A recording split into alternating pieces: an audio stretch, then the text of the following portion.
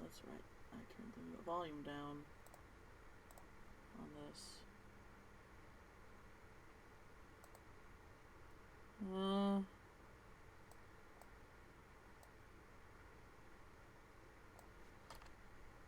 Why can't I hear anything?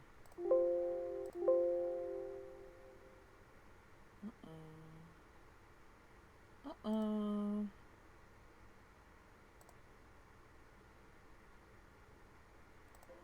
There we go. Alright, do I have to restart stuff though because I had to...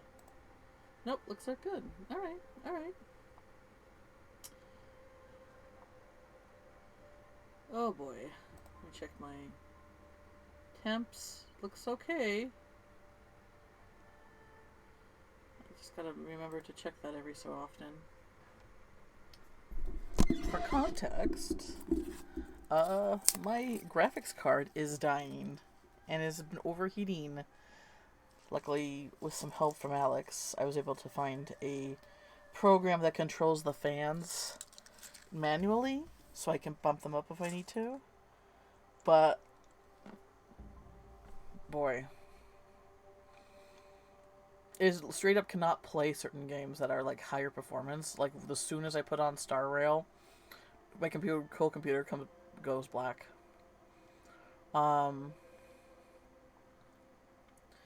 And yeah,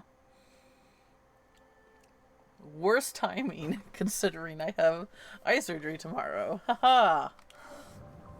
Oh, but I'm starting the game right. Starting the game right. Look at her.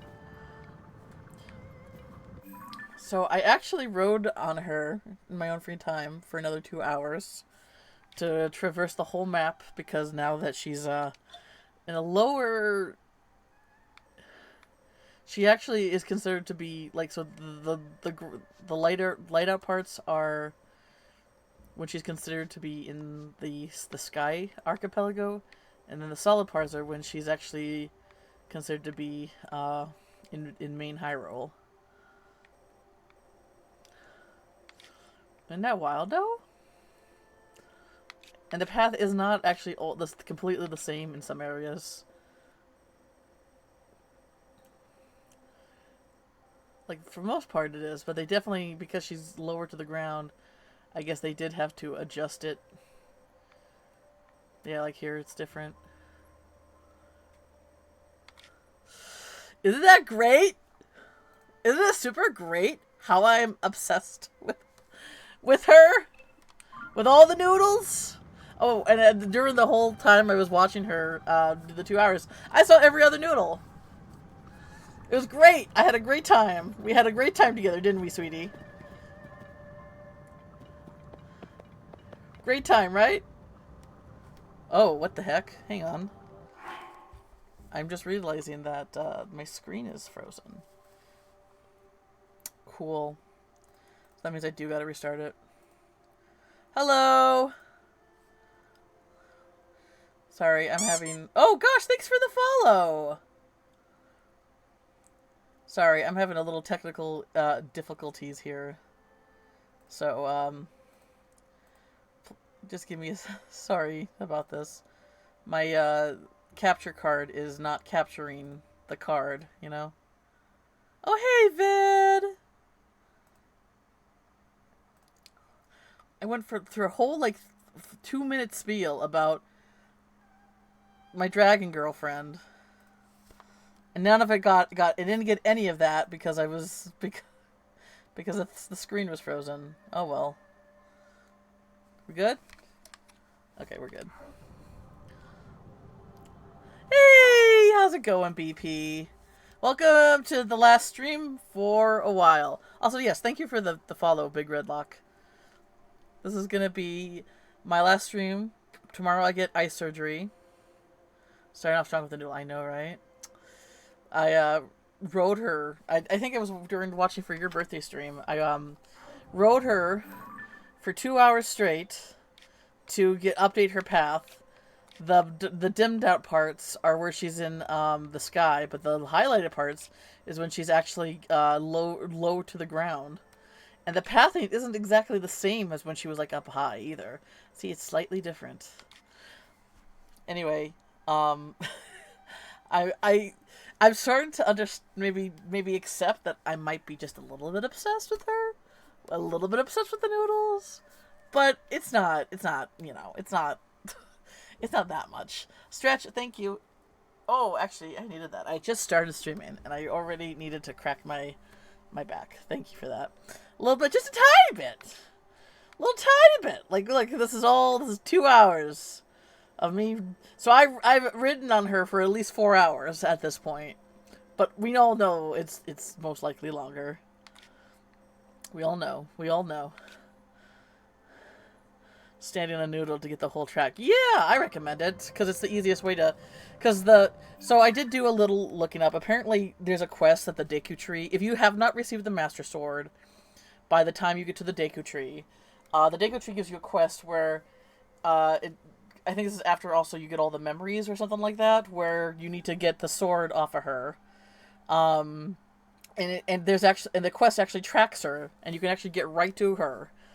But obviously I got the sword right away, so I never got that quest. But how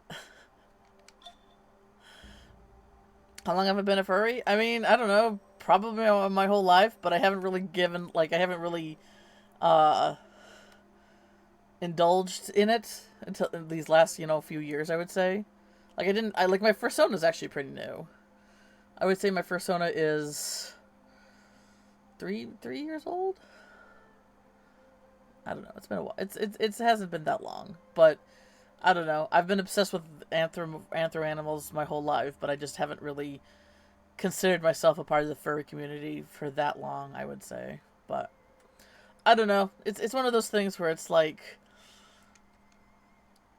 probably always, but not actually within the community itself for very long. So take that what as you will.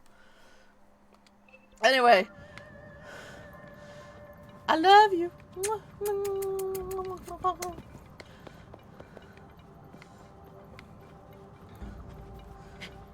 Alrighty. What are we doing? What are we doing today? So this is the last stream I'm gonna do before my time in. I guess I want to finish this last maze here. But I gotta just decide. I mean, I'm probably gonna stream for a little bit tonight, like for a while. I definitely couldn't start as earlier that I wanted to because I had to take care of things for my mom. But I'm probably gonna stream for a bit here. Would you fight someone for this noodle? Can you damage them by... Oh, the noodle? No. Like, if you want to collect stuff... Here, I'll just show you. If you want to collect stuff, boom. You can hit them. They're mortal dragons. They're also impervious. Like, you can knock their scales and stuff like that, but you can't really hurt them. But heck yeah, I'd fight anybody for them. I love all the noodles! All the noodles! Alrighty. Let's go ahead and go here. I love you! And let's start off with that. I did the other two labyrinths, so we'll go ahead. No noodle. No! BP! BP, this is gonna be a while. I gotta get all my noodling in for a bit here, because I'm not gonna be able to noodle much.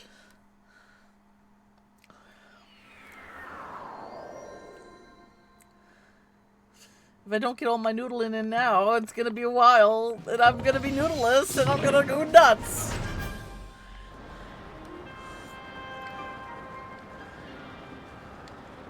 Oh, there she is.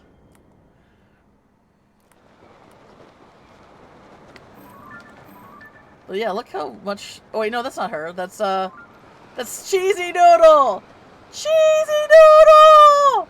I'm coming, Cheesy Noodle!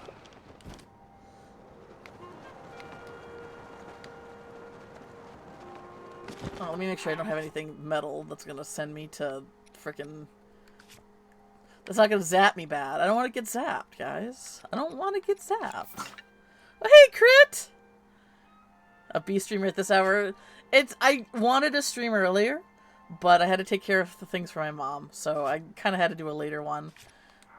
But, you know, I really wanted to get one more stream in before my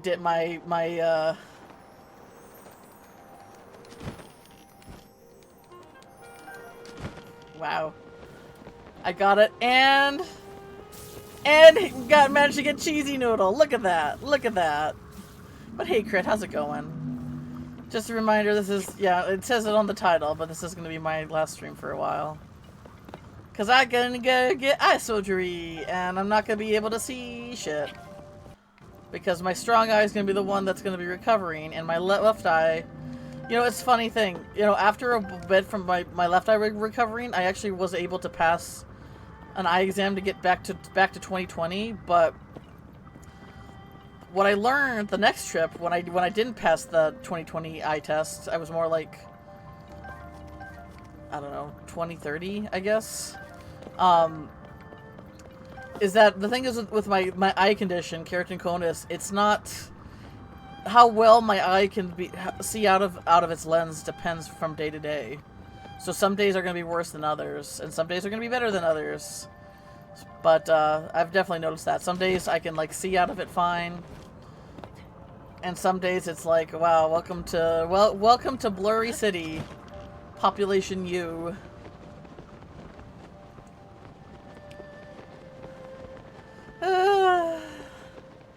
Oh well. No, I don't. Keratoconus cannot be... Glasses can't do shit for me. Because it's not the inner workings of my eye, it's actually the lenses themselves that are warping. So I have... In order to get any sort of, like, fix with them, I either have to wear contacts, which... Not a fan. Not looking forward to that. I don't like touching my eyes. Or, like, directly touching my eyes. I do kind of, like... scratch the inner corner of them. I don't rub them anymore, but sometimes I do like to scratch the inner corner of them once in a while. But yeah, it has to be contacts, or I get major, like, so the surgery I'm getting is considered light surgery. I actually wasn't sure if it even was considered surgery for a while, so I didn't call it that, but it is technically considered surgery. But major surgery would be them completely cutting out my lenses and replacing them with new ones, like they do for cataract patients, which is something I guess I can do down the line, but, you know, I don't know. For one, I very much doubt that my health insurance can cover it. It technically doesn't cover this, but I got an I got into an assistance program that they're covering, that's being used to cover it. So lucky for that. But also, like, yeah, I don't really like that's like going under like a full-on knife there. Oh, hey Dave, how's it going? So it's the other eye that, yeah, so my right eye is the strong eye. Before it was a little bit like strange, like I did notice some warp in my vision, but it wasn't as bad as my left eye. But now this last couple weeks, I've noticed that things are getting really blurry. I can't really see far away anymore. Like I used to be able to, like, I'm looking at my window right now. I used to be able to tell, like, see each individual leaf and all that stuff, and now I can't really do that anymore. Like, or not as well. And so it just got me really nervous. I was really hoping to do... The surgery was always something that I was planning on doing, but I was really hoping to wait after my birthday, because I really wanted to do a nice, fun birthday stream like I did last year, but... You know, when it comes to my eyes and how everything in my life revolves around being able to see, you can't fuck around with that. So I called them up, I asked them when was the most available, and they said tomorrow, and the thing is, nothing was going to be available for a while after that. So today was the only day I could get in, you know, as soon as possible. So... It's not a great situation. I'm not happy with it, but I'm trying to stay level-headed and, like not spiral into depression and anxiety, because, because that doesn't really help anything.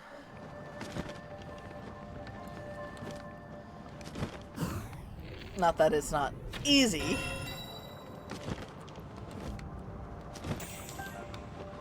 Got the claw. Alright, Cheesy Noodle, I love you. Where am I going? Oh, we're going the complete opposite way of where I need to go. So we're gonna turn the fuck around.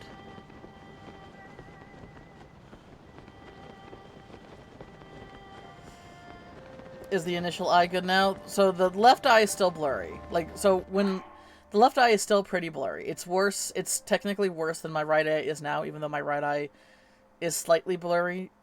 It's like, so when my right eye is recovering, it's gonna get super blurry. It's gonna get like I'm not gonna be able to read text with it, even up close. That's how bad how bad the recovery process is going to be for my right eye.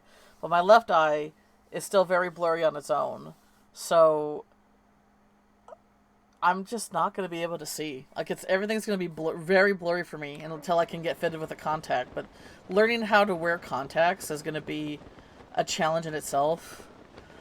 I don't know, man. I'm prepared. I'm giving myself a lot of time just to, like, adjust to it. I'm gonna still try to do art, but I don't know how well it's gonna come out and all that. You have art text? Give it to me. Give it to me. Gimme.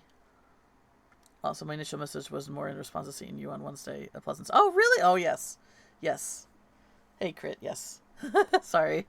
Yeah, because tomorrow's my day of reckoning, so, you know, this is the one time I can get, like, my last stream in. Oh my god! Sorry, that scream was for VidArt, because VidArt, oh my gosh, look at the little witchy frog! The frog with the giant Korok backpack. Oh no! Are these gonna be future emotes?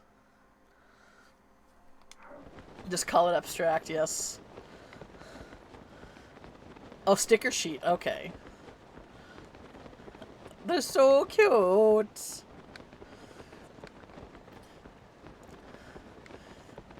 Something you can do to, so obviously you're replacing the frog with the Korok, but you could do like put maybe like a little leaf on its head.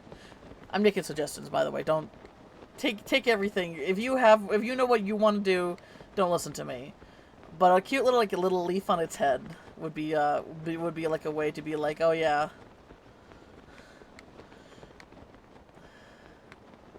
But these are so cute, Vid. Oh my god. Oh wait, is that a mosquito? Oh no. Is it already mosquito season? Do I have to deal with that too? Just a loose thought. The thought of getting contacts for me is less scary. Remembering you can get cool animal eye contact lessons so you can have lizard eye. See, that is cool, Crit. The thing is, though, from what I hear, you can't see shit out of them. I hear people who, like, put those cool contacts in, and they say they look cool, but your vision's going to be impaired because it's just going to be like a slit or something. Like, unless you kind of get, like, ones that, like, are in the actual shape of your eye with the pupil exposed, it's going to impair your vision. Oh, hey, how's it going, Alex? I'm okay. You know, oh, let me check my... Also, my video card is dying. Ha ha ha ha ha ha. But luckily, Alex helped me the other night and gave me some suggestions, and looks like I've been able to keep it cool with the fan program that you suggested I find. So, man, everything just kind of piles out upon at once, you know. I was more thinking if you were forced to get comfortable with them. Yeah, the thing is, I'm not exactly someone who enjoys looking myself in the mirror in the first place. I don't get a lot of pleasure or fun dressing up or doing stuff because trauma. But yeah, it's a cool idea. And that's a fair point, yeah, Vid. Yeah, I mean, like I said, if you know what you want to do, then go for it. I think they're absolutely perfect already. I'm just throwing something out there.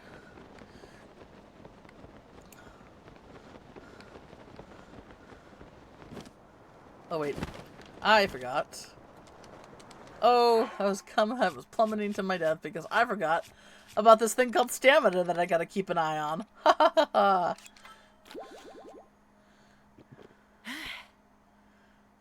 Whoopsie doodles. There. Well, wow. Okay. Woo.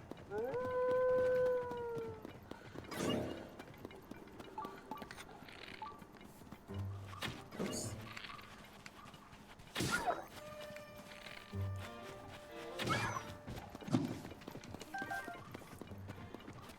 Same as he is, yeah. Maybe one of these days, you know. I've worked on really. I've worked really hard in loving and learning to love this person I am on the inside. The outside is definitely. Oh, Bodega, yeah. The outside's definitely has been a bit of a harder situation here, but who knows?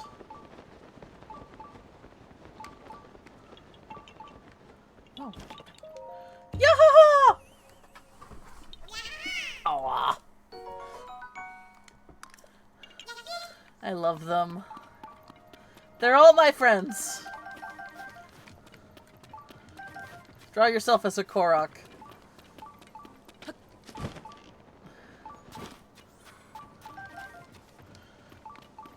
The thing is, I probably will never get to a point where I like the way my body looks, just because people have preferences.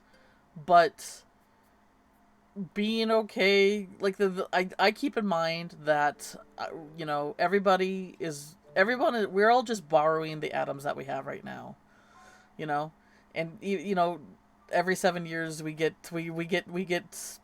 our cells are fully replaced, but even the atoms that make up us make up us, we're just borrowing them. So try to arrange them in a way, if you can, to make you feel more comfortable in your body. Like, you know, like dye your hair, you know, makeup, or whatever, you know, like whatever kind of surgery too you need or whatever. But just you know, just keep in mind the bed next to me makes a bit of her brain. One that's removed the rumination bug. Moving the spheres. I can relate to that. The overthinky part. Part of it, though, for me, it's more like... What was it? What's the saying? I think maybe Alex told me this. Or maybe I saw it somewhere. I can't remember. Let me know if you said this, Alex.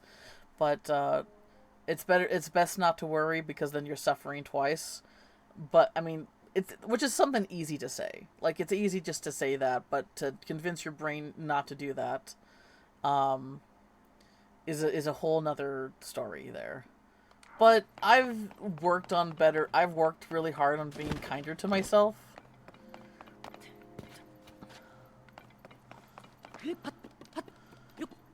And not be my own bully.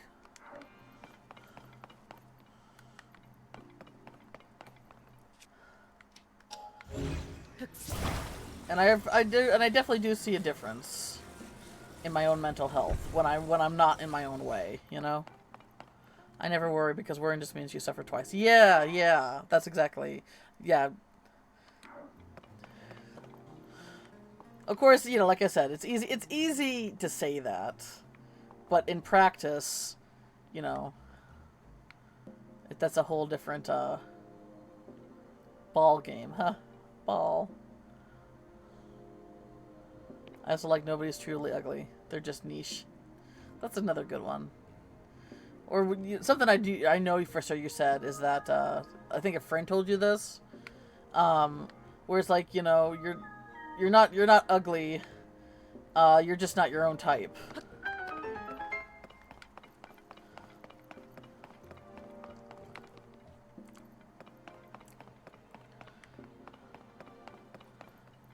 I think that's very true. Yeah.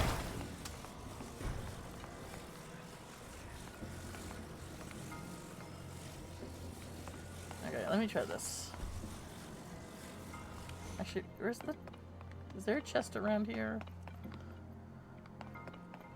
don't remember how I heard it, but yes, yes. I know for sure that's, I think specifically you said it was a friend who said that, but, that's also a really good thing.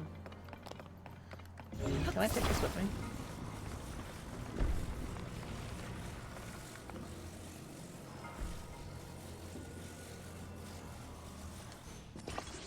Ah! Balls! But, haha.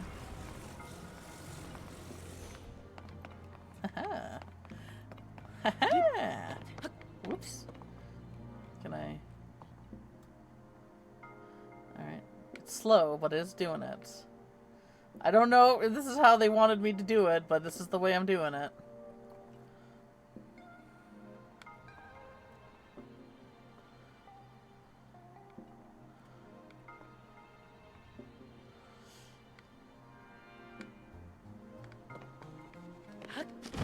Yay! Smart. Okay, but there's gotta be a chest, right? Body features that you don't like perhaps even the majority don't like, are still going to be liked by some. This is true. The other resonates a bit with me because no matter how gross someone is, there's always someone out there that'll have a thing for them. This is true. It's just some are rarer than others because the media definitely, and I'm guilty of this too. How we are raised into like what's the word I'm thinking about? It's like with religion, indoctrinated, I guess. We're raised into being told to believe, what is and what isn't acceptable to look and be. And if something goes against that, it does kind of trigger something within us that was kind of imprinted in there. So the thing is why some like it's by social norms, you know. What is what, and trying to fight those and trying to change your way of thinking despite how you're raised.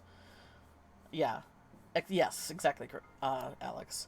That's a challenge in itself, And some people, because it's because society has deemed something so, like some people will dig their heels in because they believe society, if it's the social acceptance, then it can't be wrong. But really, it's society that needs to, broaden itself up and being more inclusive to others.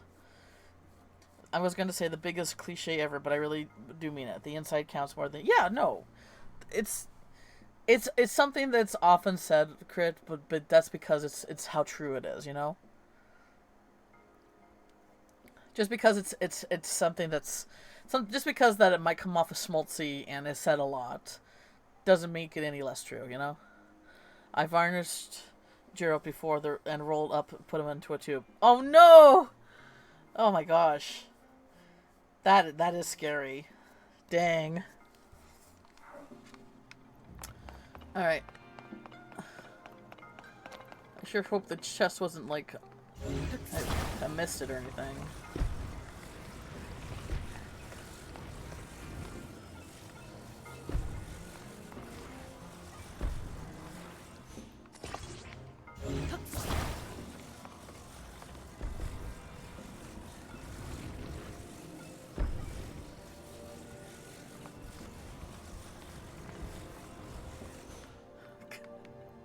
I mean, that works.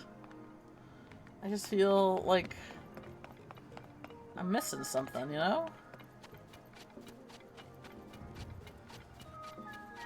Too lewd for me.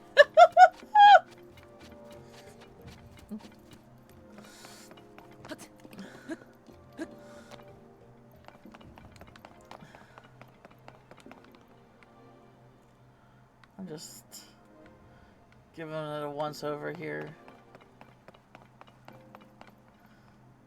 Yeah, I don't see anything. Oh my gosh, it's Jenfred!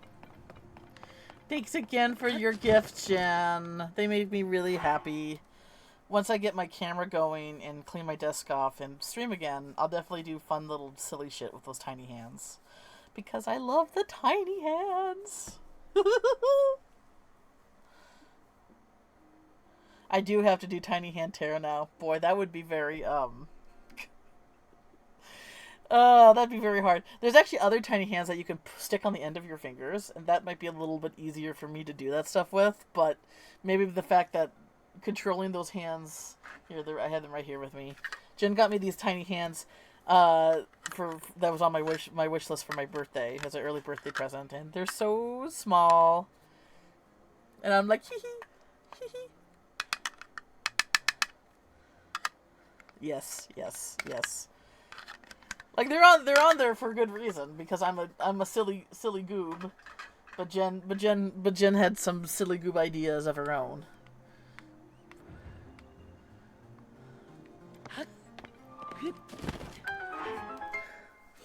There's someone out there that wants to jump Trump's bones, not because of his money or his politics, but because he gets them going. Gross. But whatever, I doubt my level of peel. I try to remember that. Okay. You know, thank you for putting it into some... into perspective, I guess, Alex. Someone out there is really into orange, with whatever what's going on with his hair. Even if that's, I don't know. Is that his hair? It's definitely a comb over. But yeah.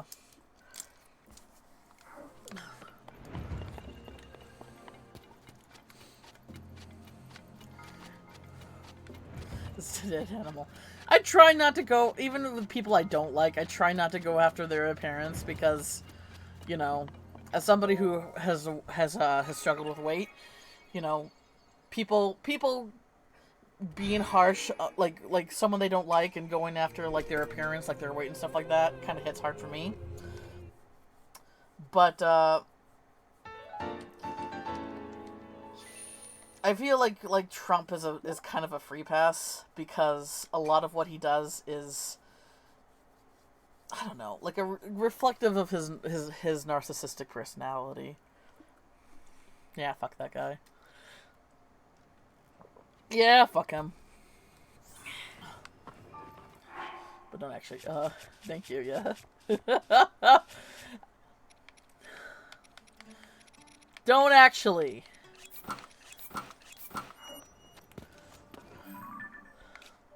Have like the bar is on the floor here with standards. At least step over it, you know?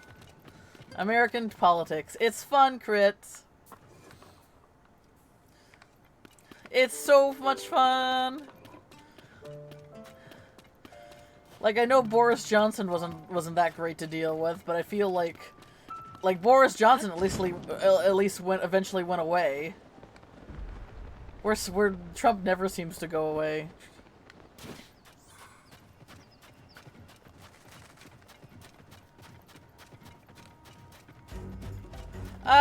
What do I do? I don't have any bombs! Well, I actually do have bombs. Okay, I guess we'll just... Let me see here.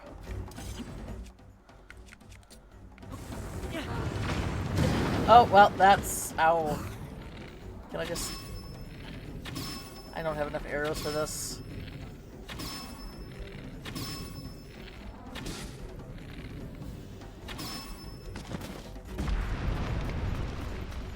Okay.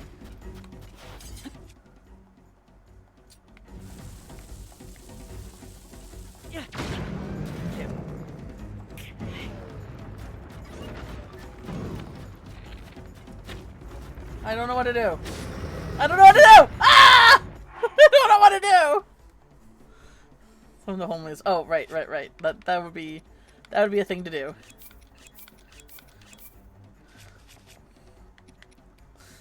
That would be a thing to do. Thank you, Jen.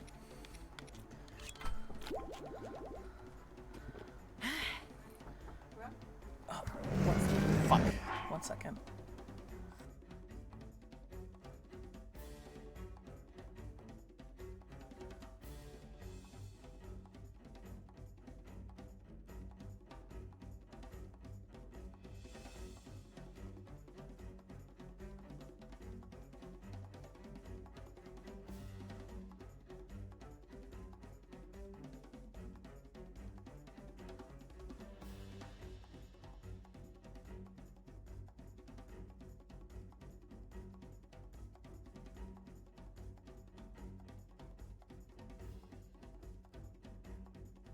Sorry about that. Okay. Hey, I'm not dunking on this appearance because I don't like him. I stated facts to make other people feel better, regardless of anything else.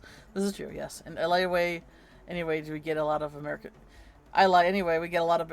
American politics is one of those things where it's like...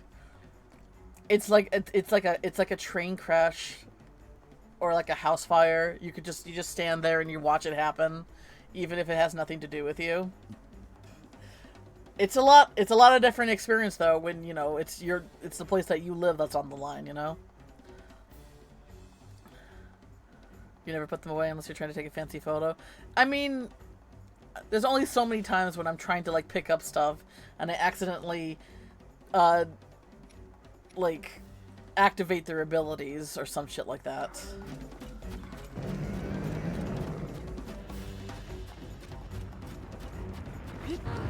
No, I don't know what to do! I don't know what to do!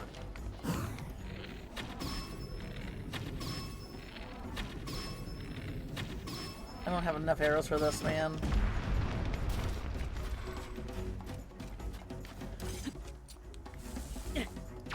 Okay, that wasn't what I wanted to do. Can I just pick it up and just roll it? Hang on.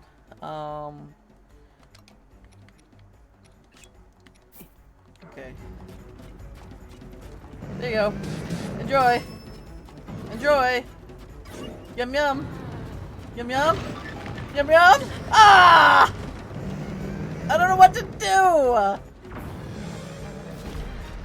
wait, no, he did eat it! He did eat it, okay.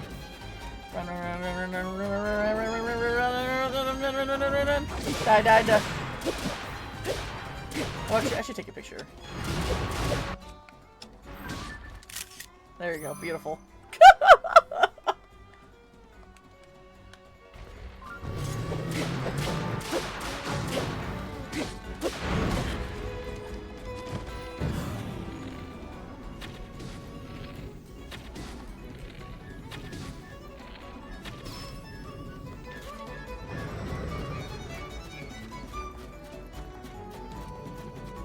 So he did eat the bomb? He did eat that?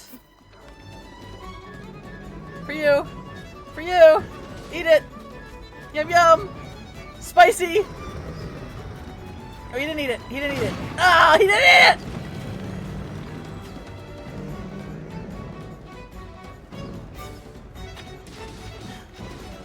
Okay, I gotta eat something otherwise. Oh, man!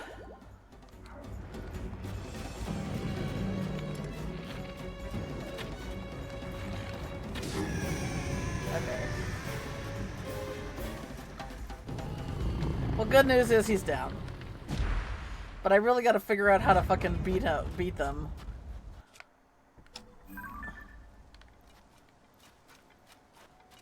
Is there anything here that I can take a picture of?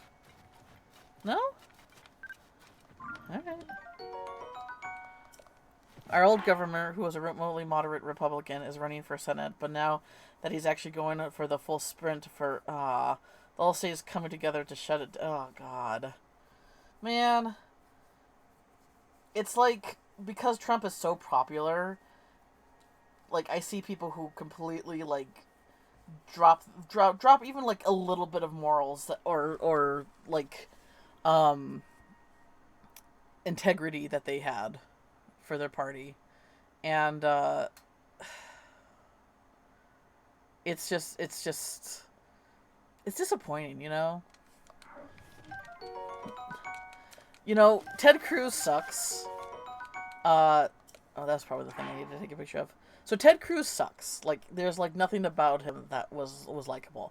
But the fact is that when Trump came after him and said shit about his wife, he actually stood up to him and said, hey, don't talk about my wife like that. And I had a sliver of, like, respect for him, because he was able to stand up to Trump, who is essentially a bully. But because when he did that, it hurt his career, he completely 180 and became like another bootlicker. And I'm just like, man, dude, like, way to be like scum on the bottom of scum's foot, you know? I got the big eeps, so gonna go to bed. All right, Vid. Thanks so much. I'll be back. Maybe. I mean, no, I will. I hope. I'm hoping to be back. I don't know when it's gonna be. Probably at least a couple months, though. I don't know. It took a while, but we'll see. Maybe I'll heal fast. You know, maybe I'll get fit with the contacts, and they might not be as big deal as I thought they were. It's just one of those things that's kind of up in the air. But have a good night, Vid. I'll miss you too. Definitely will try to be there for your streams, even though it'll be hard for me to engage. Just some heads up there.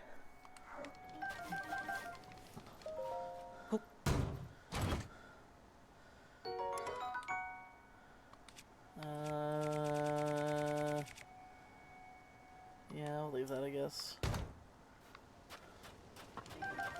Alright, cool.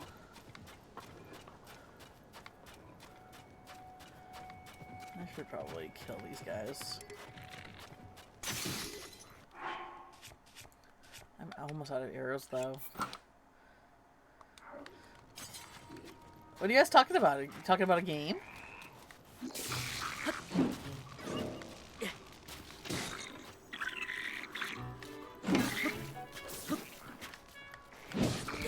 I'm trying to... See, this is another thing I don't like having them out. Because I'm trying to, like, actually, like, time the shit. Yeah, see, and now... It's hard to, like, time the shit. And when they time... And if they don't hit it exactly then, I get my ass handed to me. I don't know. Monster Hugger, ah.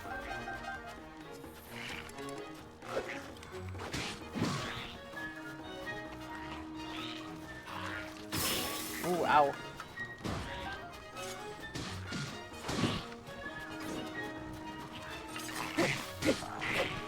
Alright, that wasn't too bad.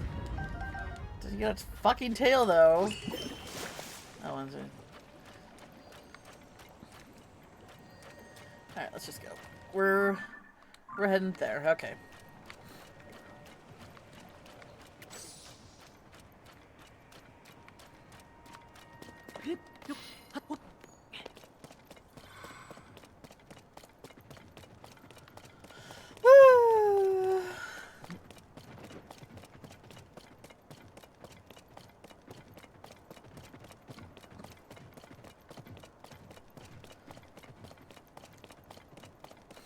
Maybe when, like, after I recover for a bit, I'll come back to streaming, but I'll probably only be able to do, like non-high action games.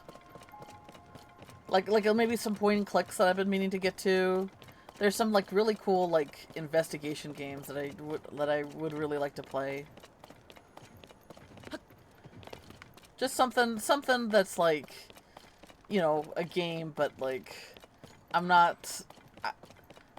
Like not real time, I guess is the word I'm looking for. Oh well, also before I do any of that, I have to get a new graphics card. I already told Jen about this, but and Alex knows this too. My video card is dying. It has been overheating. Luckily, I've been able to find a program to help me, like, maintain the fans and keep them going. To keep it from overheating, but basically it cannot play certain high performance games anymore. Otherwise, it completely turns my computer black, like makes my computer go black or go dark. How old is it? It's not that old at all. It was a hand me down from a friend, so it definitely wasn't new. But I installed it, like, probably maybe 2 years ago. I don't know. It's I don't know. It's I don't know how long she had it, though. So, but I mean, I guess it's time to get a new one in that case. But yeah, it's I was really worried because I thought I wouldn't, like, even though I'm gonna be, like, not be able to see very well. I was still kind of relying on my computer to, like, at least, like, watch maybe videos or some stuff, or, like, maybe do a little bit of art if I could, like, you know, really, like, get up close to my tablet.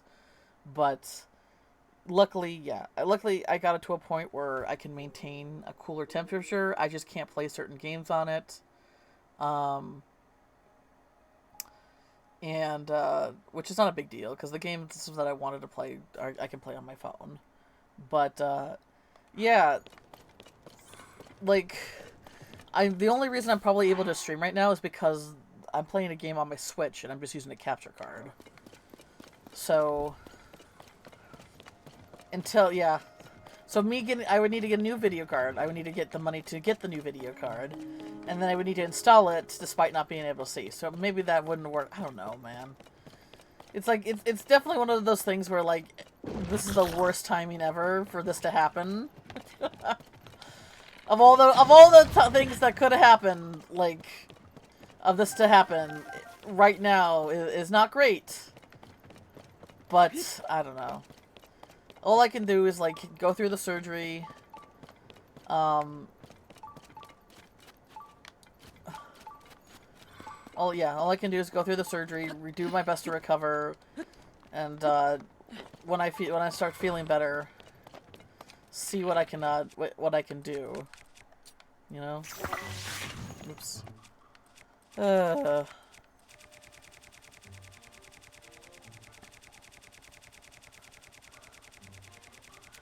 Well, yeah, you know, it's just another of that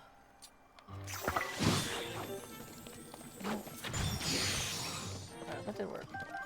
I'm not dropping the tails that I need, though. I need them to drop their tails. Alright, here we are. Labyrinth number 3.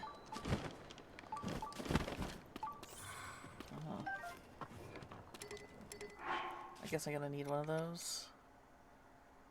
But I can't. Okay, well. According to Taro, the characters carved in the stone tablet reads as follows. The dragon ring slumbers in the labyrinth depths. Wake it and ye shall receive due compensation. Alright, acorns and nuts. Follow the nuts! Follow the nuts. Ooh, I see what I need that. Really? Hey, get out of here. See, this is why I don't like them around. I just don't like accidentally pressing their buttons and them doing their stuff. And there we go. Okay. It's not a big deal, but at the same time, it's like, I don't want to deal with it.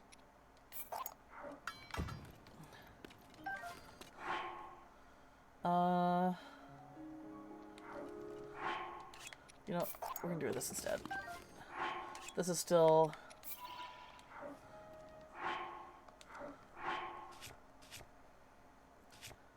Where's the little fanny fan? Little fanny fan. A fan.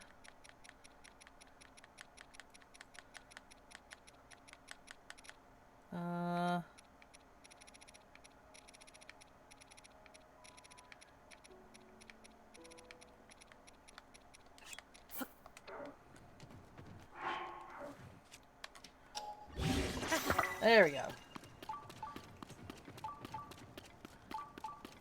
Pop, pop. Alright, this way.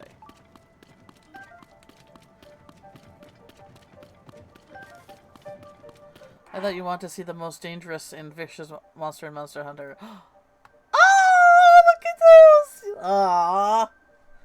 Ears longer than the tail. I dig that. It looks very ferocious. Very ferocious indeed. How's my face? Okay.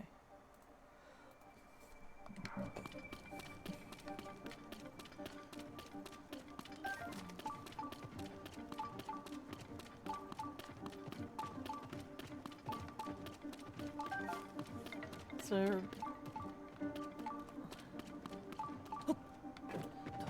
This is why I keep Minoru out.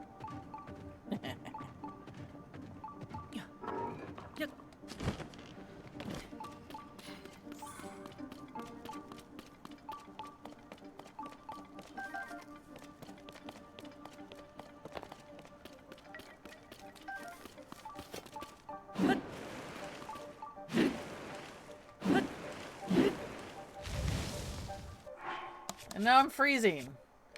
The desert really needs to make up its mind. Never started to start. Oh, really? Oh no, I missed it. Aww.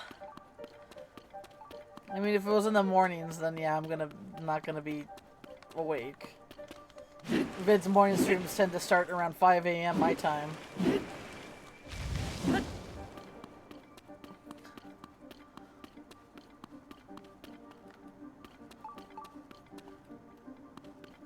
Minoru, is there a reason why you're not following me? I hope Vid squealed and screamed as much as I did, right? I searched each passage one by one and haven't found anything, but I got a good feeling about this last one.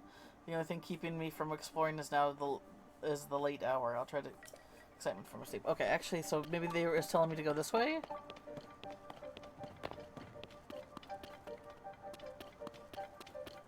Yeah, okay.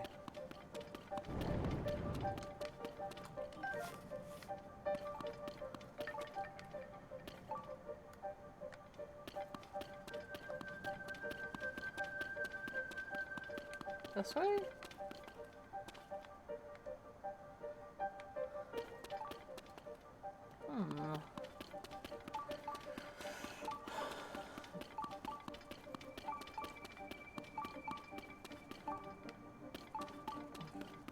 It definitely seems to be not as consistent with the nuts here.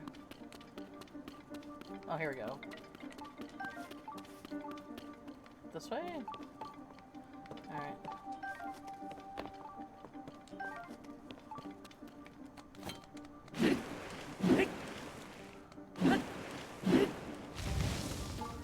Alright, this way.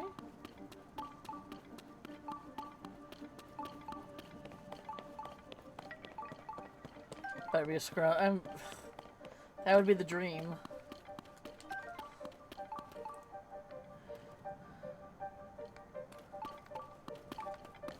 Okay, there's that. What's right here, though?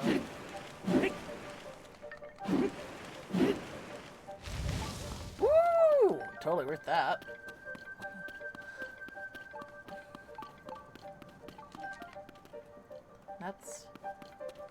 That's nuts. I never had acorn meat before. We actually do have an oak tree, though.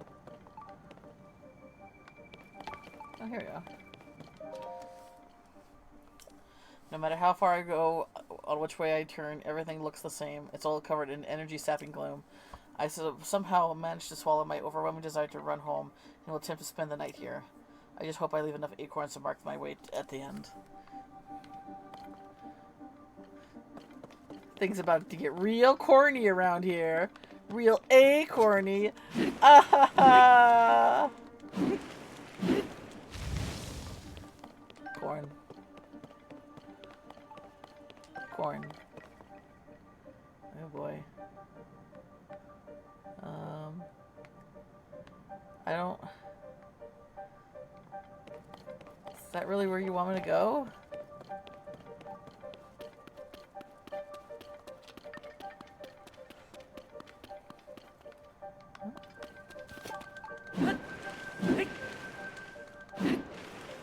Oh! Not where I need to go, but I'm glad I looked. Oh, nice. Oh shoot, do I have something I can replace that with? I don't. Okay, we'll just leave it. It should still be there if I ever need to come back.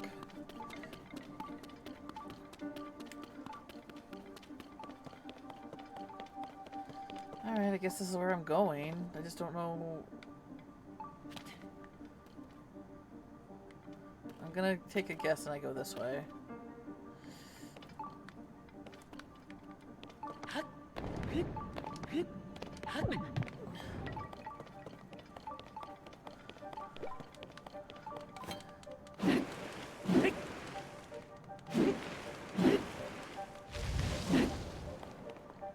Oh, another longsword.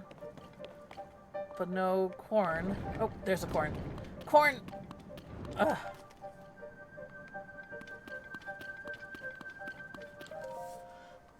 I can't believe I'm writing this, but I'm sitting in front of the ancient zone I ruled. What a tremendous discovery. This makes the terror and uncertainty of getting here completely worth it. It's a shame for me that I have no idea where the ruins are. I mean, now you could have trapped yourself in here. But okay. Okay, so that's where we need to go. Well, then what's with this corn over here?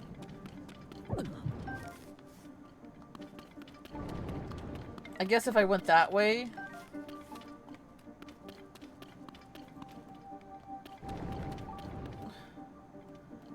Okay. What's this? Alright. I guess I guess that it's like if I took the other path.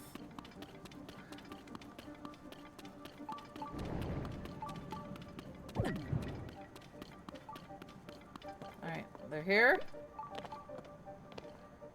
Hey! Boopity bobbity.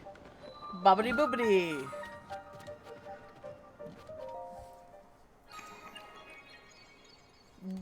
Bop the boop the boop the bob the dibby. The bob the boop the bob the bee. Boop the bob the bob the boopity. I'm just stimming at this point. Oh. Oh, it's a blessing!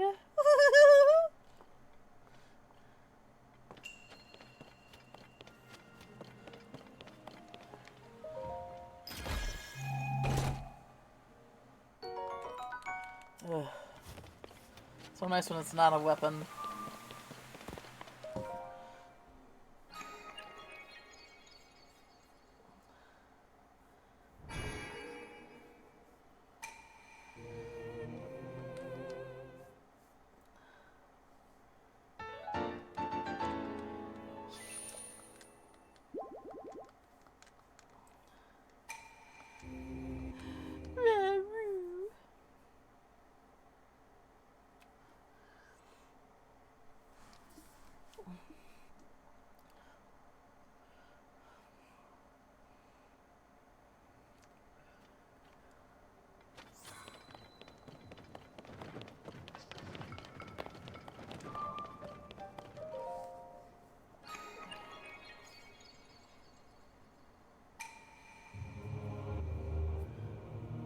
Boars, huh? So we got dragon, owls, and boars.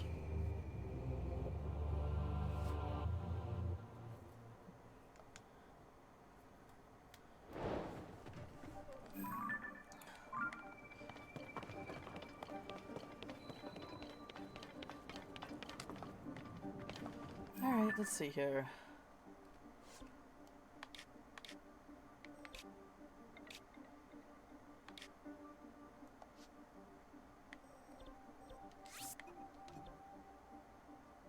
Wait, no, there was a, okay.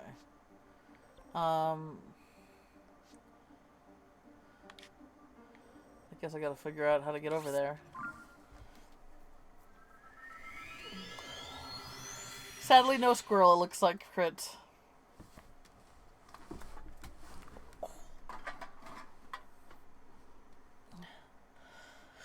Zero out of 10 game.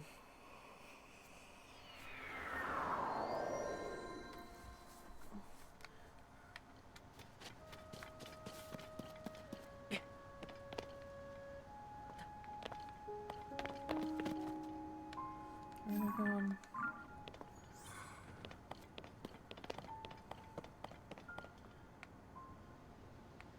Right there. Miru, why doesn't your mech have flying abilities? Kind of seems like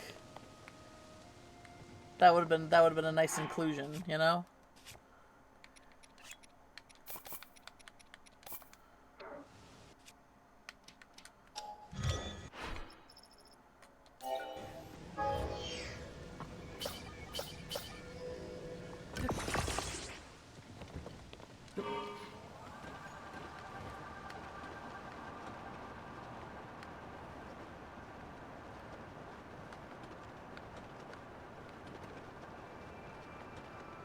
Maybe I should hit up that Star Island one here.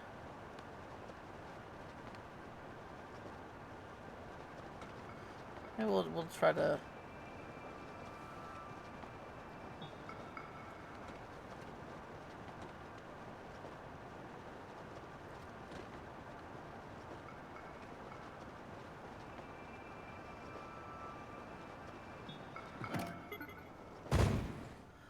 I forgot there's fairies here.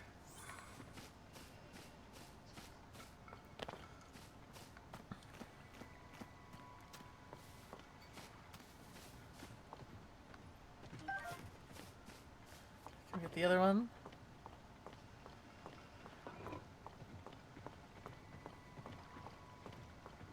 Fairies are definitely a lot harder. You don't run into them as much. Whoa! I did not see all the fucking birds. Wow. I did not see any of those birds. None of them registered in my brain. Oh my god. I was just too hyper-focused on the fairy.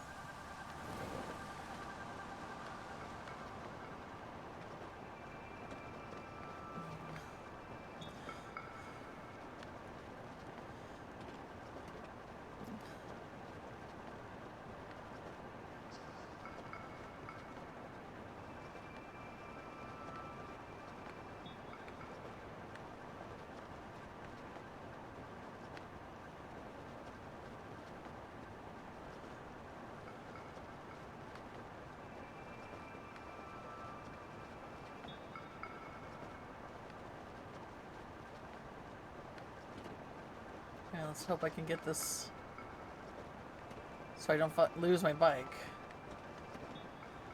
I'm dwindling on fans.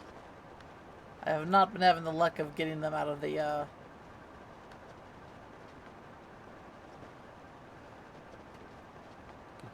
No! Oh my god, that worked. Ah! Ah! Woo! Oh. It's one of those things where it would be cool to write it down, but I don't want to lose my bike. So one thing I like about Monster Hunter is that even though you do hunt monsters, you do research about their habits and behaviors. Oh, I love that! Like, you actually do, like, biology research? Oh. So there's, like, this whole ecosystem that's dependent on. Oh, I love that shit! Ah, fuck. No. Come on. Come on. Woo! Did you see that? No! No! Oh, man. That was not what I wanted to do. Fuck.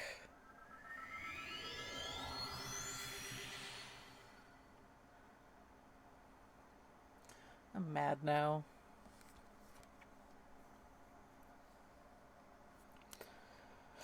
Ugh.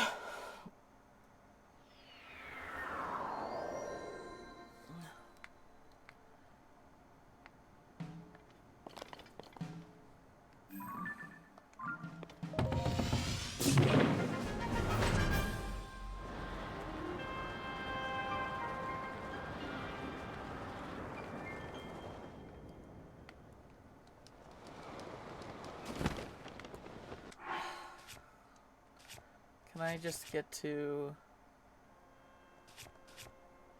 Can I just get to the Star Island and save myself the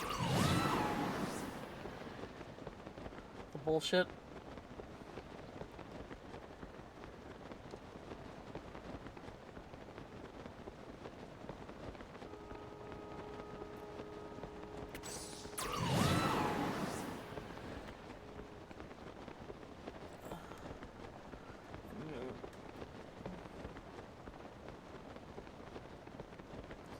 Oh, no, I can't see it. Where'd it go? Cloud! Cloud in the way! Okay, there. There it is.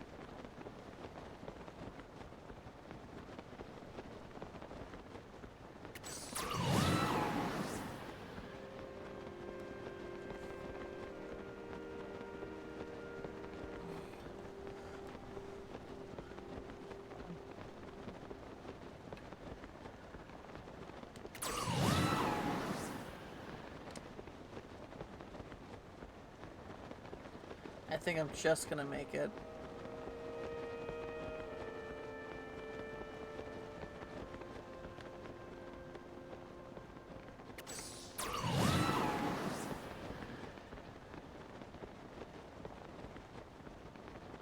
I think they put this just far away, just so you get to the very bit of your stamina. God damn it.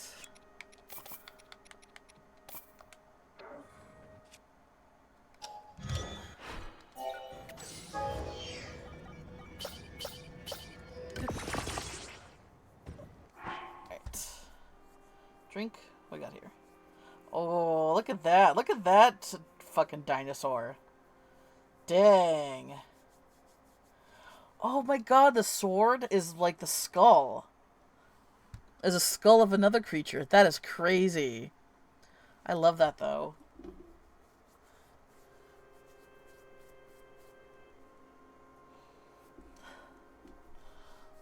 I mean, I love the idea of like killing things and then like using them for your armor and weapons. I do think that's really cool. But I also want to be their friend. I want to be their friend more.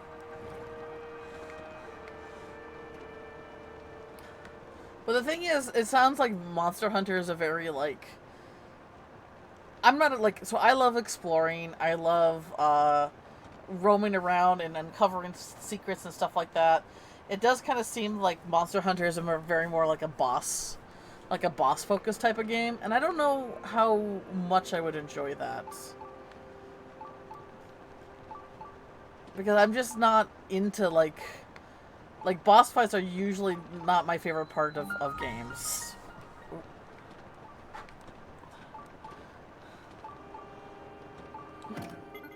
Alright.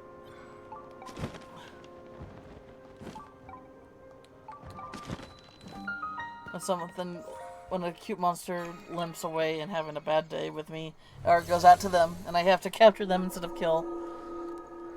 Where you take pics of whatever the NPC asks for. Oh. Monster Hunter is a boss rush mode. Okay. So Monster Hunter is very a boss-focused game. I don't know if that would be something I'm into. I love the designs. I love the concept. But I'm more of a explory, Dory explory kind of game enjoyer, you know?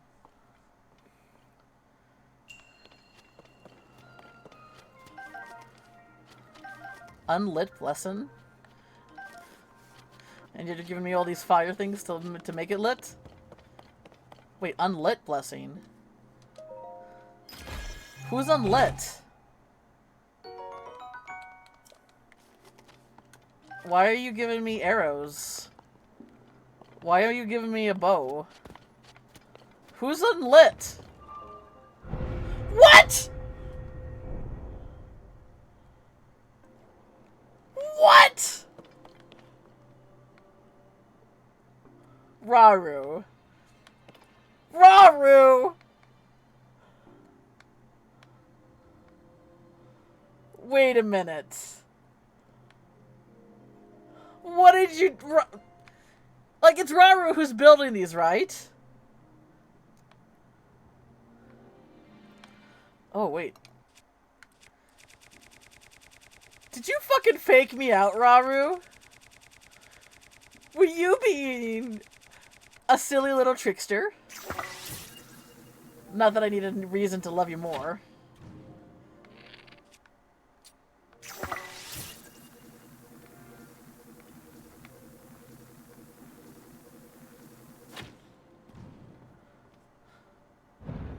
What? What are you doing?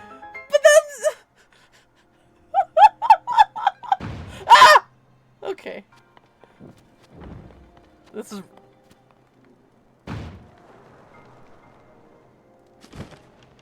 Damn it.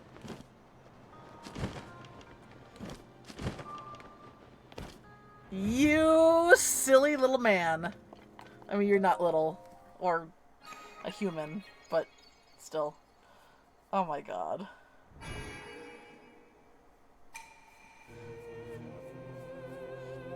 Like, it was Rauru and Sonia who designed these, right? So this was 100%, like, intentional on their end.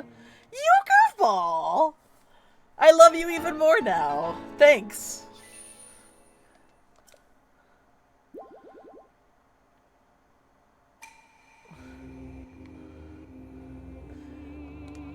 Laughing at me from the grave. I see how it is. I love it though. I love that kind of shit. Like, I'm not mad.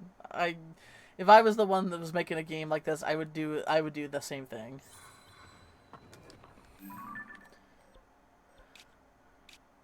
Unlit blessing. Yeah. Mm-hmm.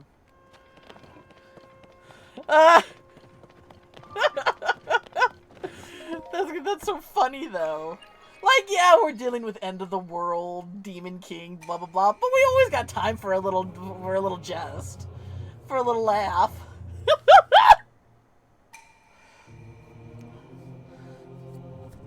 4 terminals in the maze. Yep.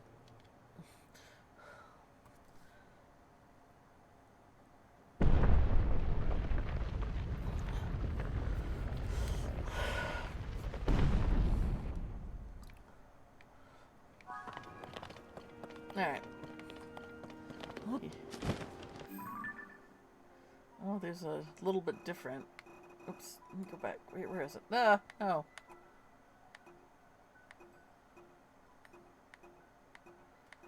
Where did it go? Uh-oh.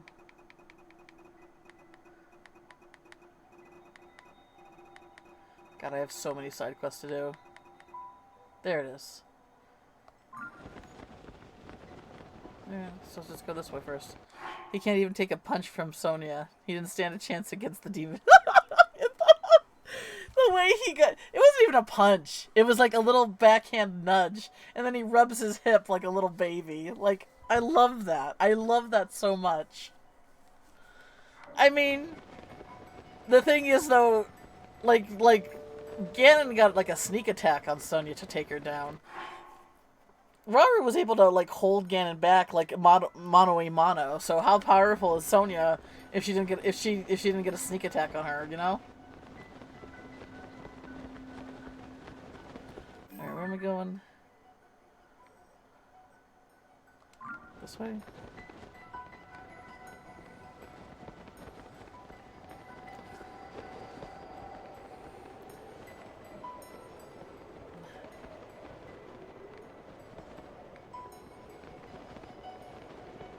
Where? Oh, this is a chest. The Demon King had to slap her before he stopped his hip. Yeah, right. Oh man, I just don't. I'm good on. Oh, yeah, we can drop the staff. Oop, and there it goes. Oh, and there it comes down, and there it goes again.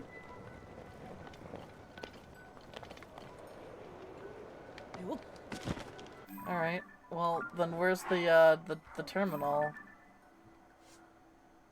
Oh, it's more up here.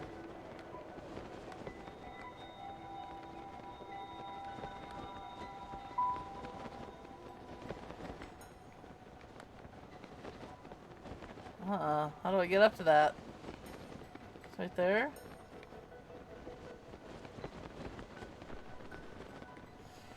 Oh, okay. Maybe I gotta...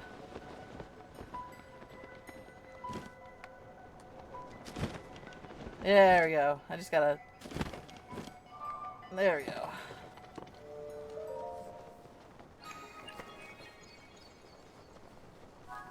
Alright, 1 down. 3 to go.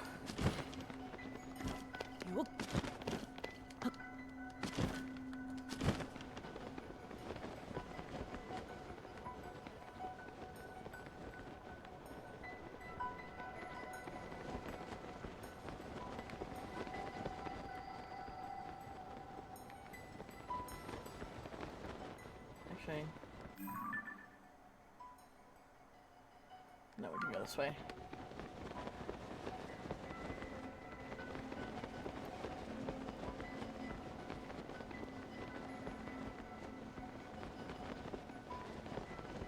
Easy peasy.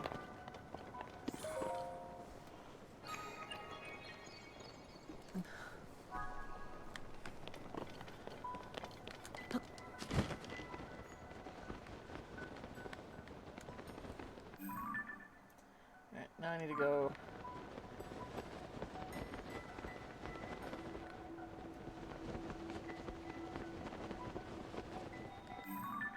Where am I going here?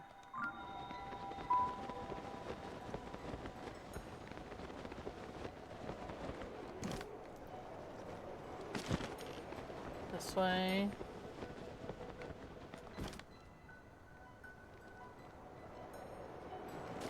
Oh, I see.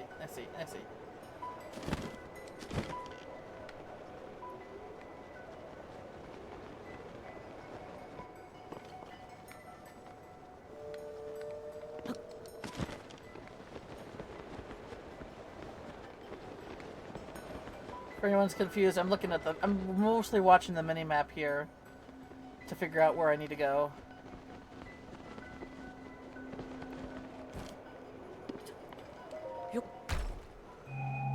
And I know my, okay.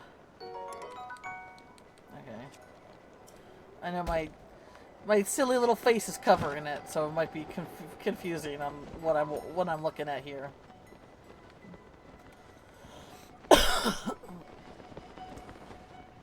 Wait, that was it, wasn't it?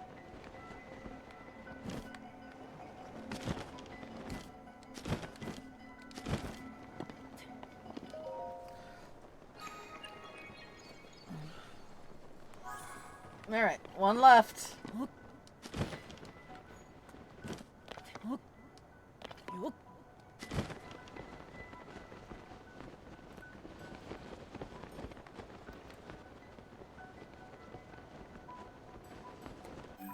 then, oh wait, was that 4?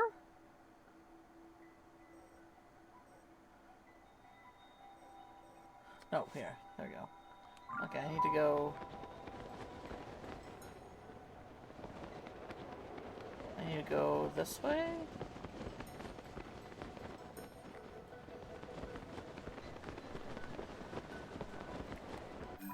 How do I get...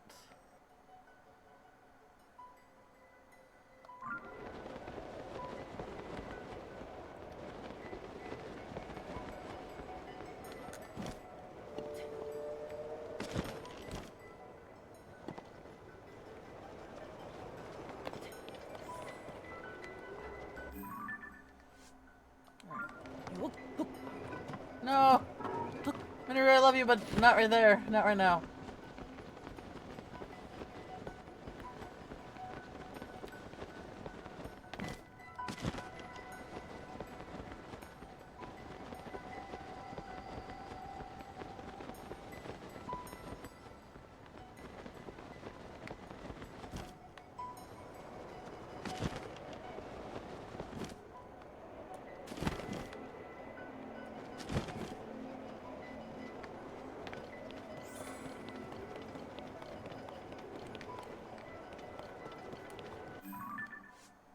Oh my god, I got so turned around.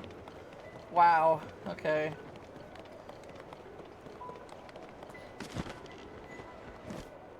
Alright, so I'm back at the entrance.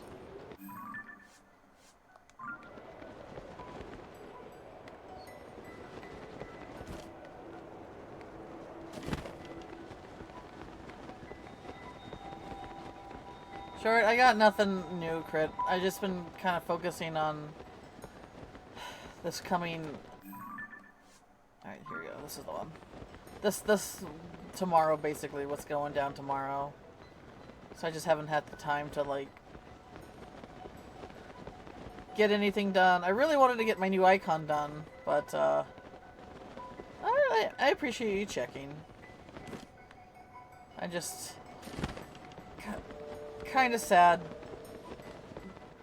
for myself, I guess. I might have done a sneaky doodle.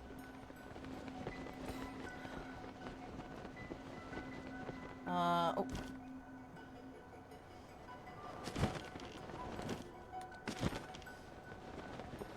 Maybe I did actually do a sneaky doodle.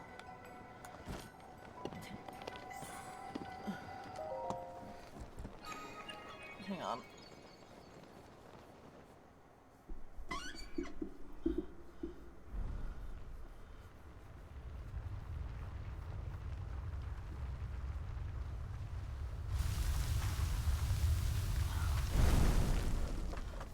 think about it. I just haven't been opening my art.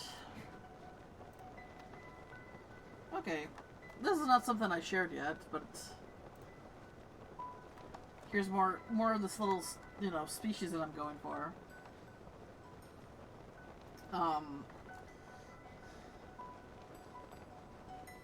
hey, how's it going, River? But here's the... I wasn't going to give them shells originally, but I remember that conch eyes exist. Here, let me move this. I remember conch eyes exist. These little guys right here. Right here.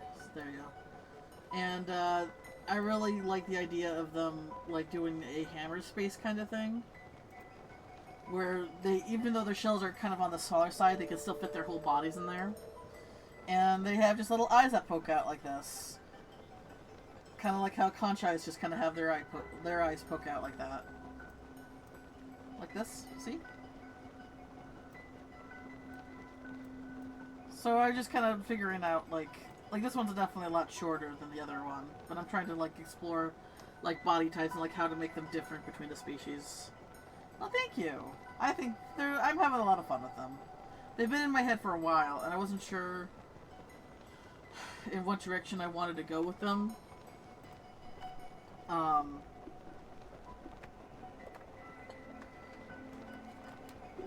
Because I was insistent that I really wanted to stop the eye stalks.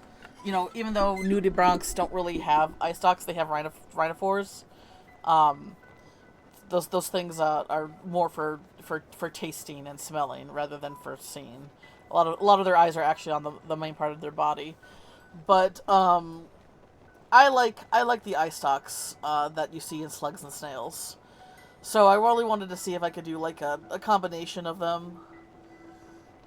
But the thing is how hard is it to like, even though this is not like full on anthropomorphizing, it's still kind of, you're still kind of going that direction.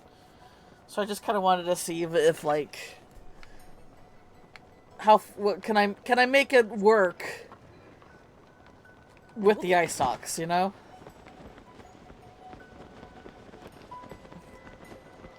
Let's see here. So is there... We're looking for...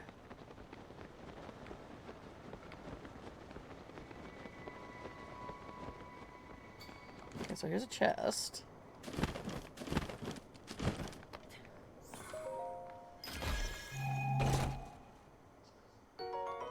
Big battery. There's probably a Yahaha around here somewhere, right?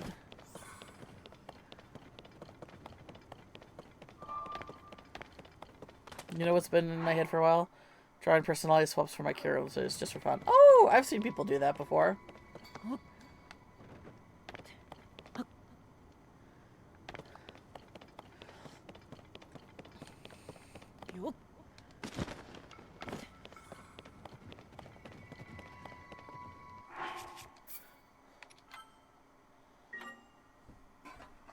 It's definitely one of those things where it's like...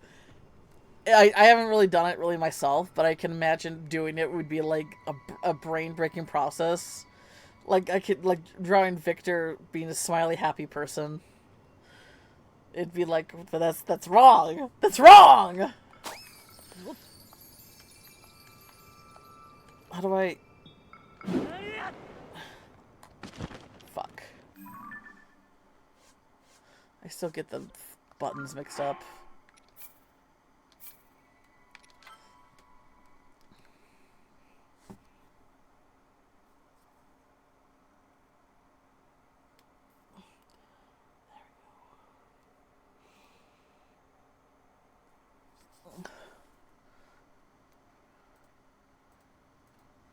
Alright, let's try this again.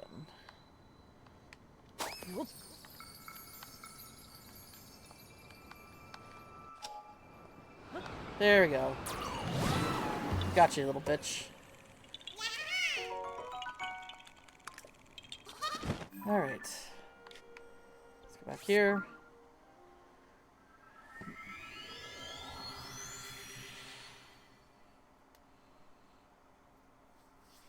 swamping Jack 2 and Vim on other extreme personality difference would be fun. Yeah! It does sound fun. Like this is wrong, but silly, you know?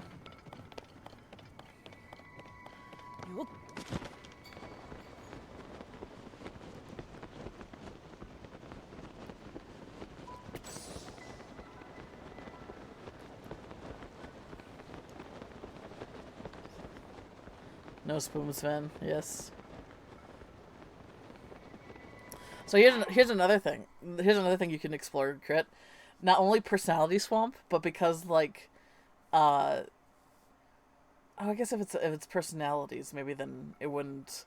I was thinking of like brain swamp, like full on brain swamp, like Jack 2 in Vim's body and Vim in Jack 2's body. And them having to adjust to like the powers, like suddenly Vim is not fast anymore, but super strong, and Jack 2 is like now super fast, and he doesn't know how to control that. That would be fun. That would be fun to explore.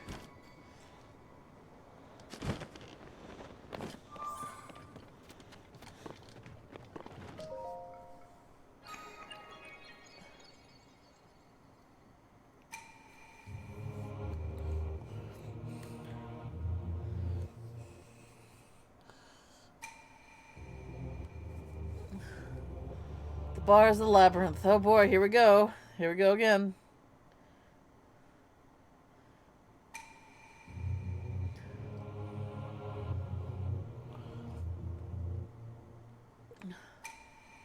The final way shall open. Yeah, that would be hard. Yeah, or even the opposite. Like when you're bipedal and you have to learn to walk on whole fours, and like the way you have to break your brain apart to do that.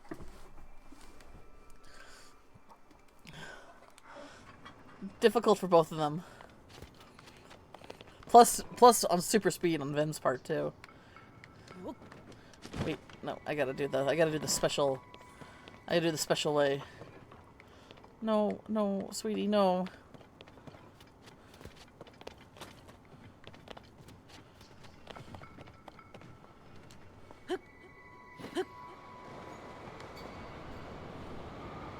Whee!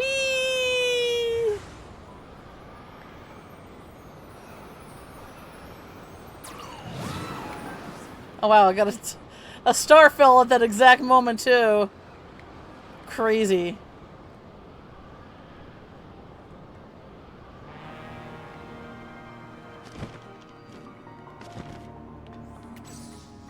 Man, the fact that it's dark and you gotta like be kind of somewhat aware so you don't fucking smash into the ground. Yeah. Because you're a star. Aww. Okay, now I gotta deal with this construct, right?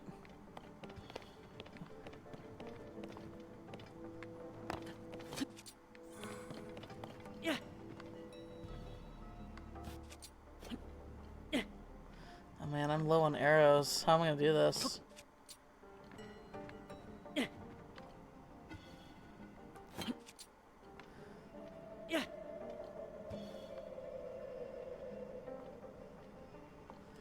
Well, I guess we'll save.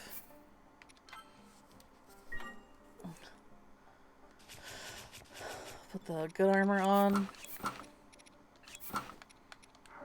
Make sure I have a good weapon. And let's save again. Because I know this guy sucks. Ooh, actually, let's call all the friends out too.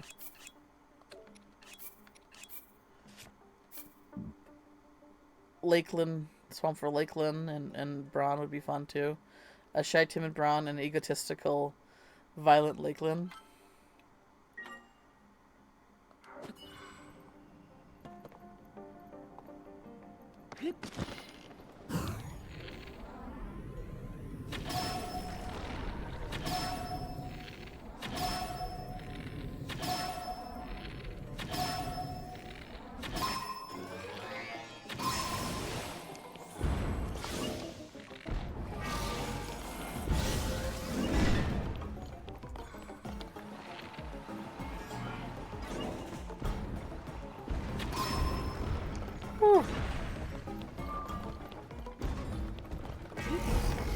Ow.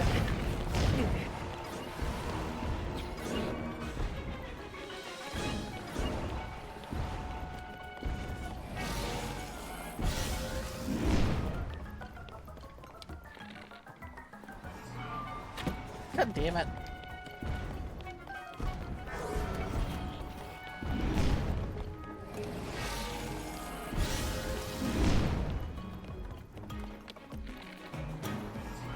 You know, maybe I need to just kind of suck it up and do it like that.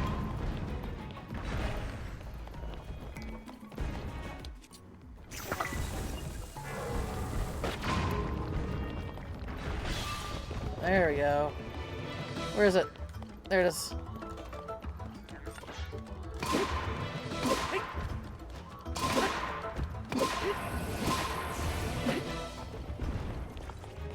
Alright, UFO time.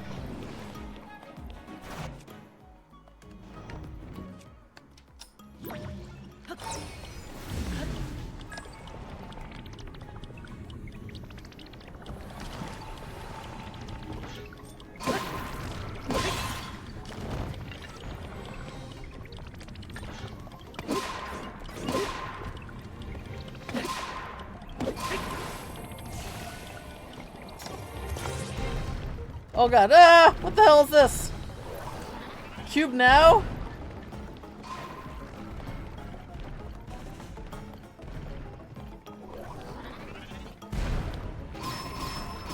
Oh my god.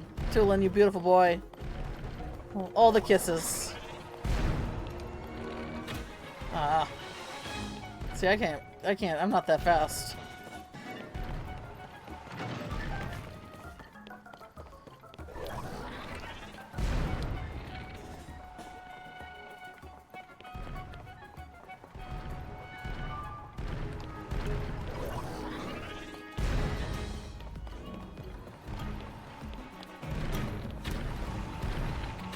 Got it. Woo! There we go. Beautiful. Yeah, she wasn't too bad.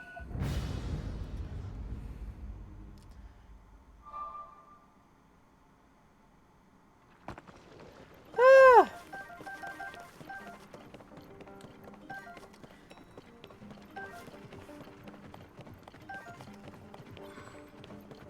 GameCube, right.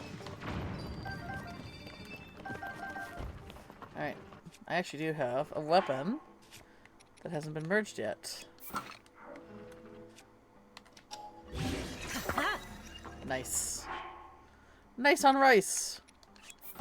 Alright, cool. And that's the last of the labyrinths. And the last bit of Ganondorf's Ocarina armor. Now I just need his coif. Do they give me his receding hairline, red hair look? Like what? Like what is it? Is it just the hair? Is it the whole mask? I'm excited. Oh gosh. Oh.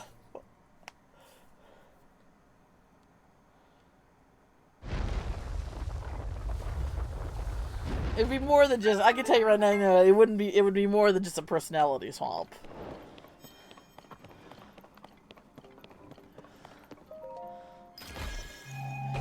It'd probably be like a Freaky Friday shape-shifting shit. Oh, okay, so that's what they're doing. So it's a little abstract.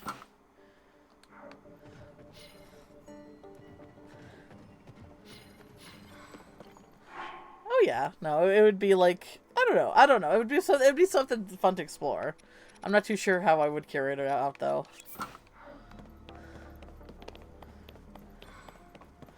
All right, can we find the route around here?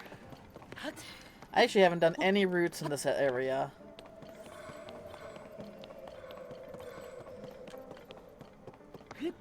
Oh, pose. Need them pose.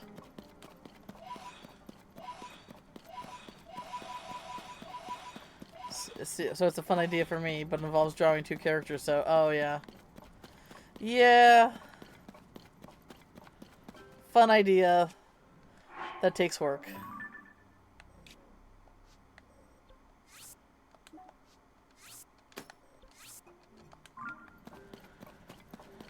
Ooh, my timer actually worked there. I tried to do more with my my bot. Right now I got that, and then like the wish list comes up every so often. Yeah.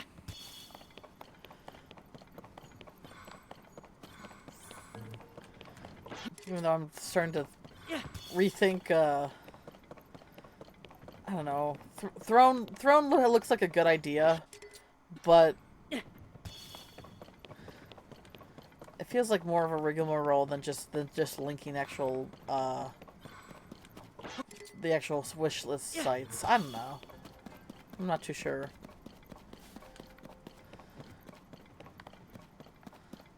Whoop on the snoot for the bot.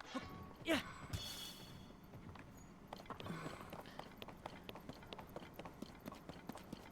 Don't wear anything. Oh gosh.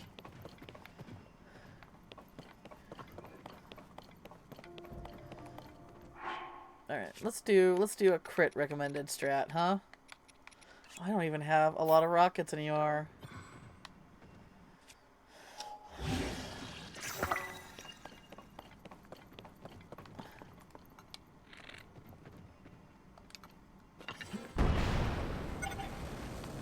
But there's the route.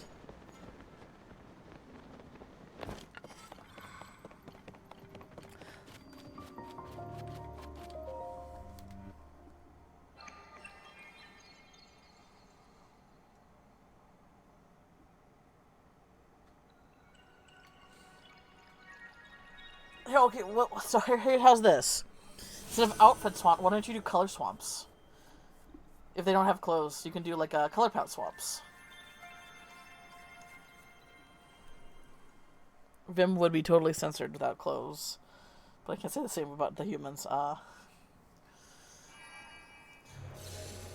You can try doing a palette swap, though.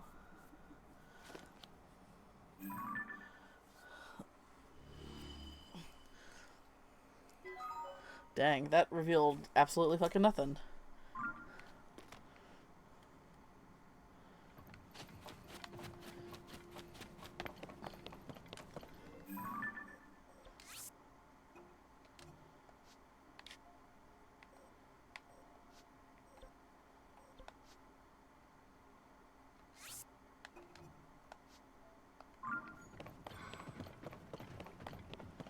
I need to bot. Dang it, I need to not be lazy about art. I know the feeling. I wouldn't say it's laziness, though. It's just, you know, maybe like a combination of depression and,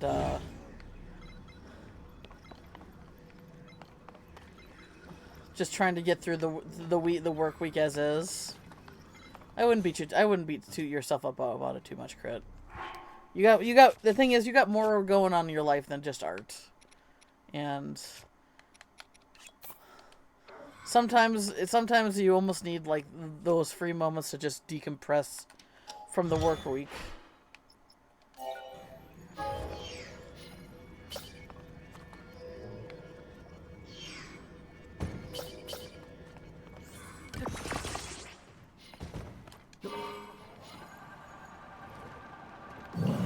Oops. See, now I need to turn him off.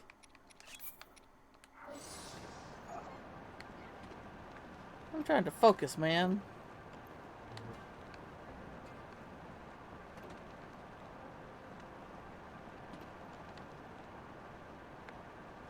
Alright, let's see if we can find another route. There's one.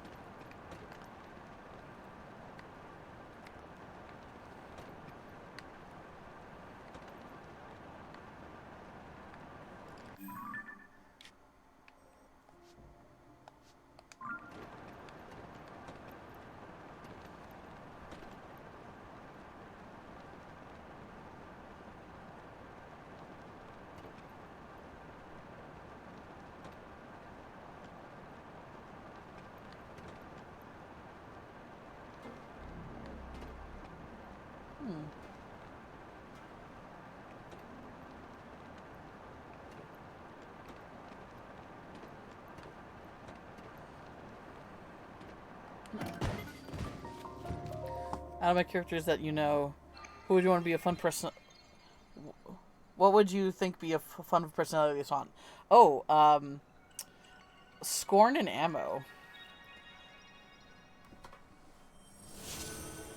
Like they're partners, right?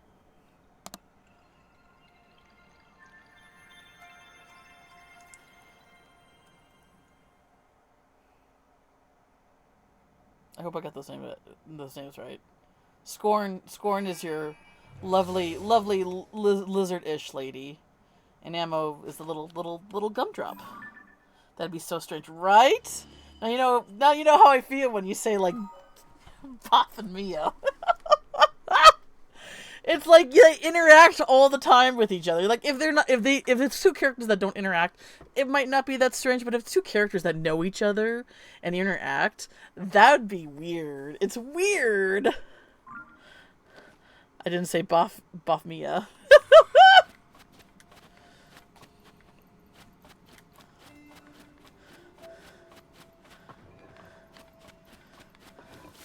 Oh, here's a I don't remember his name. I do apologize, but Scorn's rival, the kind of the asshole guy that Braun. There you go. So like, what if like like I'm assuming like I don't. I'm picking up, so I'm guessing Ammo is like really helpful, like a really helpful little gumdrop, because that's the vibe they give off. Where Braun is like, me. Okay, yes, you, but how about me? Like probably the most unhelpful. That'd be an interesting switch.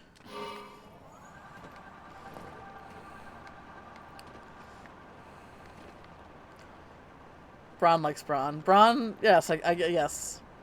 Braun is Braun's own #1 fan. Okay.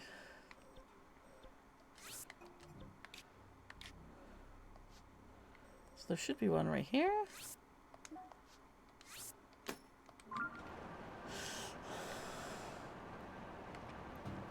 I haven't really explored these Yiga hideouts that much.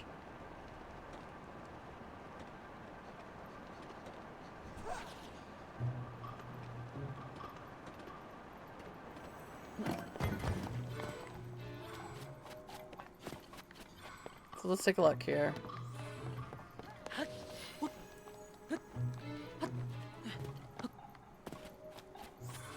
Okay. So I need to kill the dude bro.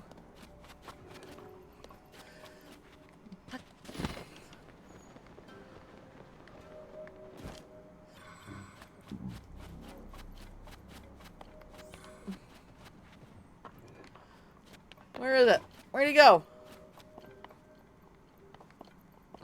There you are. Once again, I don't have arrows, so this is not great.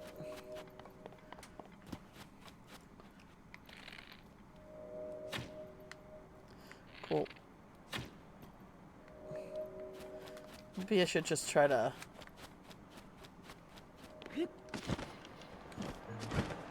Oh, I completely missed it!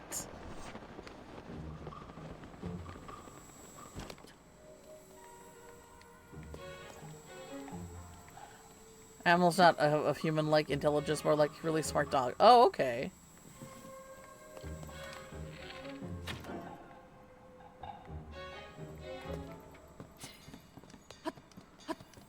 So you said that... I guess I assumed that they were smart because you said that Ammo was used to work for Braun.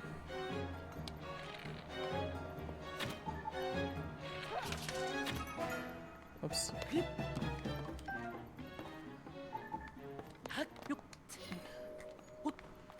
And because Ammo was being mistreated by Braun, Ammo left.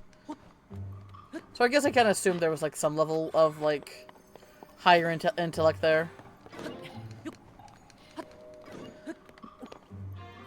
Companion, like, yeah. Like a pet, it sounds like, right?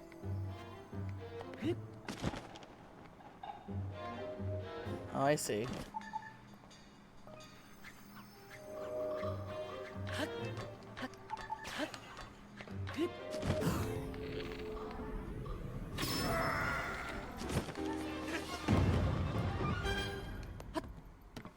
Oh, okay, I just had to kill the one guy like that. I see.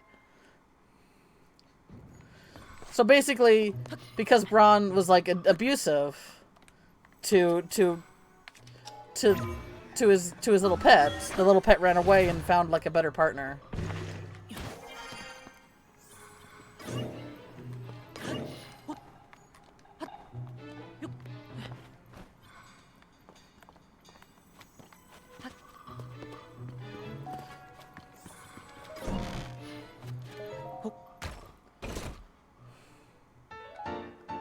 Ooh.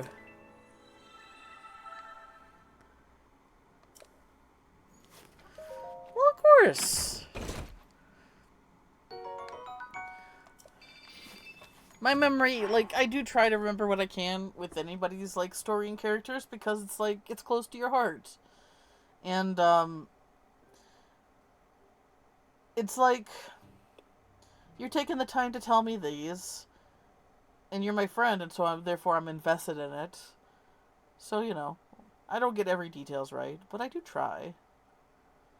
Because I think about like how important it would be for me, you know, for other people to remember what I, you know, what I share, to be invested and wanting to know more and to care, you know.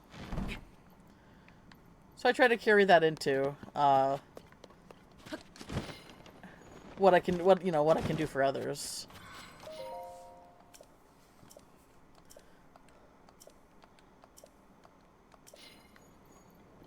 Wait, what was that? Glowing from the cellar, glowing colors. Loves gloom. Okay. Oh, okay. It takes a few credits to remember the name. Yes, yeah. I would say, you know, not to be too harsh on you. Because you mentioned this too. You have a lot of characters with very similar names. So it's kind of like, okay, is Scorn the lovely lizard lady or the maned wolf? It's one of the two.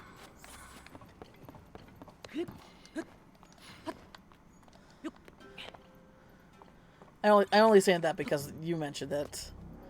But yeah, but I think I got them. Score Score is the lovely maned wolf gal that you did your visual novel about.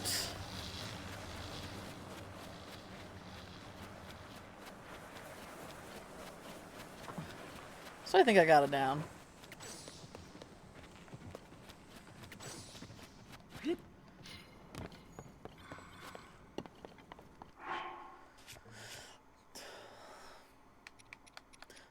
To be fair, Crit, sometimes it takes me time to remember the names that I give my own characters.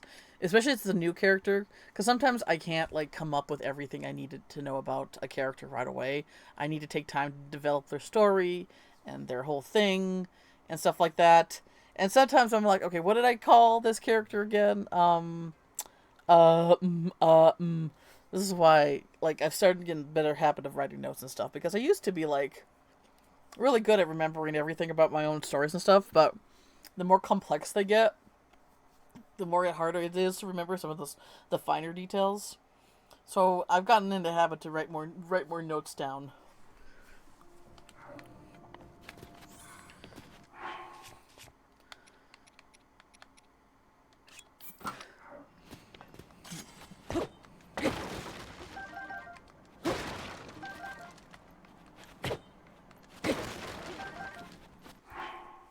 Um, One thing is that has been coming really to me easy is Bothisms, where Both says like I would say eloquently wise and yet silly metaphors, I guess is the best way I can describe it. And they come to me pretty easily, which I guess is just kind of like a reflection of myself because I tend to, I don't know, be I trip over my words a lot. I stumble. I'm very clumsy with the way I talk, but I guess I am kind of tend to talk a little bit poetically some of the time. Um, Boff is like really like that though. So one thing, but the thing is, it's like I try to like write down exactly how the things they say as they come to me. because there's for a few moments where I haven't done that, and then trying to remember exactly how something was said just drives me absolutely nuts. It's like I'm kicking myself because, like, okay, this is something that was said. How was it said again? I don't know. What a mess. Rhyming names, names of one letter difference between them, characters with upwards and three names, characters called, oh, Tishoshi Shushishka. I tried. I have I have a lot of alliteration names, like straight up like comic book character names, you know. Um, Mia Monroe, um, is one that I can think of now, but like then I have Mage's Madness or something like that. I have a lot of alliteration names, and it's one of those things where it's like I've noticed it, and I'm like, okay, either I can stop because it's one of those things that's very noticeable and kind of silly. But the fact is, it's like, okay, either I can stop and try not to do that anymore, or I could just go ham and give all my characters alliterations names because it just feels good to do it. And I'm definitely going to the latter there because it doesn't fucking matter, dude. These are my characters. These are the stories that I'm coming up with, um, and giving them names that just kind of like make my brain feel good when saying them is part of the fun. So yeah, rhyming names are also like a lot of fun too. I do like any if I can do wordplay, I do like not all my characters like this, but basically wordplay is one of my biggest inspirations. Sometimes I'll come up with a name that I think for a character that I think will be fun. The thing is, that's the hardest way to do character design is when you come up with the name first, because it tells me like really doesn't tell me a whole lot about their personality or what they're about or anything like that. Um, so I'll just kind of put it in my back pocket of something I want to use down the line if I come up with something better for it. But yeah, like wordplay names are like my bread and butter.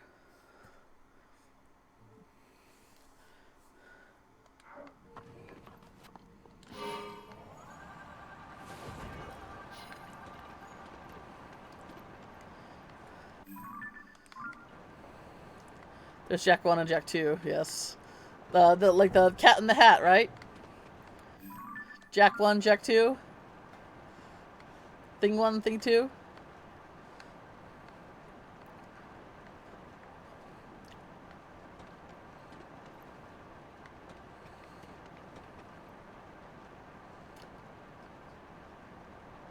Dang. Oh shit, I see like 4 of them right now. There's one right there. Oh, I'm getting too high. I'm getting too high. Getting too high. Ah. Go down. One right there. One right there. And one right there. Alright. Well, that one's like, right by the NX.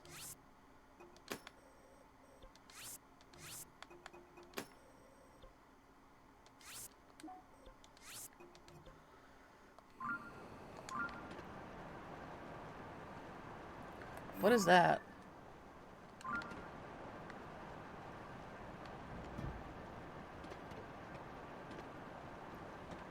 Man, just kind of going into the dark is kind of nerve-wracking.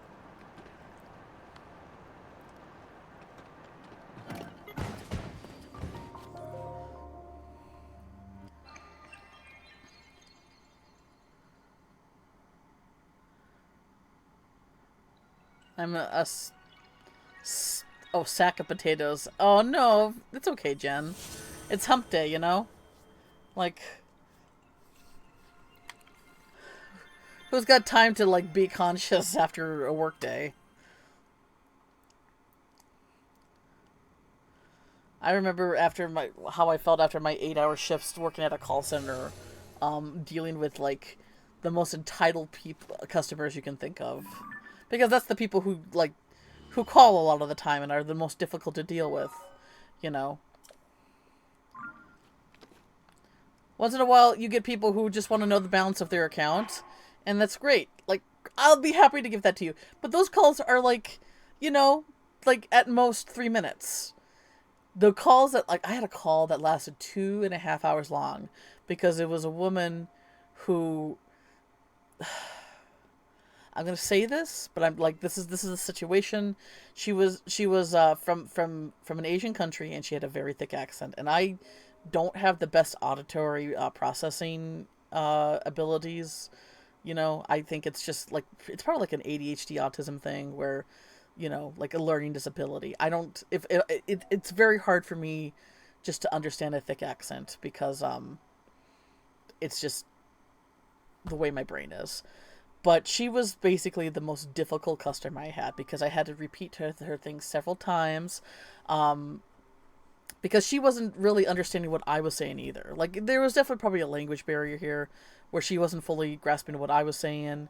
And, but she was basically just, I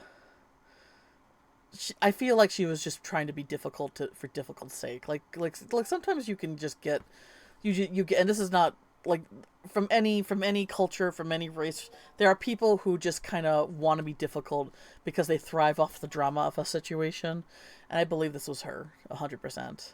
um I was on the phone for 2.5 hours, and I had to basically, I didn't skip my lunch. They don't let you skip your lunch, but I was basically, it went past my lunch time. And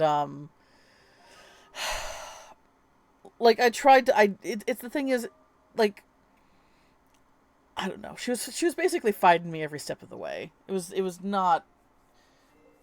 And the thing is, that was definitely my longest call personally. But there was definitely calls that I had that lasted an hour or like an hour and a half, where people just like are very entitled to what they want and what you want to do that, and they don't fully listen to you, and think that you can do more than what you can. The thing is, the funny thing is, we were not allowed to offer to take our customers to a supervisor. They had to ask personally for that. But the thing is, they never understood how limited, like, just like the first line of people were called. We can do a few things, but we really can't, like, fix things magically or anything like that. That would be like a supervisor position.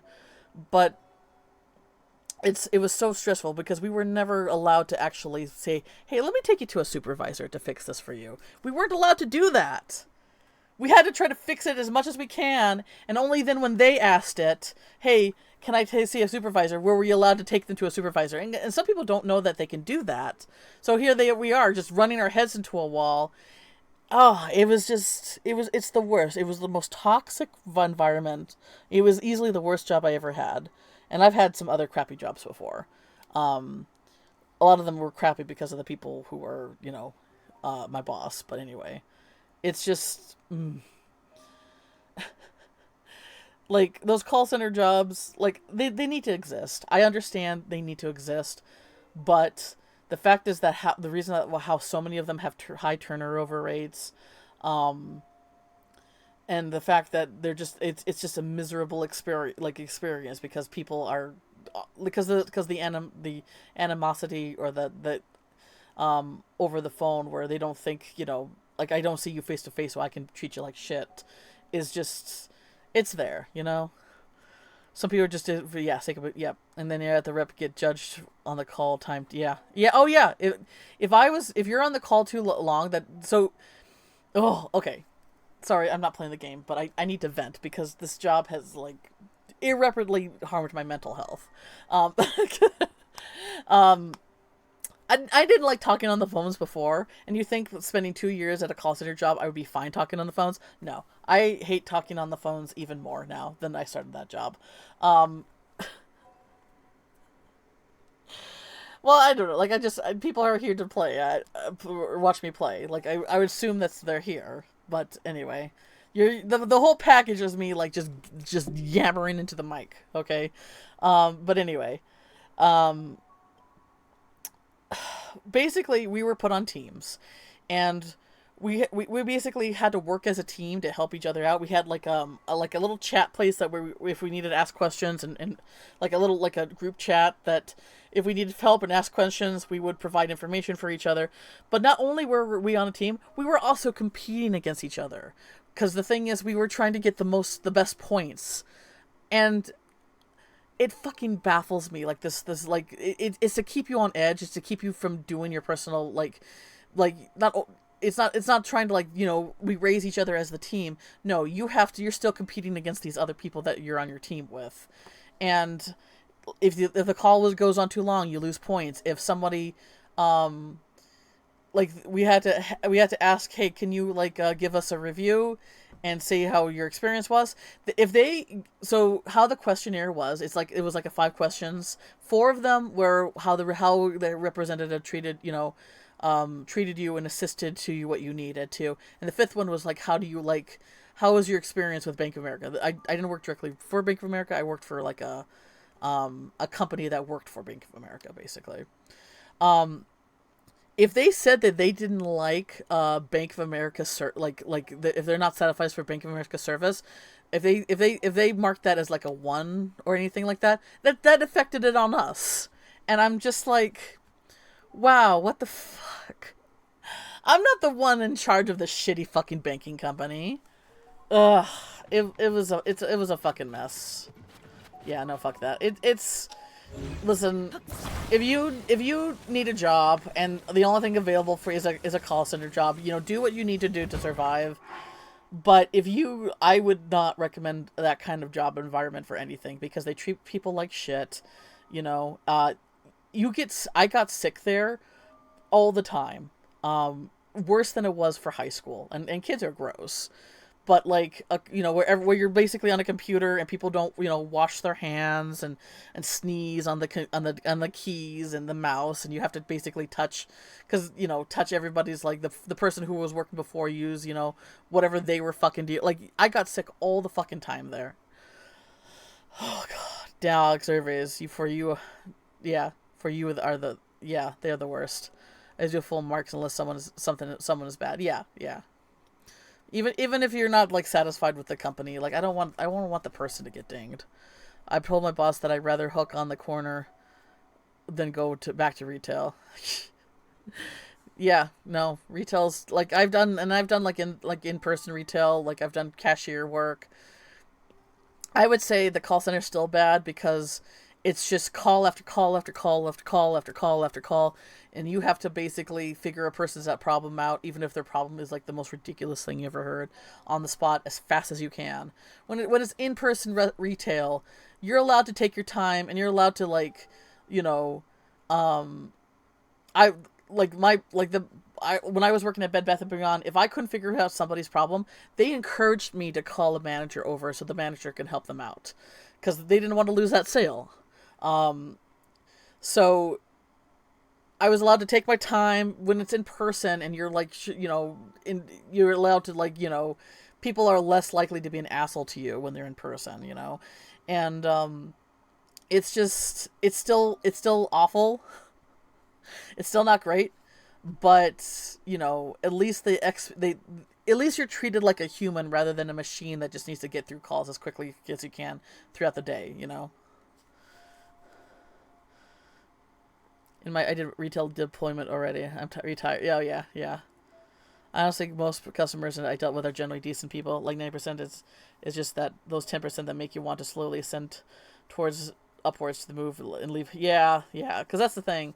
Most of the people I got calls off with were decent, probably decent people, and had legitimate concerns and questions.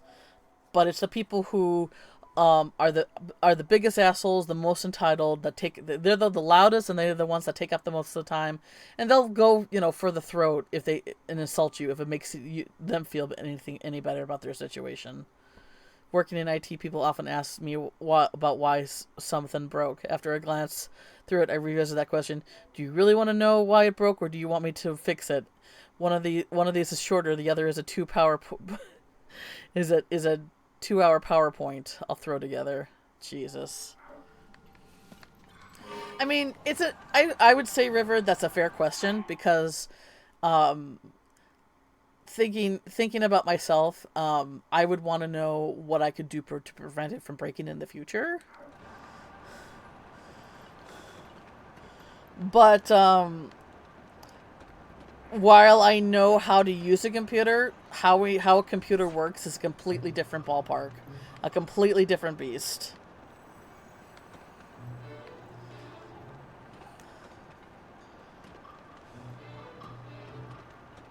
Oh yeah, and I do get people who want to educate and have no problem explaining it to them. Yeah.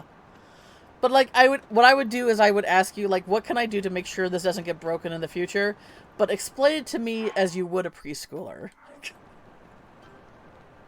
That would be how I would ask you, basically. I want to do better, but me dumb. Me know nothing numbnuts. Please dumb down. Please use easy understand adjectives.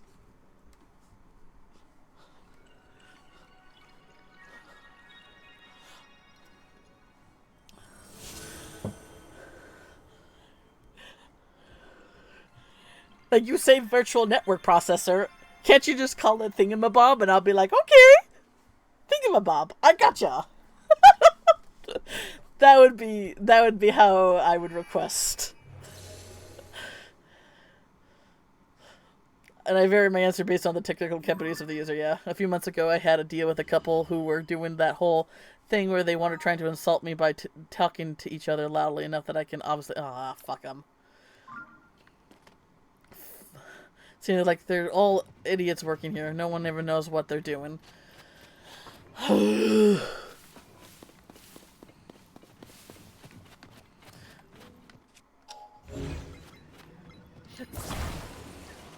They say that, yeah, they're...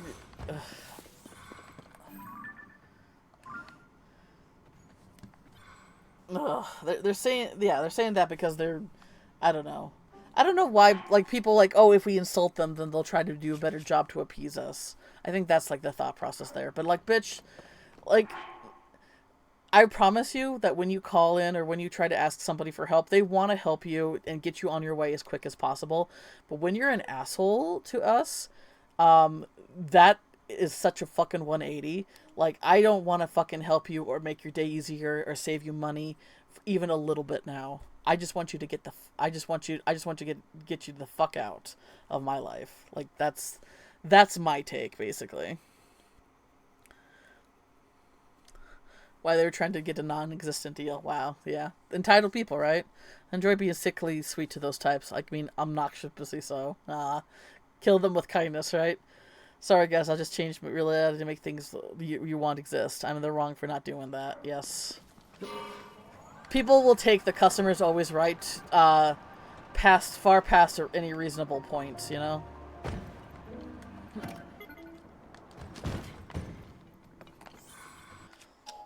I mean, that's a very American thing. I don't know if that's a UK thing, though.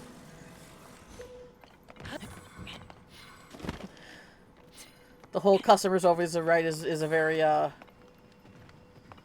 very, like a big part of a, you know, American, retail culture. I don't know how that is with other... Oh! Oh, I guess we're doing this. Hi! What are we doing?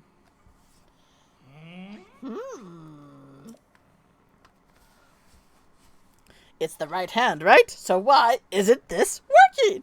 You need a furry hand, man! You got nothing but fleshy, stupid human hands. You back there. Take over for a while. Now but you pay the asshole tax, and I've come to collect. I have 4 users in the last week asked me for 1080p high-end USB Logi cameras because they didn't want to open their laptops. And I'm like, no. Oh my god. It's a matter of taste. It matters of taste. Customers always right is the matter of taste. Is the in matter of taste is the whole thing. Yes, yes. So if they're like mustard green couch and they fucking like it, that's their yeah. Mm-hmm.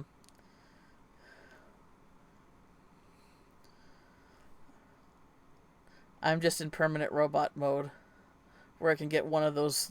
Where can I get one? Man, You ask me, Crit. If you find out, let me know.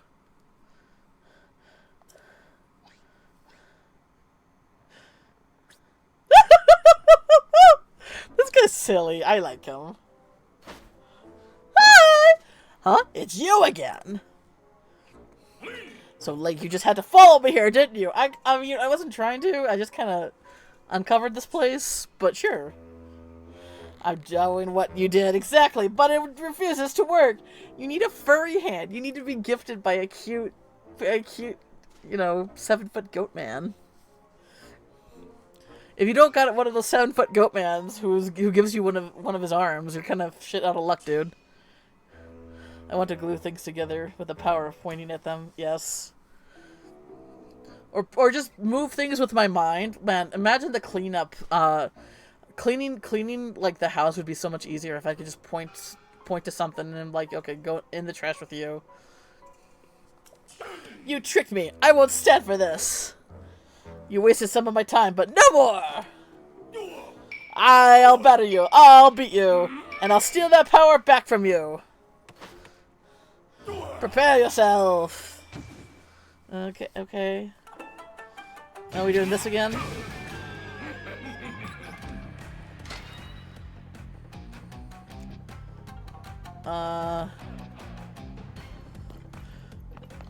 Dang, this music is pretty awesome. Let me bring out the troop. Oh, you got some new pens?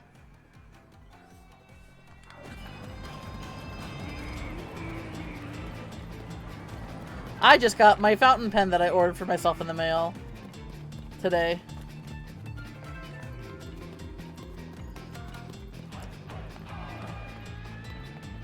It's a little cheaper feeling than I like it to be. Like the outside is plastic, but it's still cool. And it actually writes really nice too. Oh, I see what you want to do.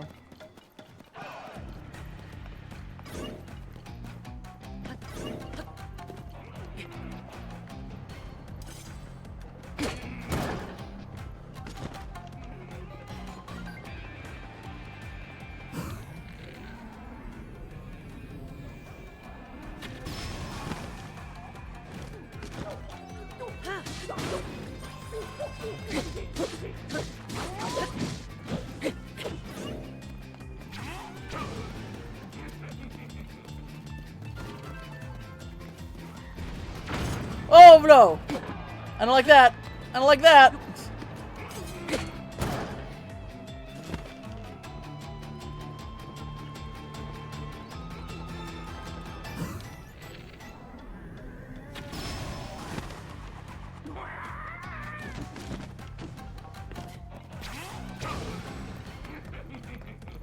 Okay, just this again.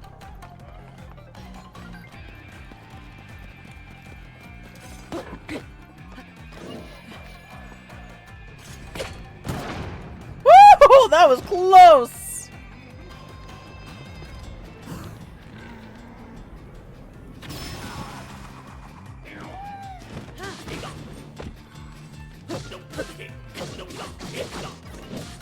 Woo! There we go. He's about to do it again. Eric Black, this place has too much sand. You're only winning because it keeps getting in my eyes. He's wearing a mask. So I'm going to let you off easy again. That hunk of junk construct wasn't responding anyway. Change of plans. Operation Steal the Ancient Power is over. I quit! I thought that power might make things easier, but it's just icing. I'm after cake. We've been collecting mighty powerful source scattered across this land. Crystallized charges. You kind of... I mean, you're telling me your whole plan. Should you be doing this? Or... And we're going to use them to restore an unstoppable weapon for the man himself. The magnificent one. I don't think he needs it. Oh, you mean beef jerky dude. And once we do, we'll grant his wish for the end of the world. So we don't need the power you stole. Our collection of crystallized charges is well underway, and the restoration of the final weapon is close at hand. We've already stripped you of all the resources here. If you wanted this empty shell, you can have it. I'm going to be swimming in the crystals at the Eastern Abandoned Mine. Well, thanks for telling me where you're going.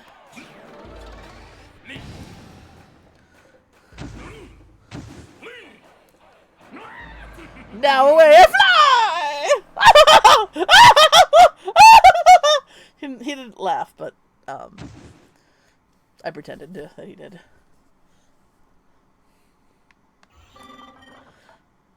Perfect time to drop. Greetings.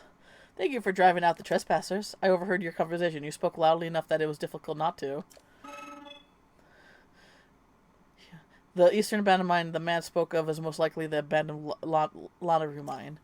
It is extremely far from here. You will not find stone guideposts to it in this area. I suggest ascending to the surf. Oh, okay. Because yeah, it seems like there are Alright. The two chasms of the region. Okay.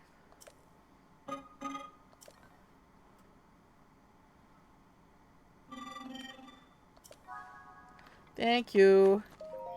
These little robot guys are cute. But yeah, there's like a lot of walls that reach all the way to the surface that make it hard to navigate.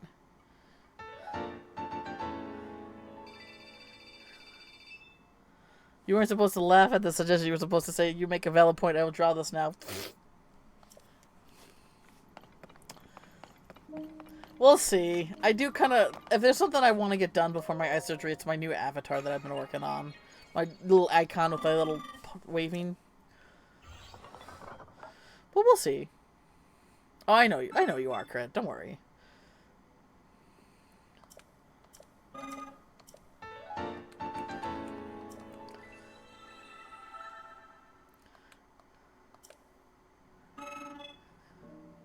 You are? Okay, Jen. Thanks so much for hanging out for a little bit. You go get some good sleep. I'm not going to be... I mean, I don't know. I said I was going to be here for long, but now I'm kind of like, maybe I should make sure I get enough sleep and all that and rest. But it's one of those things, you know. At least I get to say one last goodbye. Sleep well, Jen.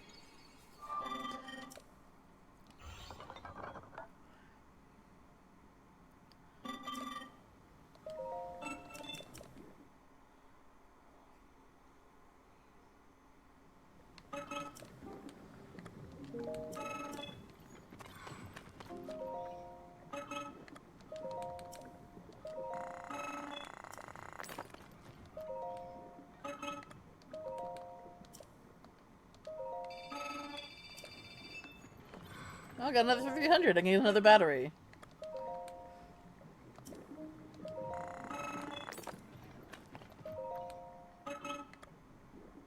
Well, I only got 19 left. Okay, maybe not. Maybe not those. Ooh. We've got some pose here.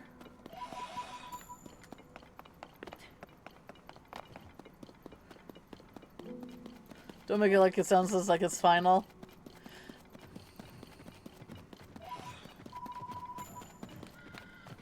My last final stream.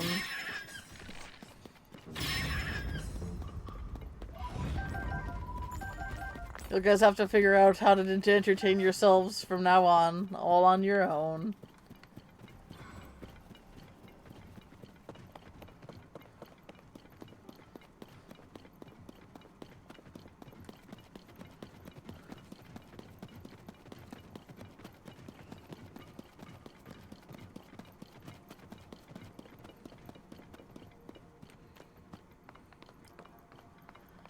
You have no longer a place to discuss stoats. Alas!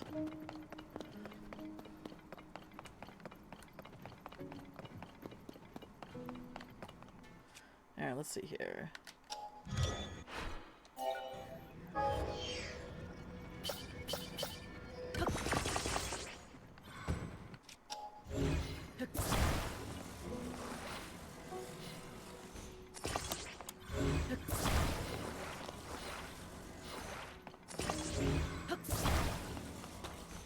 Alright, we got a little car now. Vroom vroom! Oh, kinda nice. Oh, God. His is the worst. Like, it makes like a lot of sound.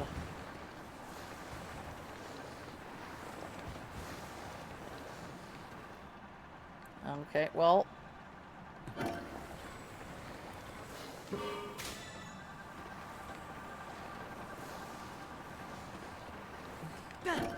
Well, so much for that.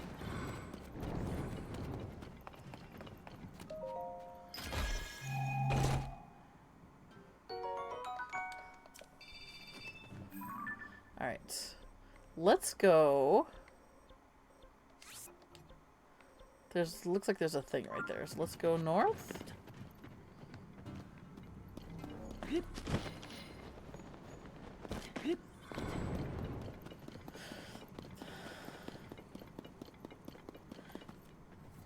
Do you prefer lose heart? Do you prefer lose hearts? Do I prefer lose hearts?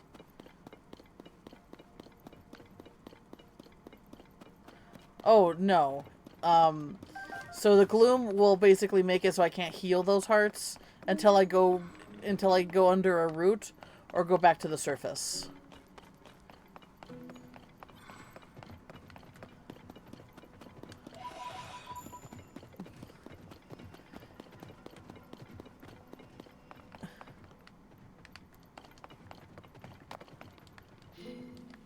Or use like a cooking recipe or something like that.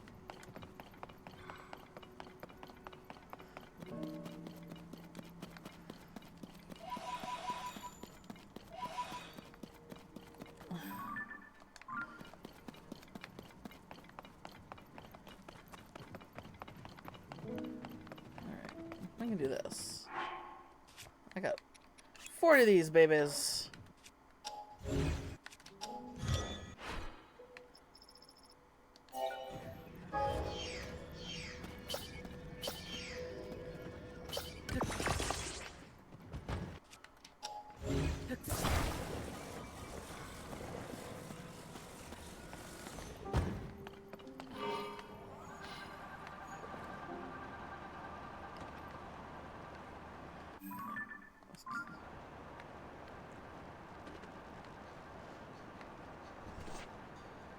Ooh.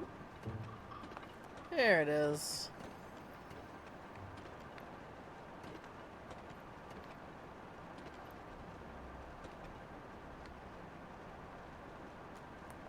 What's that?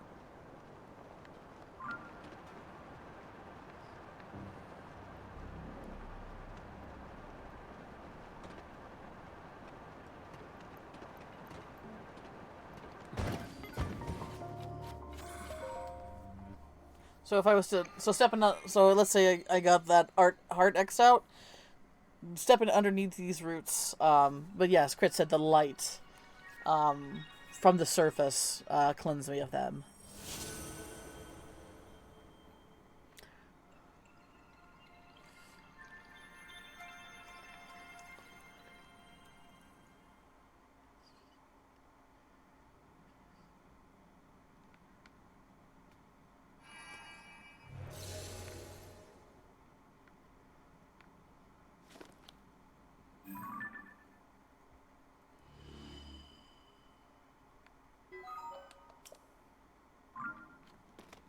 What do I got here?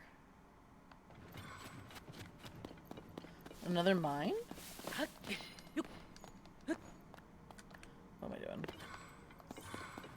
If Mia entered a pop duo with my character Blight, would she change her name to Maya?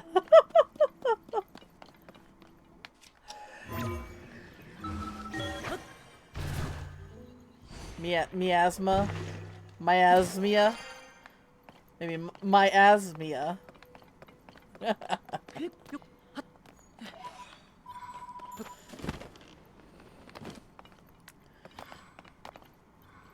That'd be funny.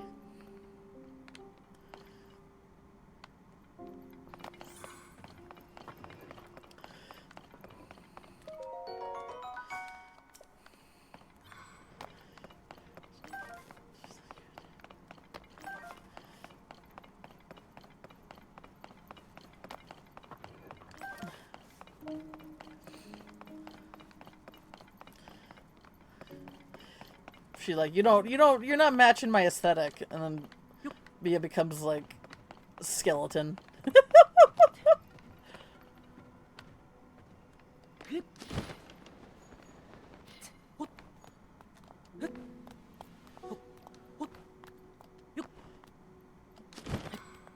Okay. I want to go up there. But too far.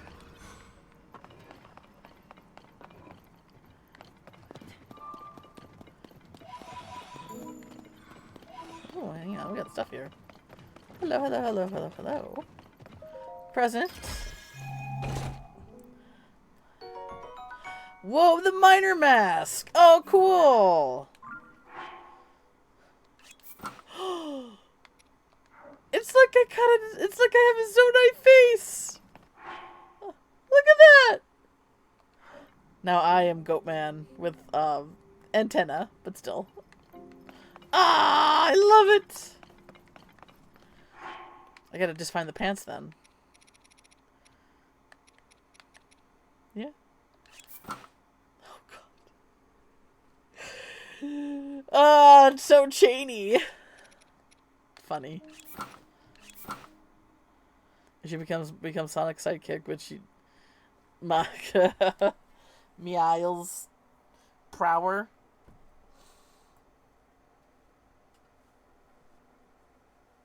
I think a little foxy version would be pretty cute. If it had a fursuit. Ah.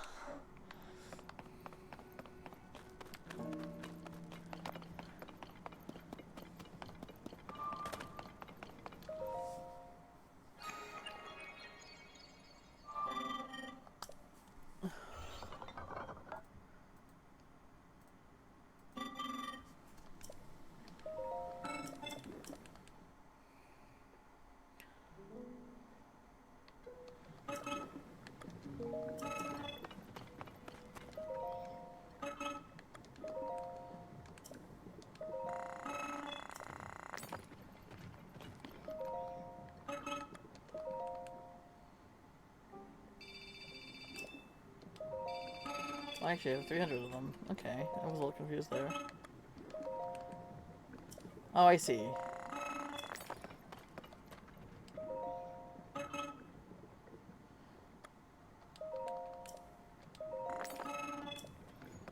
Hey, welcome back, BP.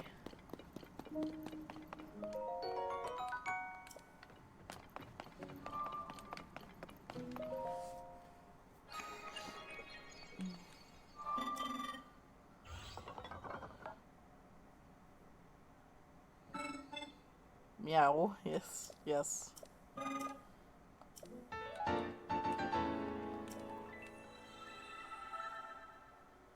Oh. Oh! That's exactly what I needed. Okay.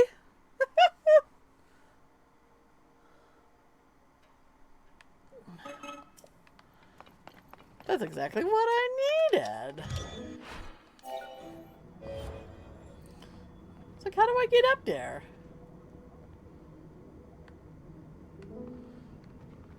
Do I not use... There we go.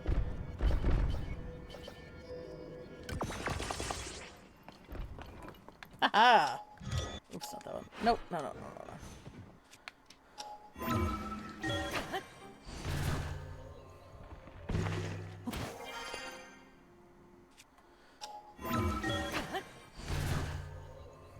I would say them getting... No, no, no. I would say them getting worse is perfect crit, because it perfectly reflects her own descent into madness with the stupid shit she has to deal with.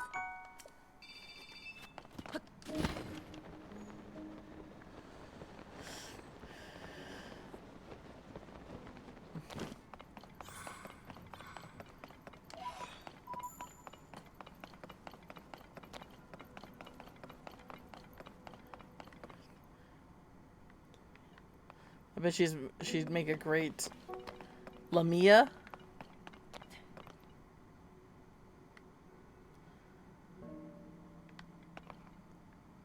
That one is not clicking for me, but I'm assuming that I'm being dumb here for not realizing what that means, what that's referring to.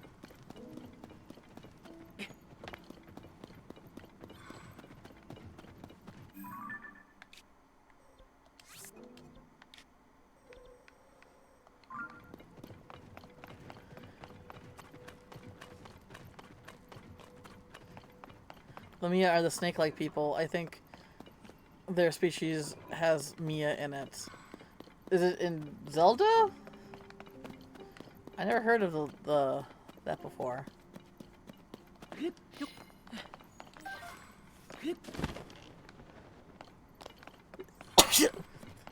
The only name for a snake-like species I've heard of is Naga.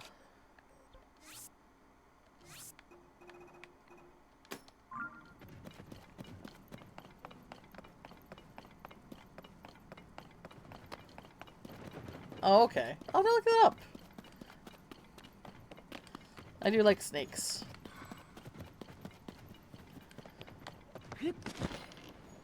I'm always down to, for new mythical creatures that I've never caught wind of yet.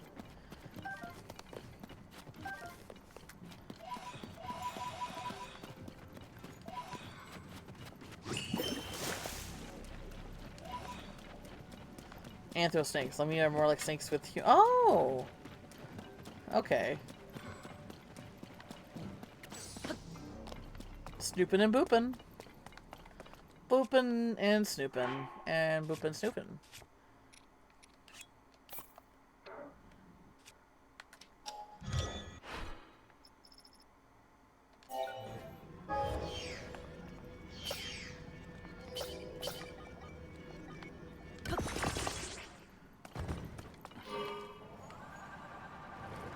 Alright, where are we going?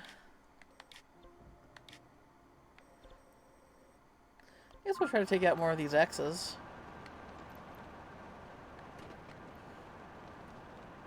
Let's see here. I guess we'll go hit this one up here. Lamia. Oh!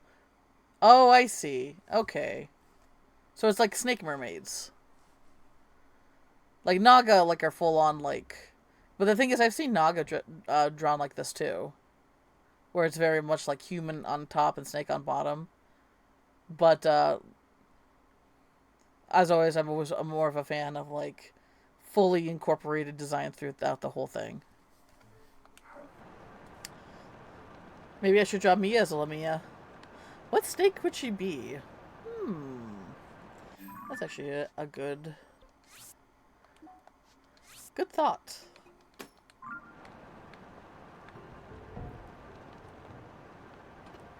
What would you be?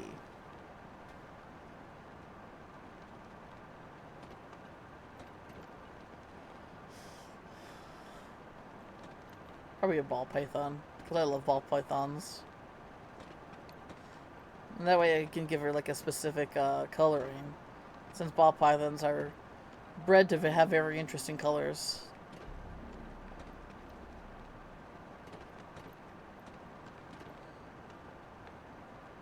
Plus, they're small. Well, they're not small, but they're smallish.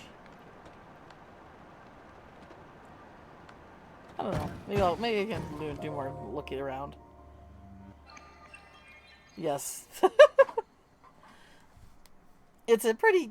at the time, I thought it was a pretty unique name.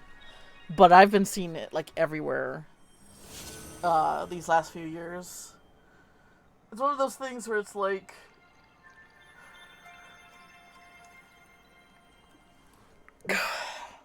Is it like confirmation bias, or is it like...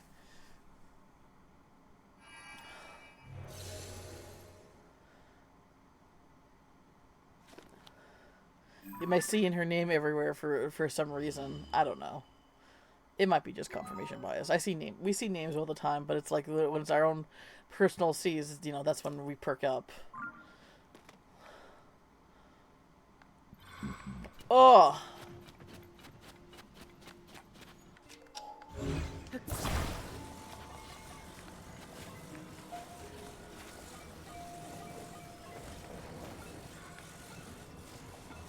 That's weird. Haven't seen her name like as much as I have been. It's just interesting.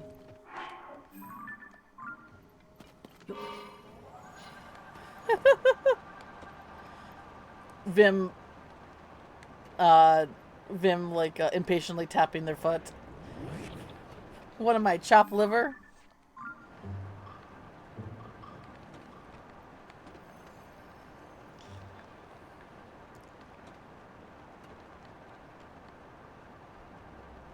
Ooh, what's this?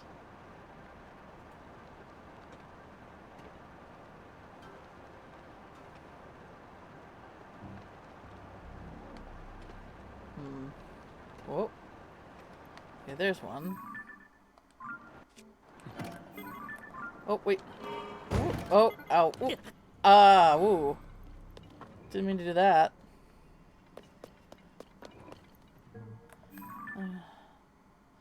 Okay.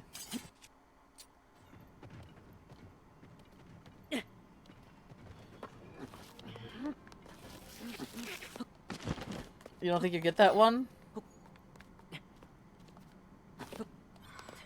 What, Vim asking if, they were chopped liver? It's just a saying. Like, how could you easily forget about me? I know you were being facetious, but I thought it'd be funny if, Vim was like, excuse me? Did you forget about me already? Your new and most favorite character? You never heard that saying? It's a pretty common one in America. It's basically like, yeah, it basically means like, if someone says, well, it's a good thing nobody here is do, and then someone's like, well, I am exactly that. What am I, chopped liver? I think if you were to watch a lot of old Looney Tunes cartoons, I'm sure there's like, there's those who say it a lot. But yeah, it just means like, it means like, you know, somebody who, is easily dismissed or forgettable. Because, you know, liver is often like an easily dismissed or forgettable part of the cut of meat.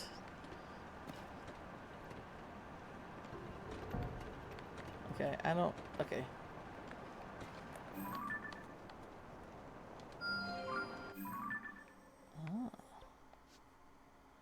Ah.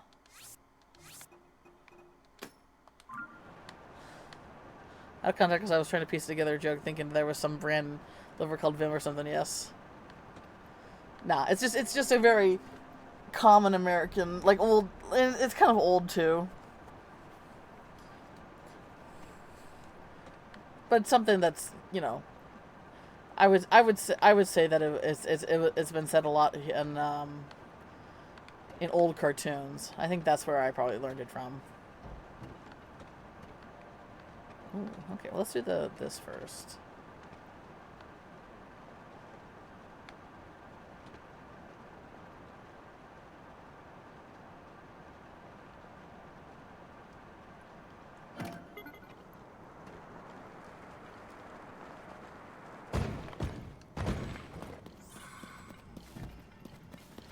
So yeah, if you hang on to your if you're falling from the sky and you're still technically inside your vehicle, you won't take fall damage because you're still at the control stick. I just think that's interesting. Come on, man.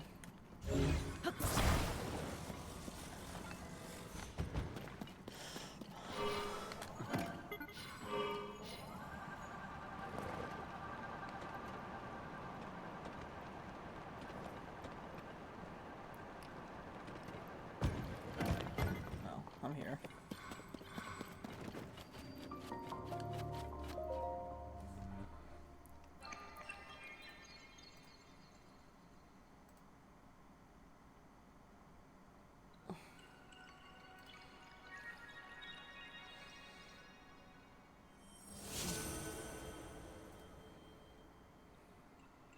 Okay, halftime over. Catch you later. Okay.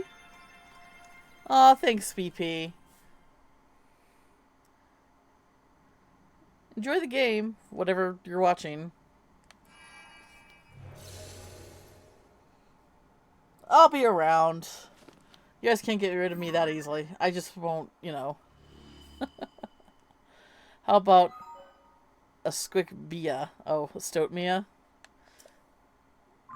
I definitely have drawn.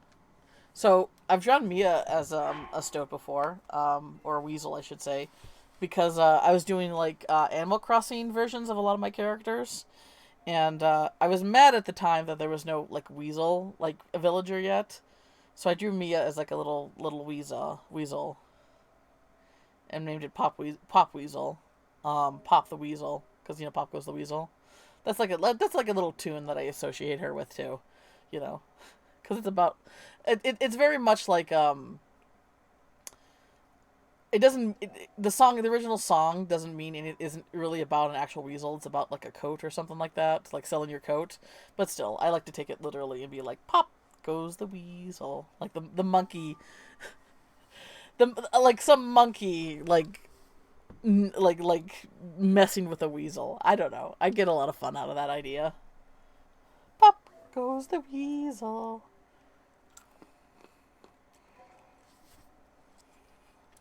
So I've drawn her like as a, and even like before I like really kind of associated ferrets with myself. I associated like ferrets with Mia. But now I think like ferrets are very domesticated, and she's definitely kind of more like a wild child, feral little shit. So she'd probably be more like a stoat or a weasel. But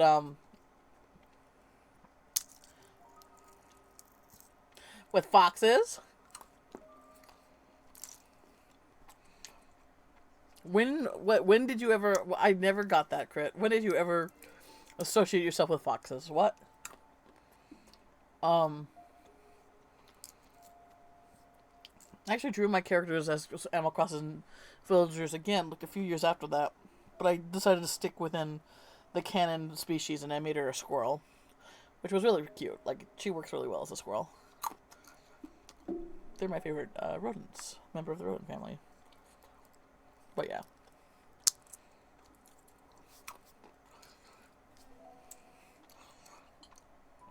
A version of Pop Goes the Weasel song where she's the weasel being chased by some monkey. That would be fun.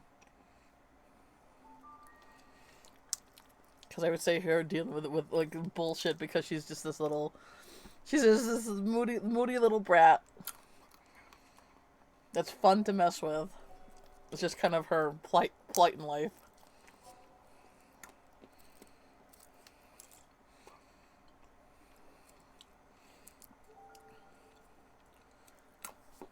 I would say they're my second favorite, actually. I actually knew capybaras like long before the internet. I didn't do like a full on so something that happened a lot when I was a kid going in grade school is that every time I would do every time if we could do like a report, I always wanted to do a report on animals, because even back then I was obsessed with animals.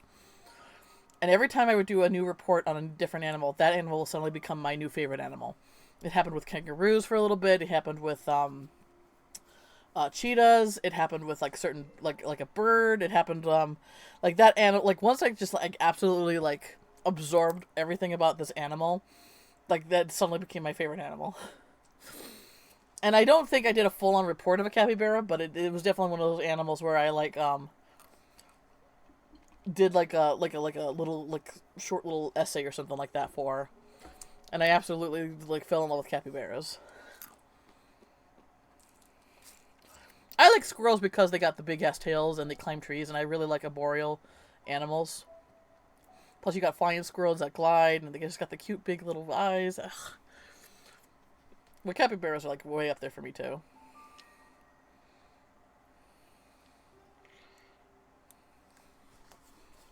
But yeah, fun little fact about me is B had no chill over animals even as a tiny weebie.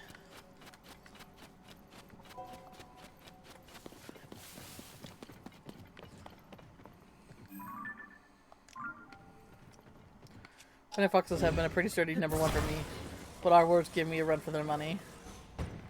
So wait, so are Fennec Foxes second now? Is it official? Is it Facebook official? Because I thought Fennec Foxes was still the highest place in your heart.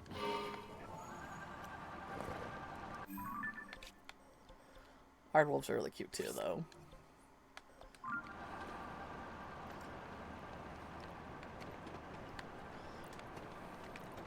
Oh, had a good shot. Oh, I see.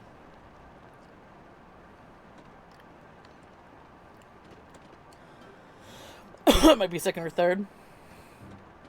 Are maiden wolves like up there too?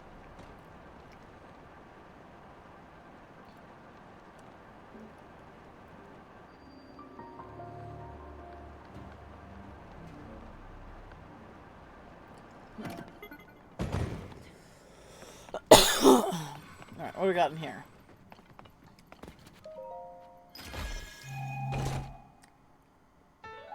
Trousers of Time. Time traveling pants. Cape of the Wind. Dang, time traveling pants.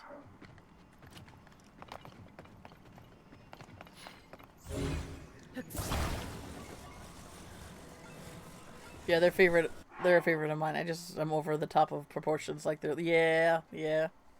I like long necks and I like long legs. Like my favorite ungulates are gonna be deer, just because I love deer so much. Um, but giraffes are like up there for me too, because I just love their long. Like, the thing is, the funny thing about with a lot of ungulates is that they look like these beautiful, graceful animals, and a lot of times they are. But when they're trying to interact with the world around them, especially when they have like crazy proportions, they are the biggest derps. Giraffes trying to just take a drink is like, uh, awkward as fuck. But I would say my top three, like deer are my top favorite ungulates, Cervidae family. But I would say like goats and giraffes are like a close second.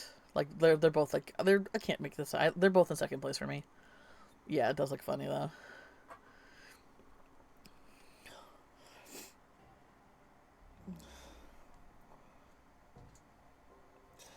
Yeah, but long legs, and long necks are like just traits of mine that I really love.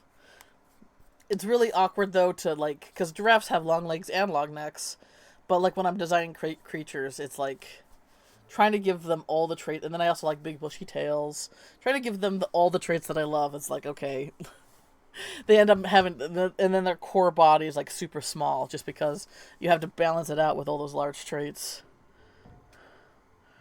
I think deer would be my number one out of that group. Really, you like deer too? They're silly. I love them. White-tailed deer are actually our local deer that we have around here, and they're my favorite because they got these big fluffy butts, like fluffy white. The reason why they're called white deer is because when they're startled, they raise their tails up and run away, and the white of their butts and underneath their tail is like this big white flag that to run, so it signals the rest of the group to run away. But it's so cute. It's like it's such like this the cutest little fluff butt.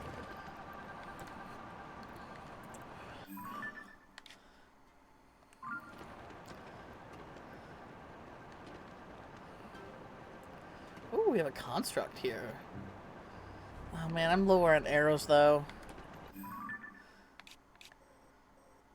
Yeah, we'll do.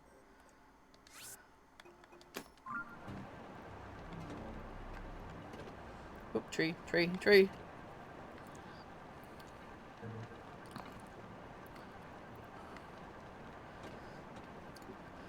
One of my favorite deer is an extinct species. It's basically the largest deer to ever exist. It's called the Irish elk. In the Hobbit prequels of Lord of the Rings, the Hobbit movies, uh, Legolas's dad, I don't remember his name, the king of the elves, that was played by Lee Pace. The deer he's riding on is technically a high Irish elk. Yes. Communication by butt fluff.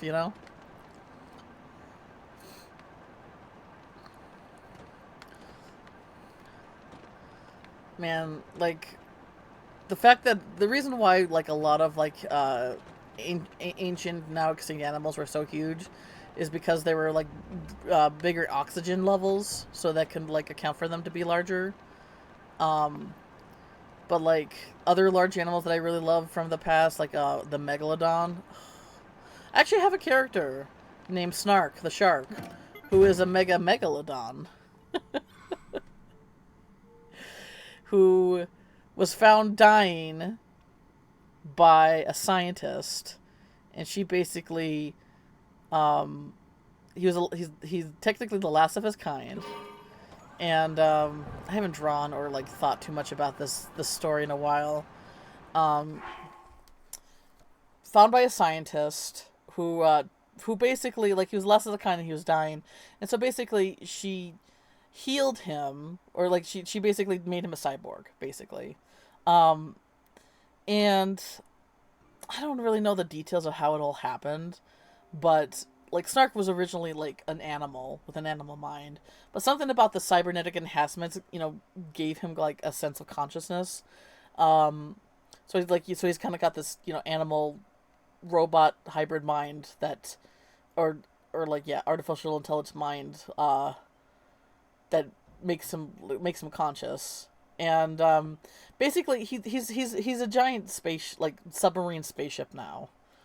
I don't really understand it could be, I guess it could be like she's just like she did it like because like she's kind of an eccentric side or something like that, and she was trying to save his life, and he was big enough to where she could, I don't know, maybe he like suggested it too, I don't know. It's one of those things that I kind of work out the details on how it happened. It's just that it happened. So they all become submarines eventually.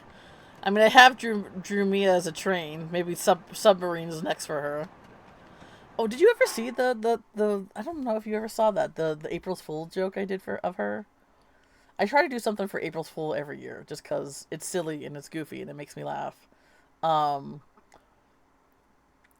Sometimes I do like a silly joke of myself, and then sometimes I do a silly joke involving Mia. And if it involves Mia, it's usually terrible. It's usually her suffering, but in a fun way, Here, I'll link it if in case you haven't seen it.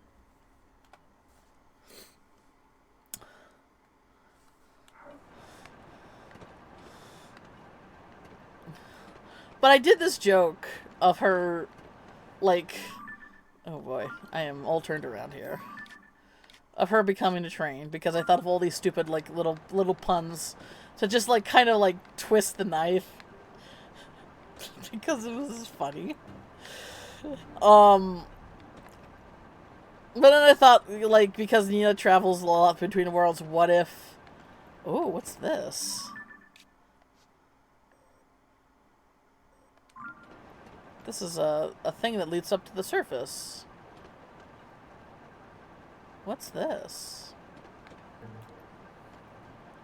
The puns. Oh, I got to like it, River. It's terrible. Like I did like draw on top of like a Thomas the Tank Engine picture because man, I'm not learning to talk. I'm not learning to draw Thomas from scratch. I'm sorry. That's just for a throwaway joke. But then I thought about like, what if she went to a world where where everybody was trains, and but they have like little conductors that can go inside and like I don't know. But the thing is, if I was to like design it, I would like obviously the Thomas look is the funniest because it's like a big, just a human fleshy face on top of a on top like on the front of a train. But if I was to if I was to draw like my own train design, like I would probably go for like the more dragon rhinoceros look, where they have like the face kind of like in the back. It looks more like a head, and the horns are like the steam, um, the steam chimneys or whatever the fuck. That may be something fun to explore. So lore wise, Mia hates you for this, right? Oh gosh, she's definitely angry at somebody. She's definitely like, I'm gonna kill you the first chance I get. Ha ha ha ha. Ha ha ha ha. Tunnel vision. River. It's perfect. terrible. It's absolutely. But her drawing her absolute like each expression, I like was hell laughing the whole time. And it, like this was one of those things where I actually thought about drawing this like a few months ago, late last year. But then I don't know. Sometimes things get pushed back, and then I'm like, oh no, this would be perfect for April Fool's Day. And I just remember thinking about it and just absolutely cackling.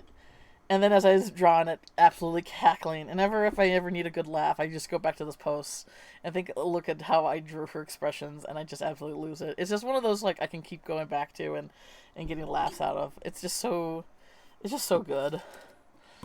She's like, yeah, she's trying to like understand, like she's trained now, but then somebody's making these comments to her that's just enraging her.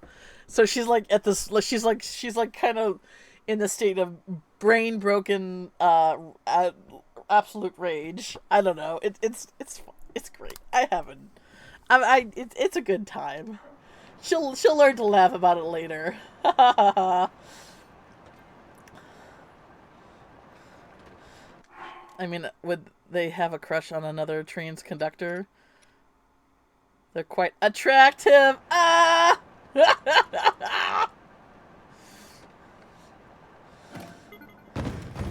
Careful, Mia, don't get steamed up.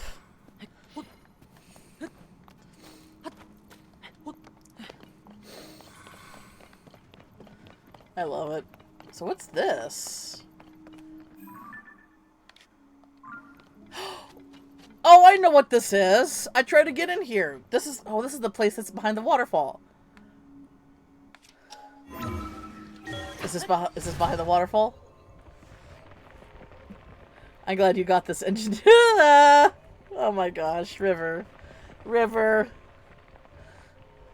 I love it. Thank you. Thank you. No? So this is not behind the waterfall. Then what is this? Oh, good. Puns are welcome here. Puns are encouraged. All wordplay is encouraged. What is this then?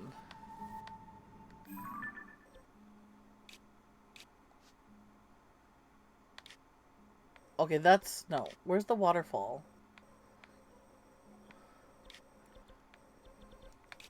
Is this the waterfall? No. There was like a waterfall where the Yeeg clan was. I thought maybe it was around here?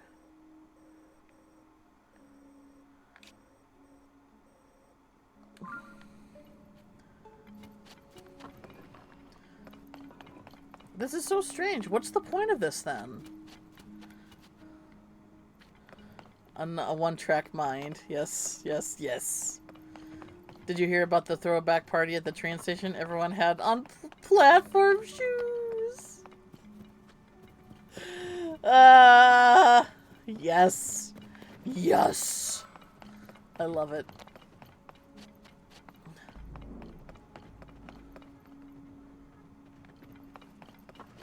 I don't get this. Okay, where was the... I know I marked... Oh, here. This is the waterfall. Okay, so there's a waterfall here. This just seems weird. Why is this here? If it just leads upward like that. That's weird. Jen... Oh, Jen turned in at the... for the night. Sadly. Did my bike disappear? The man who took the 6 o'clock train home, the police made him give it back. Ah!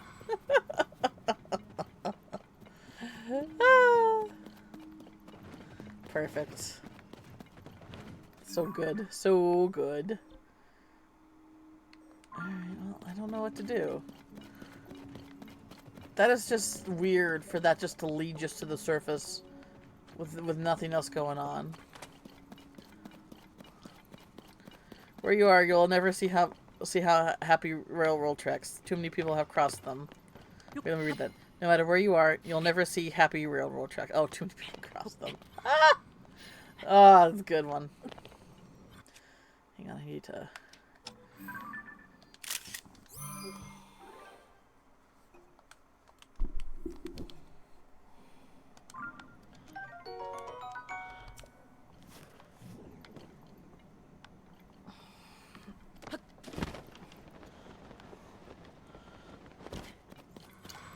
I could just imagine the conductor that's driving Mia saying all these in her ear.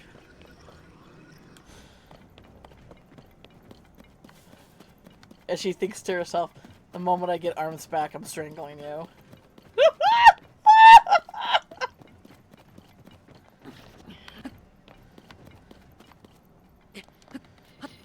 And yes, that'd be funny. Wouldn't that be Ringo Starr? Like, I actually grew up with Thomas the Tank Engine a little bit because it was on a channel. It was one of the few channels that we had as a kid. And I knew of Ringo Starr as the conductor before I knew of him as one of the Beatle members. Got offered a promotion. It was and tremendous opportunity. Oh, I have not. My friend Alex has, and I watched a little bit of that. I tried not to, like, it's one of those games where it's like, I want to watch a friend play it, but I also want to play it myself, so I don't pay too close attention. So that way, when I play it myself, it still could be like a new experience for me. But he was kind enough to link his account up with mine, so even though I don't like own it, I can play it off of his accounts. So it's definitely, oh gosh, it's definitely one of those it's definitely on the list of something I want to play. I think what I'll do is I'll try to get the blue paint right away, and then we could just, call the train that I drive Mia the whole time. I think that would actually be pretty fun. Fun, committing to the bit, right?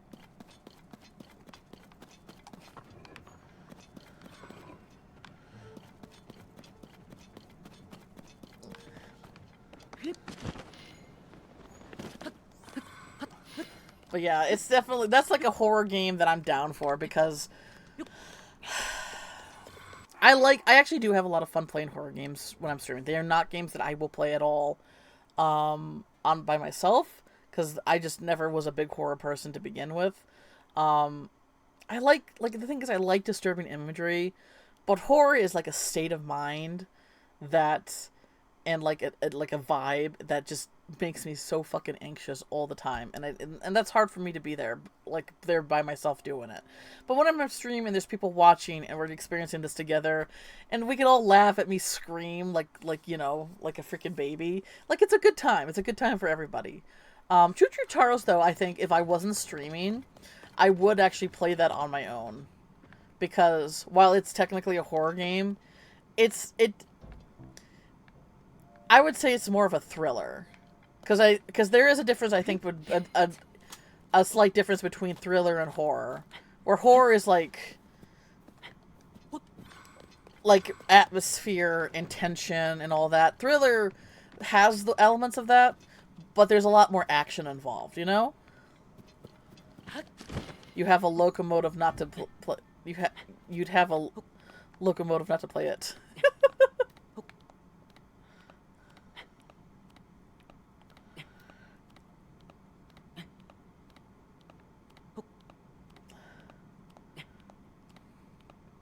Oh, did you get any of that, River? I just noticed that they said the ad ended, and I wasn't. Well, I did answer you. My bad.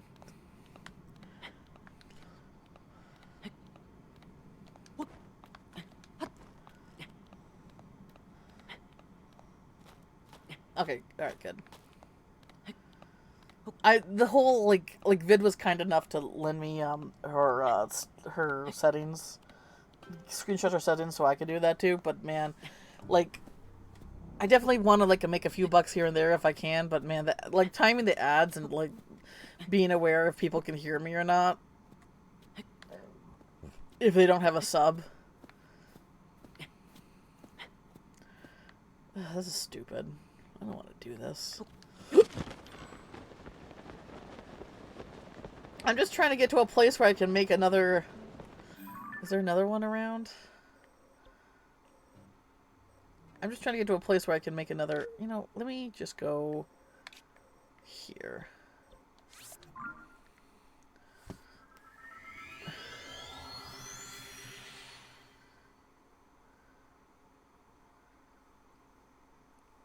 I'll get to it eventually. Maybe around Halloween I'll give it a try. It was actually a game that I put on, like, because around Halloween I did like a suggest me horror games to play, and I'll put it on a wheel and we spin the wheel. It was actually a game that Alex suggested, but it just, the wheel never landed on it.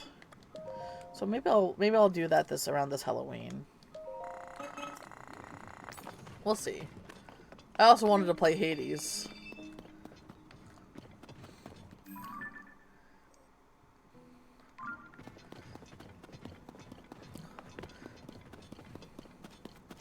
But yeah, Choo Choo Charles, where I named I just call the train that I'm riding in Mia the whole time. That sounds like a silly time that I can get behind. As we get chased by a giant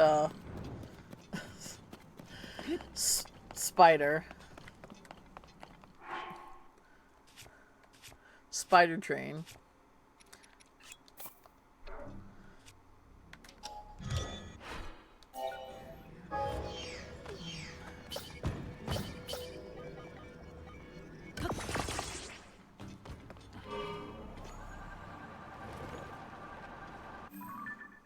Okay, cool. Yeah, I'll go this way.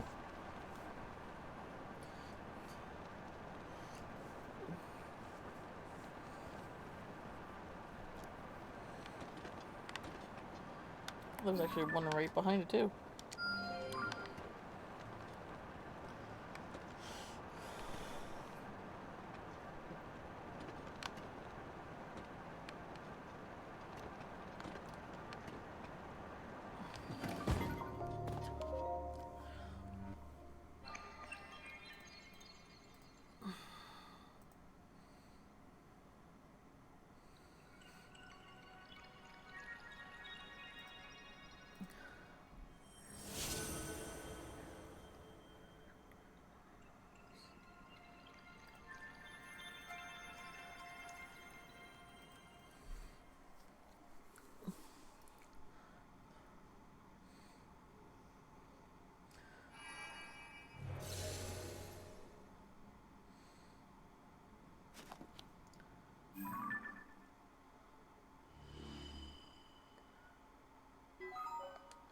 That looks like something.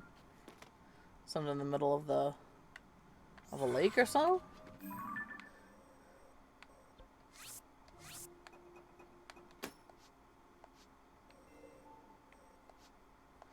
Okay. We might check out what's over here at this lake, though.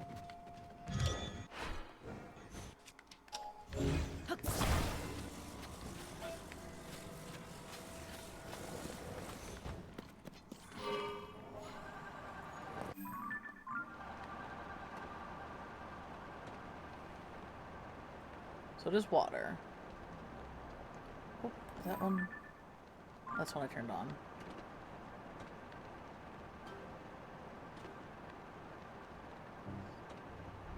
Whoa. It's a big pillar. It looks like there's an opening on the other side, though.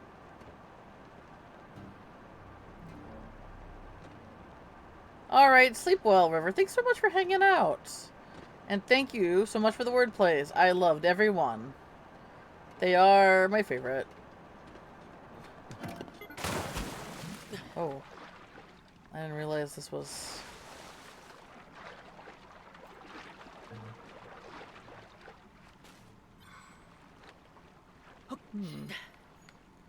It's a good thing this shit floats.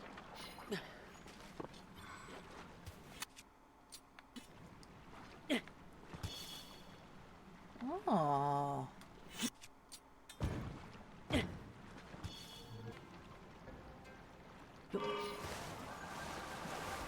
Uh-oh. Ah.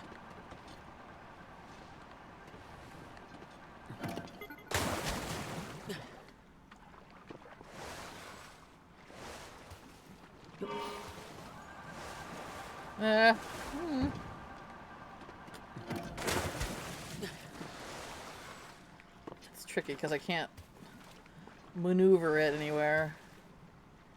This seems like something.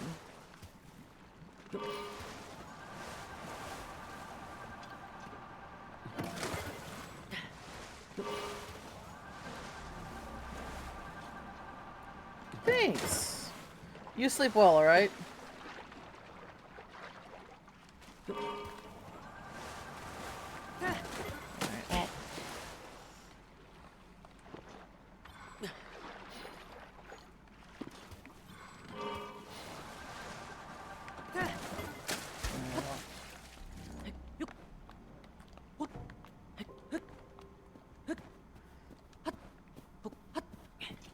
What do we got in here? Can I probably can't reach it from here. No. Oh well. This has to be something, right?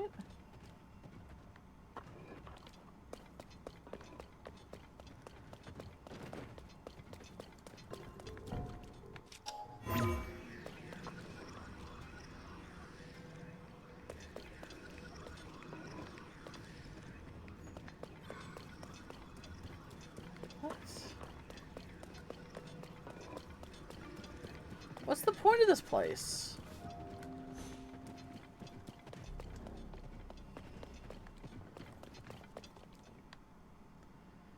Huh.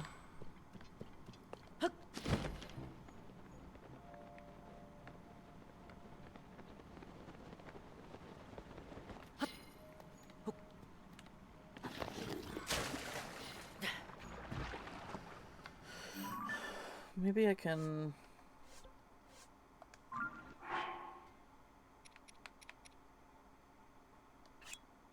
I can't... Not when I'm in the water, huh? Alright, hang on.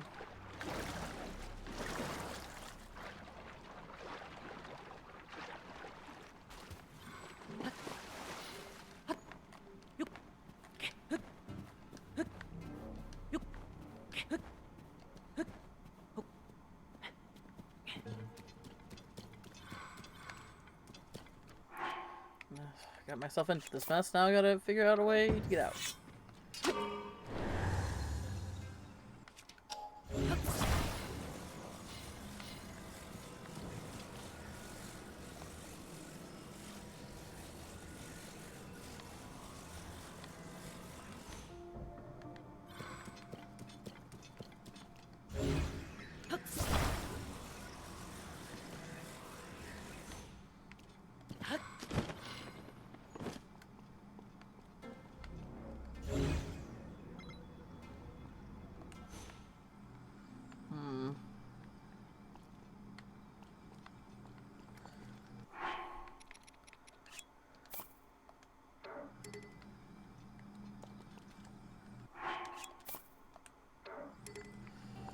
Nope.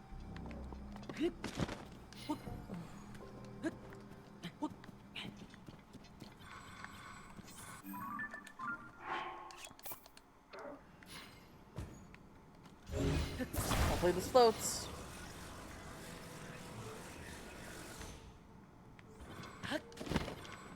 It does not. Oh, it does! Oh, it does. Okay, good.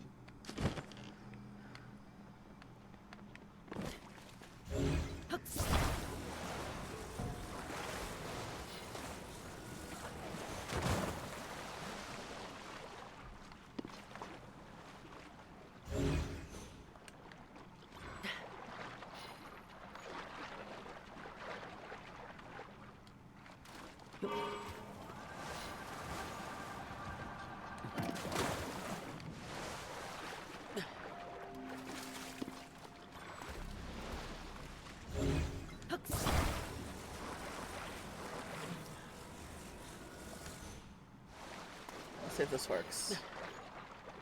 Alright. Oh, of course. I always love hearing about your OCs, Crit. Thanks so much for hanging out. I hope it goes too. I'm nervous, but taking it in stride, you know? Have a good night. And sleep well.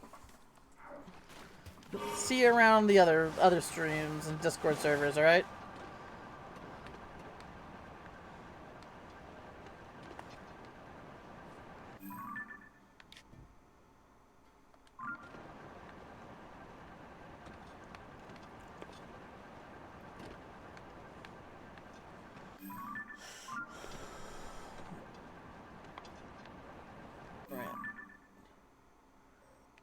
that's right, we were gonna go up there. Shoot. Well, I guess we'll go here first. Since I'm already on the way.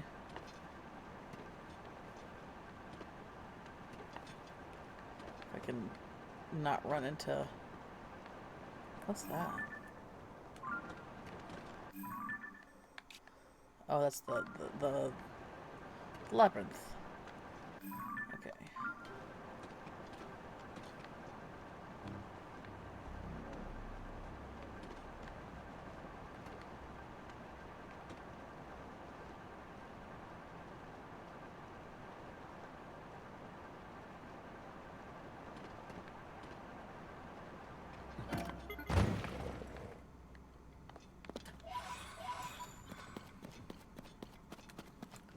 Let's see here.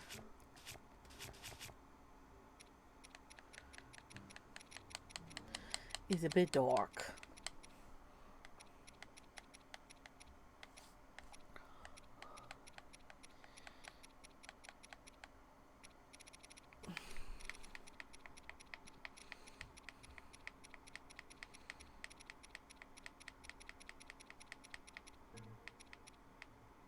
There we go. Yes.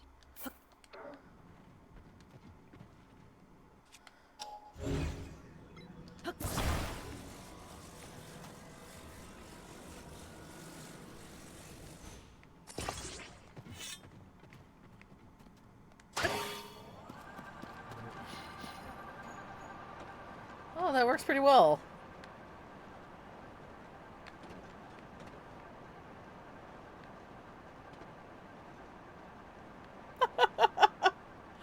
uh...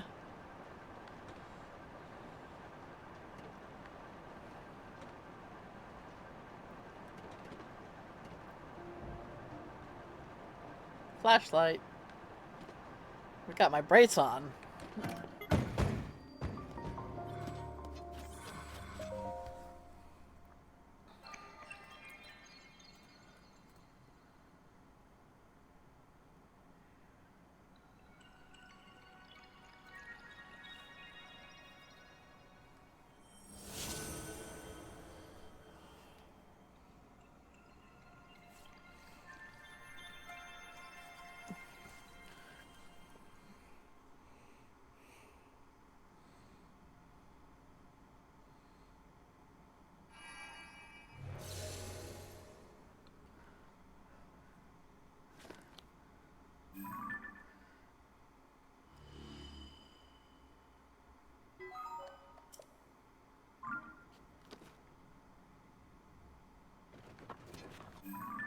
Alright.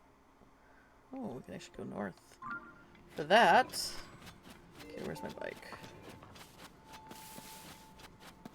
There it is.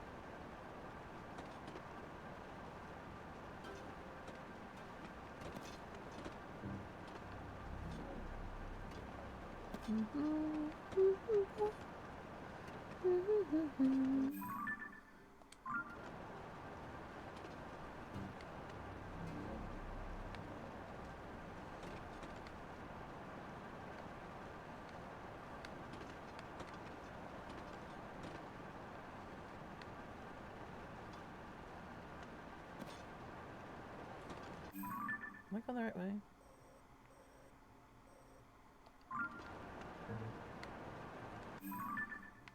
Oh, I guess I never opened this chest up down here, despite... Okay. Seems weird. But not impossible.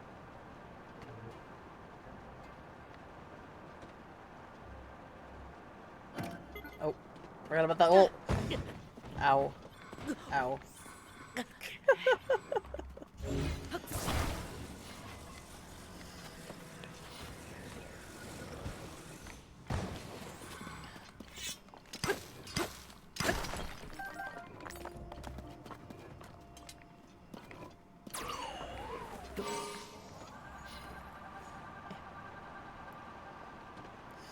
Sometimes I'm not paying attention. Oops. Is it back in the hole? It is back in the hole.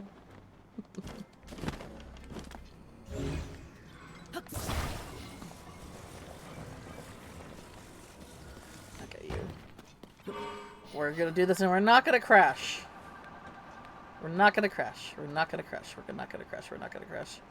Just go up, just go up, just go up, just go up. Clear it, clear it. There we go. Alright, now we're gonna maneuver. And weave, and dive, and dive, and dive, and dive. And jump off. Perfect. Alright, hoping it's the last mining set. Maybe? Miner's trousers it is! I got the whole set! Oh, those are some...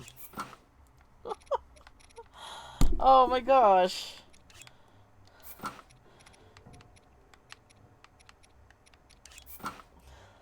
Very cool.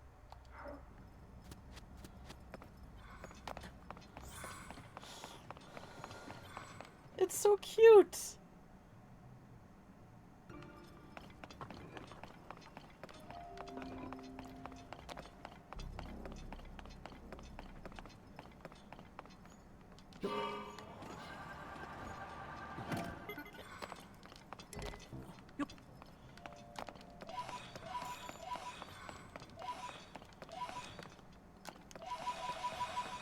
It's a little freaky deaky and I love it for that.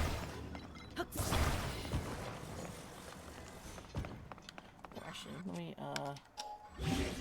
perfect, thank you.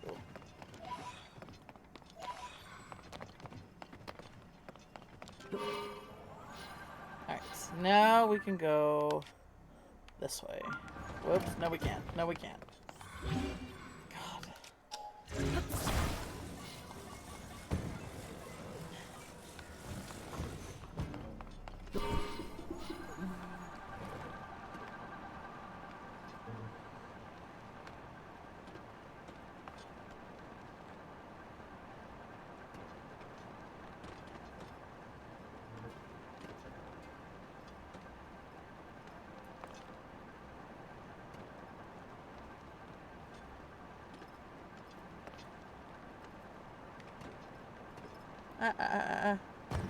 So I second guess myself.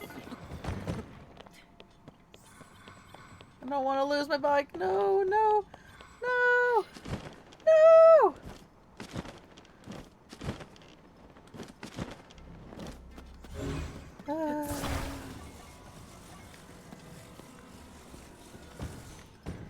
Alright.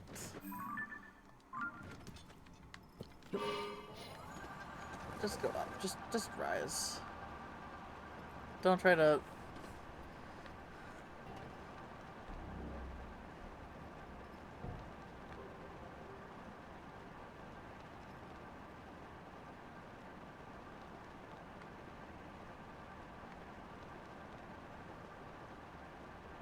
What is that? Oh, it's the... Yeah, I'm a little high up for you there, Dudo. So, oh, he's fucking... He ran off the cliff! Oh, man. I don't know how proud Ganon should be about his monster minions.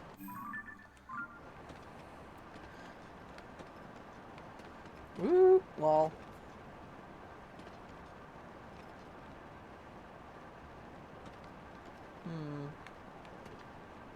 There. Is that it? There should be one closer, I think.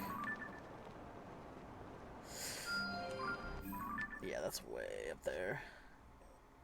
Oh.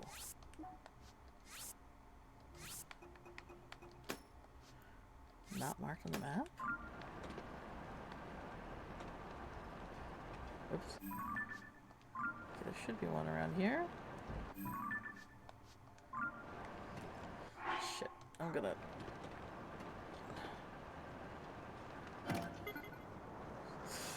Oh god, that gave me the tingles. It's okay though. It's a good thing I like the tingles.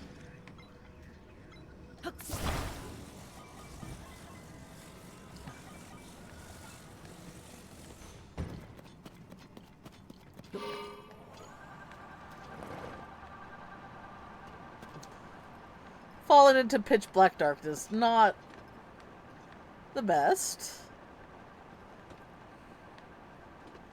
Where is it? I can't... It's around here somewhere.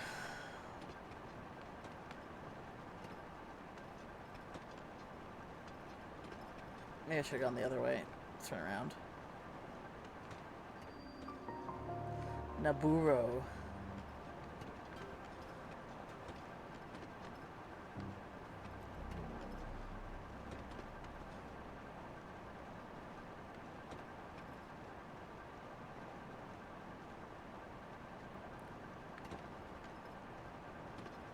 Oh.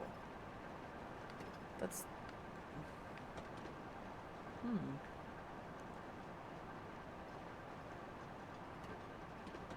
Is that it?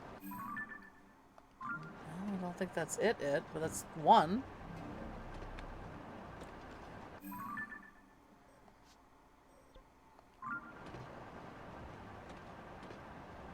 Wait, is that...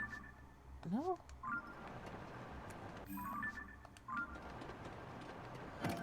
This is actually technically where we need to go. Alright, goodbye, bike.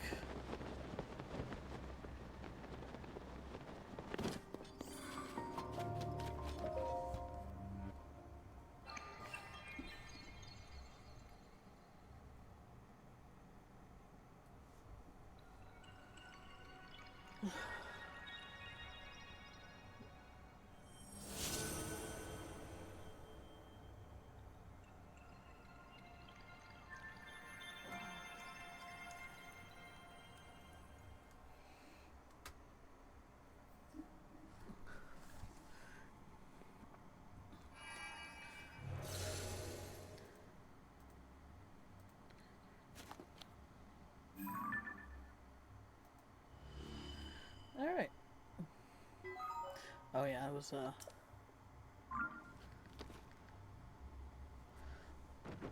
big ass wall I was trying to maneuver around.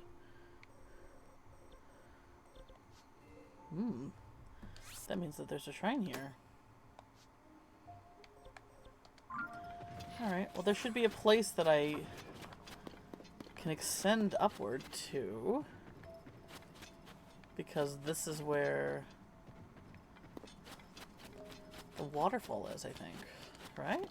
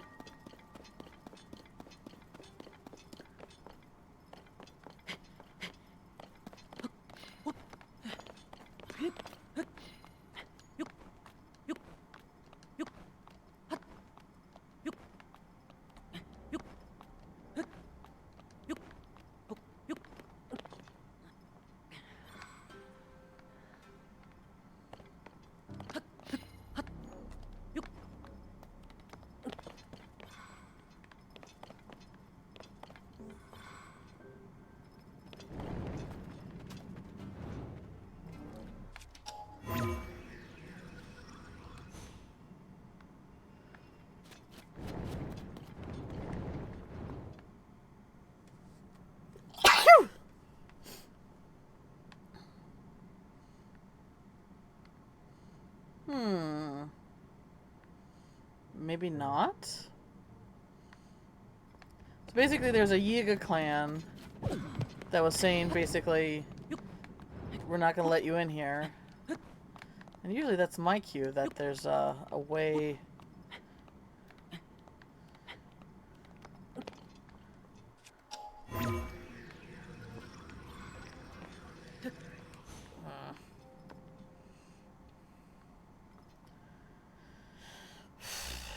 Maybe not.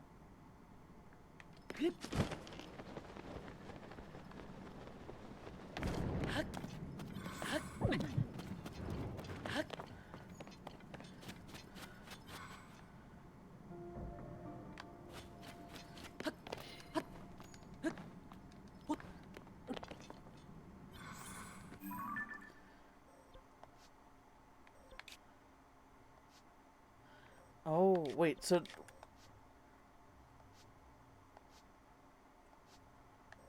That's interesting.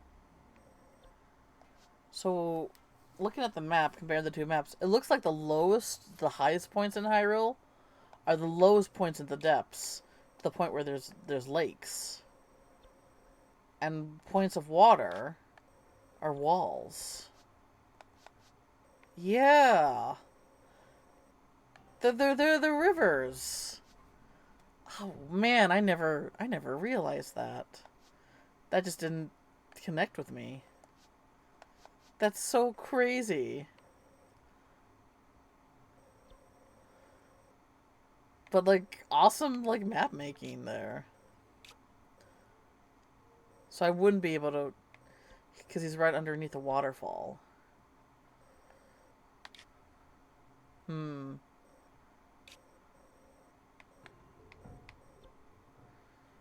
And then the pink stuff's the gloom, huh?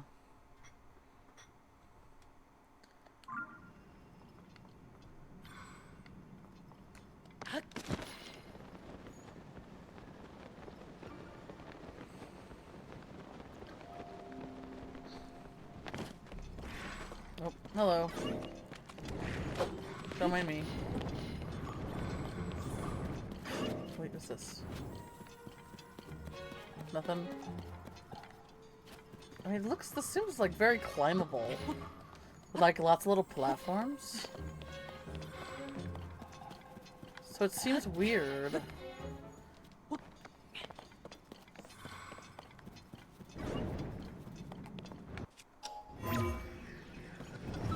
Wait, what? Whoa, whoa, whoa.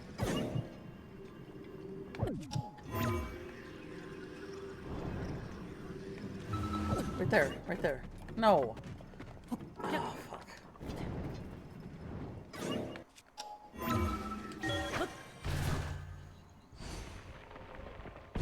Oh. Yeah, I was thinking. I found a place where I can shoot through the surface. That's a no.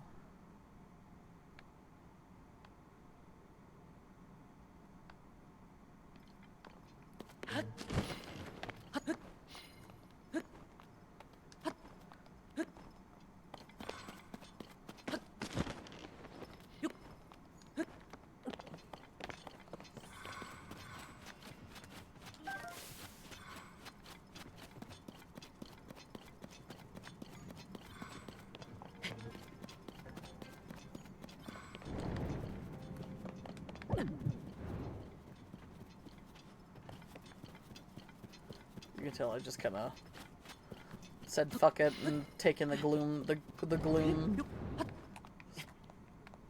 stuff.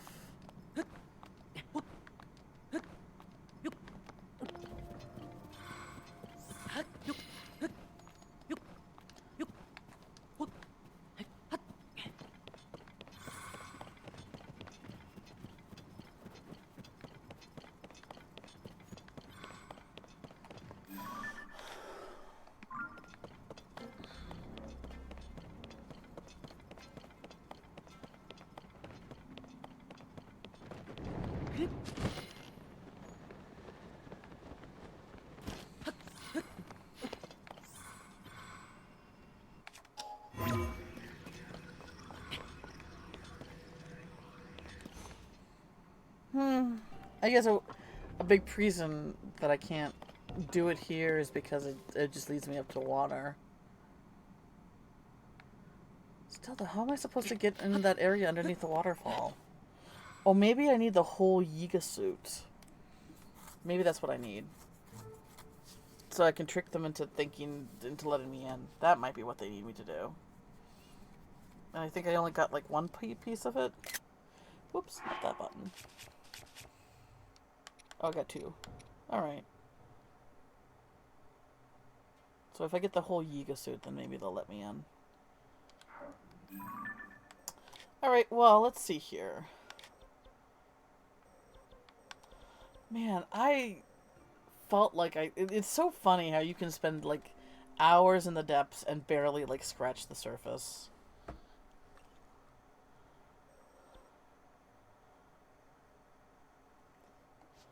So where are the other...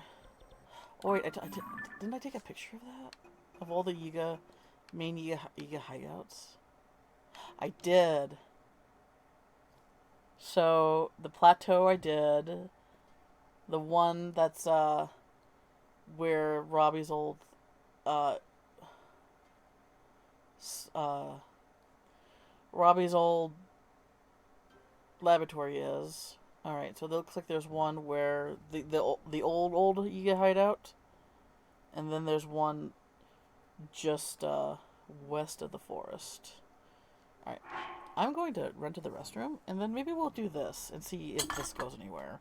And this could be like my last big thing, is this questy quest. Whatever. I'll be right back.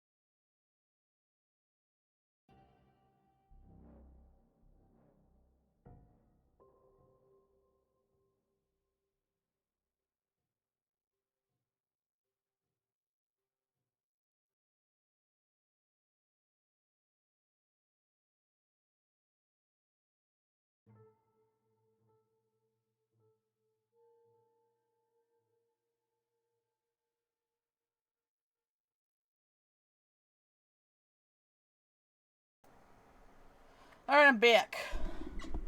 Let's do this. We're gonna go to the one that's by the,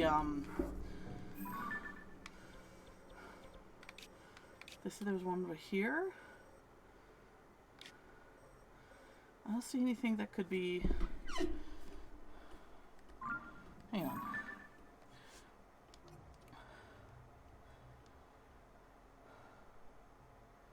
West of the forest, at the start of the canyon, maybe?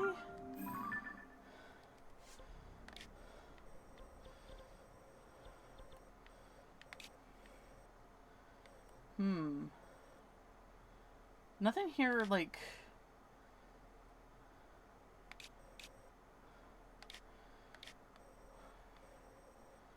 really screams Yiga Clan, but let's see here. Let's see. Let's just say.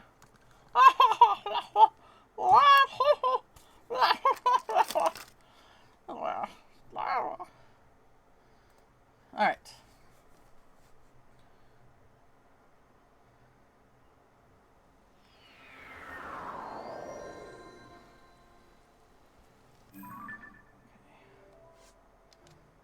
Is there like any... So it is specifically... somewhere around here, maybe? We'll go to the top of the mountain first. 'Cause that's the only place I can think of right now.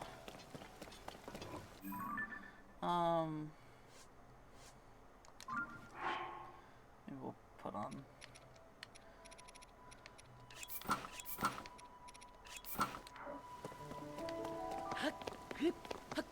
Oh hey, how's it going, BP? You back? How was the sports game, I assume?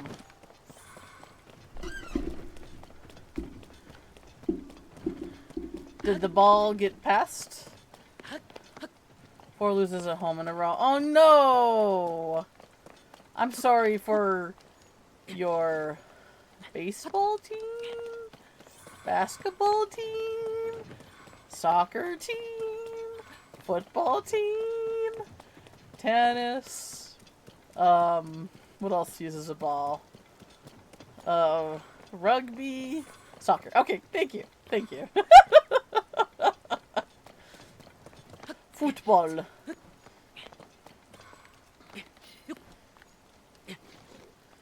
More deserving of the term football than our football. But, you know. So many ball games, I know, right? Balls to the walls.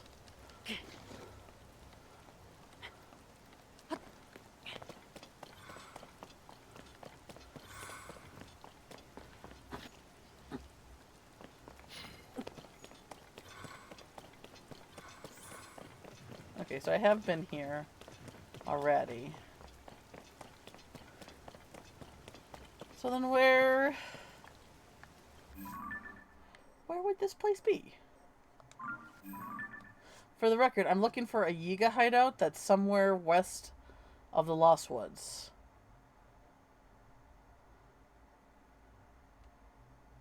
I've been to the plateau. I've been to the one that's Robbie's old workshop. I haven't really explored the one that was their old one in the original game. But there says there should be one here, but I don't see anything that signifies a Yiga hideout, you know? Usually they're all like landmarks and stuff. Like the Yiga clan on the plateau was the King Roam's ghost, the ghost of the king's old haunt. Because he's a ghost. Anyway. My season tickets for next year. It's not been a very fun for... Yeah, no, I can imagine that. If your team keeps losing. I mean, I guess it depends. Like, do you enjoy watching the game regardless of how it goes? Or do you feel like it's a waste of money that they're not... Or do you feel like they're not doing everything they can to win the game, I guess? Like, I hear about, like, New York Jets fans. And, like, how it's just nothing but pain being a New York Jets fan. This is football, by the way, American football. Which I'm the most familiar in, because that's my dad's favorite sport, and I just kind of have picked him off over the, 30 plus years of, watching him watch the game. But the quality of shit. Okay, so they're not playing well. They're not even giving it their all.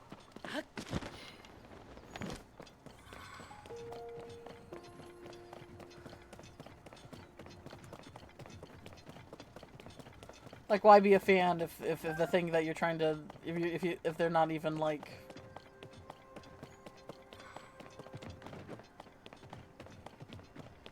doing everything they can to win? I don't know. Maybe it's right there? But it didn't look like it was actually in the canyon. No. It's like at the somewhere between the edge of the canyon. Sorry, so many buttons. It's somewhere like...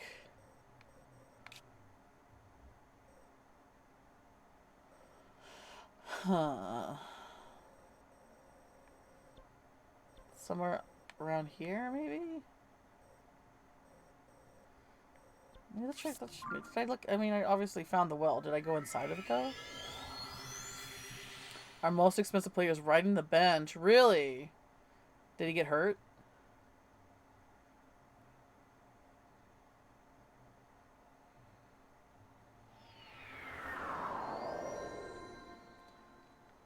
He's not injured, not allowed. He's not injured, not allowed to play. We are a few months into the season, and he had played a total of 5 minutes.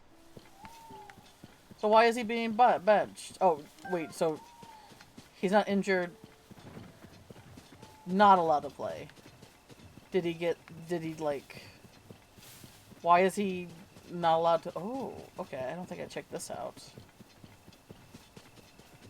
This might be it, because I remember coming across this and, like, waiting for later. Because it was a well that led to the depths.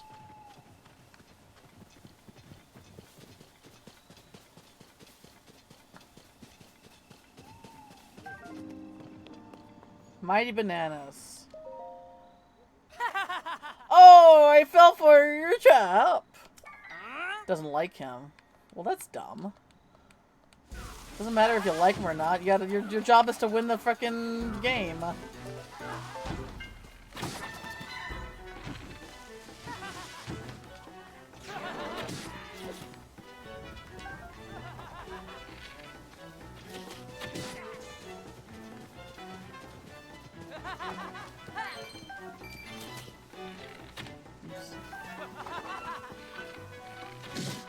Fucker.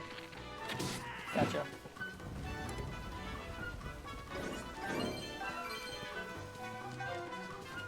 Was there another one?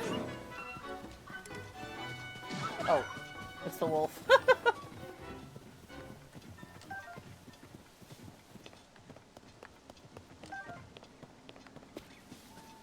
Maybe don't sign someone you don't like. The money could have gone somewhere else. Yeah. No kidding. How much arrows do I have? 24? Maybe we should go arrow. I think I'm gonna do that. We're gonna go arrow shopping and then we'll come back to that. It's funny. I keep doing this where it's like, I get to the place I need to go, but then I'm like, maybe not. Maybe I should stock up on supplies. And then, I don't know. Oh, wait. Was that a red moon? Oh, man. Is it period time? Is it that time of the month?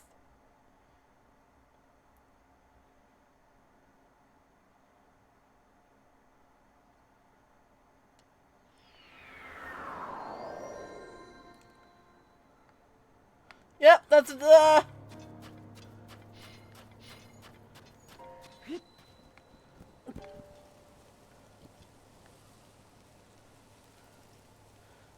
We did have a raccoon. Ran across the field for like 5 minutes. Oh, really? Aw, I love raccoons.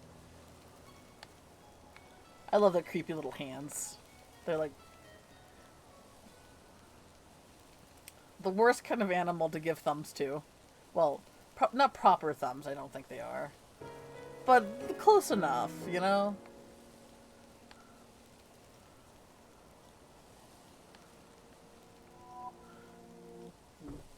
It was a good thing I didn't actually go into that hole, because anything I killed in there would come back up.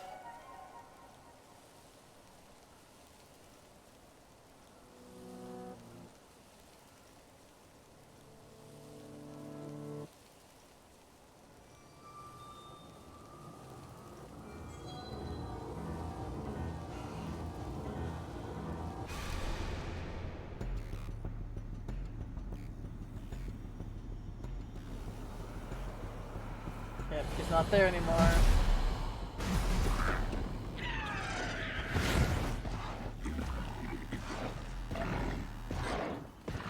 It's creepier. It's creepier, like, that it acknowledges that it was never her. Hey.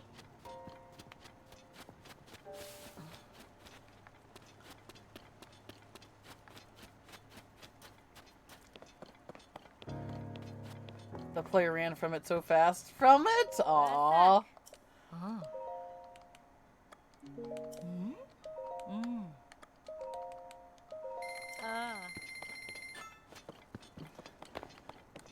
Finally, you see Hustle instead of running from the raccoon, huh?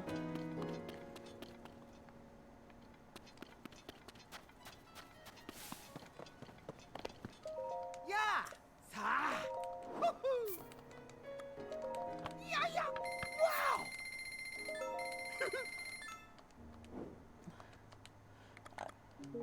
I watch a lot of I follow a lot of critter blogs on my my Twitter account, and a lot of them I don't know exactly which one it is because they kind of all blend together when you follow a lot of them. One's been posting a lot of blonde raccoons, and blonde raccoons are fucking adorable. I love them. They're so cute. Look how you just get him cheer the little guy. Yeah.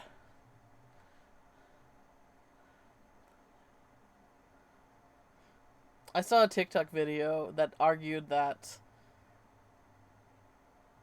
the fact that there has to be like some like a god out there is you know, like is everything like the internal debate, like is everything here by chance, or is there like, you know, some higher being pulling the strings?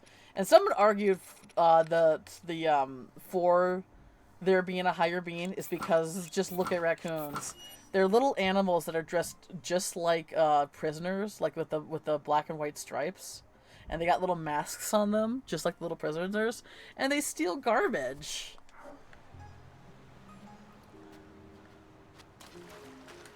And I don't know, like, obviously it's not going to be, you know, the perfect textbook case closed proof, but I definitely like that logic a lot.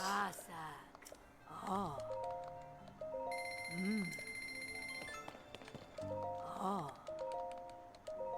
Sa.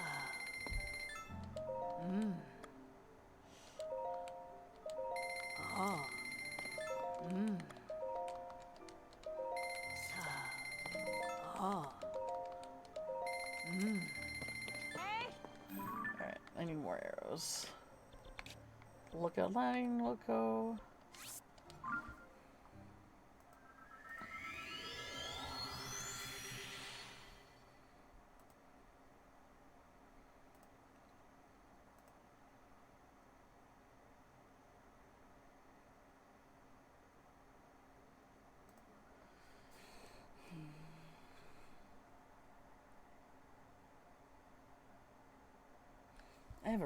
I have a raccoon stuffed animal that I got when I was like 2nd grade, I think, for Christmas. I remember specifically asking that year, I want a kitty stuffed animal and I want a raccoon stuffed animal. And I did get both. So, you know, props to my folks for finding those for me.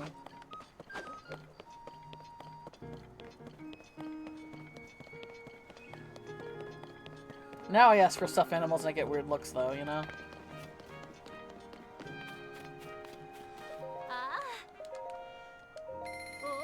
Not an interest you're allowed to keep when you go into your adult years. Yeah, give it to me. Torture me, BP. You are a pro at it after all.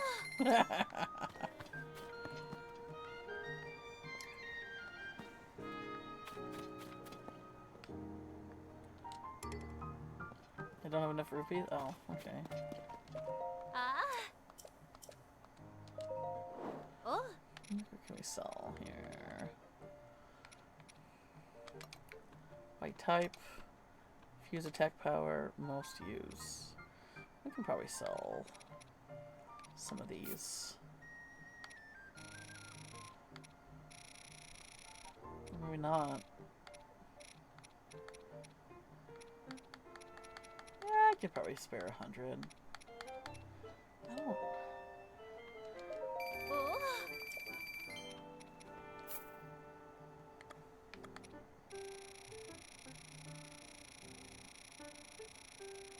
200. Remember I had 1,000.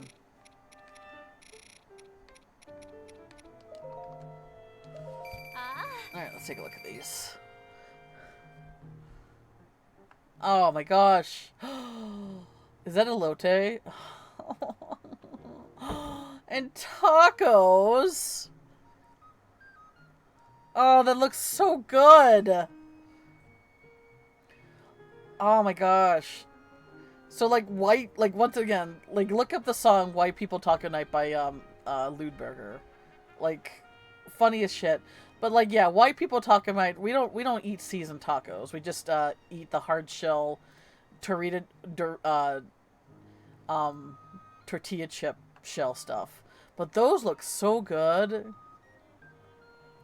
They look seasoned and they look like they look so good. They were amazing. Gosh. Jealous! Oh. Ah. Who's me jealous? Nah. No, I'm extremely jealous. Jealous. Oh. Ah. Oh. Ah. Ah. Oh. Quesabira, they were good. Oh man, they look good.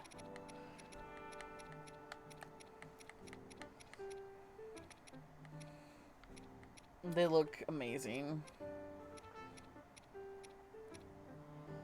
I'm sure there's a way to sort on how much I have of something by number.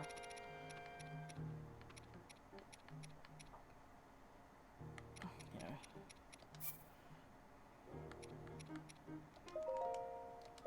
Oh. Alright. Ah. Oh. Not a food truck, but a food stall? Oh.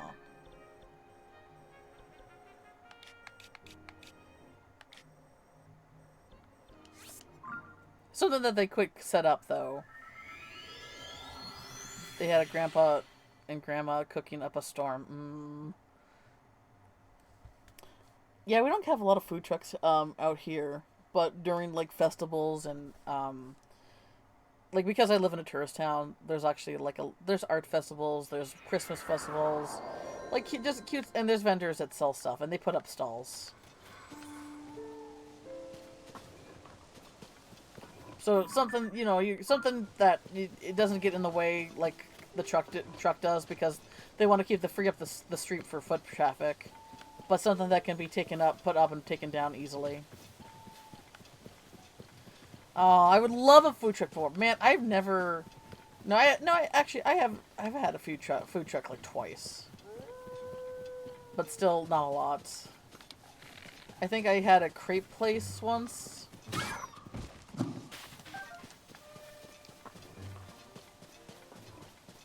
I can't remember. I don't know. It's been a while. I don't get out of the house much, as is. Because if I want to go to a festival, I want to go with friends and stuff, and I don't have any friends that live nearby me, and even so, I don't have a car, so even if I had friends, it would be mid-points.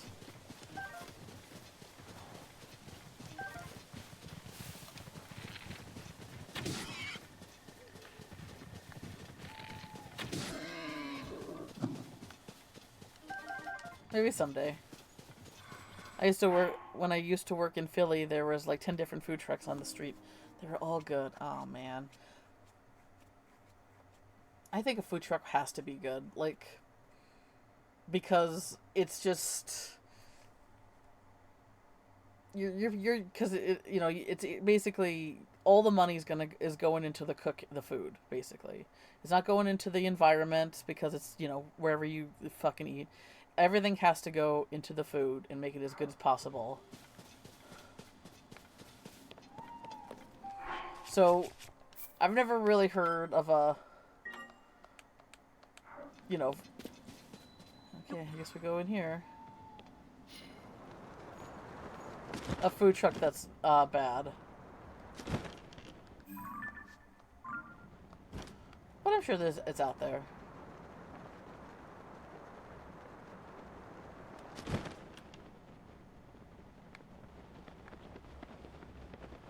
Oh.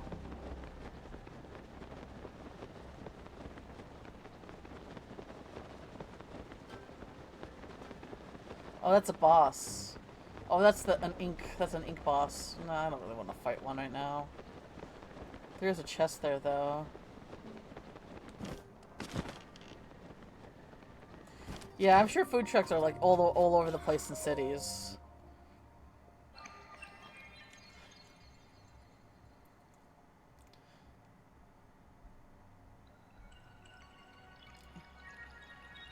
Like I live in a unique town because it's not, while it's very, like Montana, I would say most towns and and little cities here are pretty like on the rural side because Montana does not have like any major cities like at the level of LA, Philly, Chicago, like there is like nothing here like at that level like for hours away.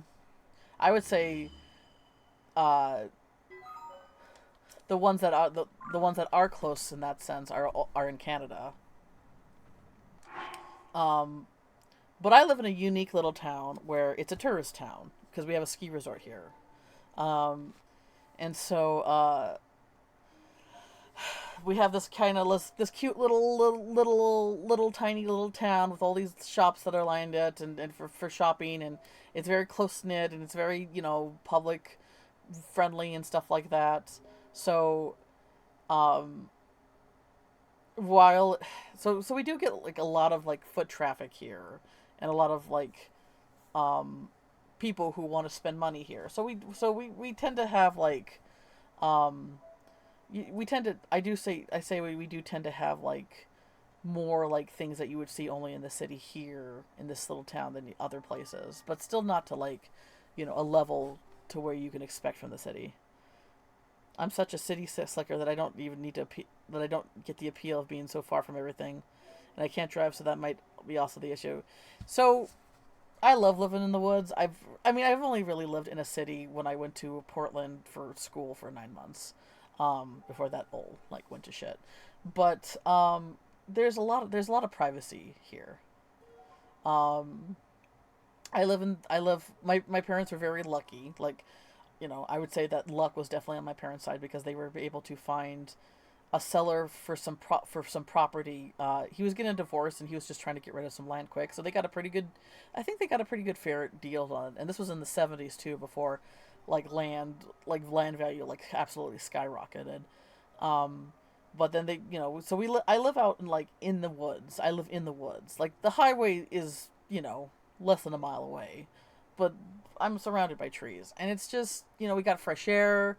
We have it's like very nice quiet nights. We see wildlife. There's a lot of privacy here. So, everything has its pros and cons. Would I like to be able to walk down the street and go to a restaurant that's very tasty and that would be great. But I don't know. The woods feels I love forests in general. Like I'm all about the magical forest, cottagecore theme. So it feels very formative for me, and I'm willing to like sacrifice the convenience of cities for the feeling of like being like in among nature that being in the forest gives me. You love the melting pot? I get that. I totally get that. It's just you. So chances are you grew up as a city boy all your life, right? And that's like the thing that you adjust the most to, and that's the thing that's the experience that you've had the most to, and to be without it, you know, you couldn't imagine it. Where I'm like the opposite. I grew up in this is my childhood home. I grew up in the woods, away like. It definitely sucked as a kid because I was desperate to make friends as a kid, and I wished so desperately that there was a way that we could like live on a regular suburban street where kids next door, because I would see that all the time where kids who live in the suburbs had friends who would play, and they would just go to each other's house, like they, you know, like it was just one big like family and everyone just played together and stuff like that. I craved that so much as a kid. And I did not. And the thing is, the neighbor kids that I have out here weren't really great. I don't think they were not a good mix. I would say is the best way I can describe it. You know, quickly. So I definitely didn't like living like away from like other kids because I just really wanted a friend. But now I'm an adult. Now where it's just like. I don't know. Like I don't know. It feels, it's relaxing, it's green, it's fresh. It just, I don't know. It does something for my soul, I guess.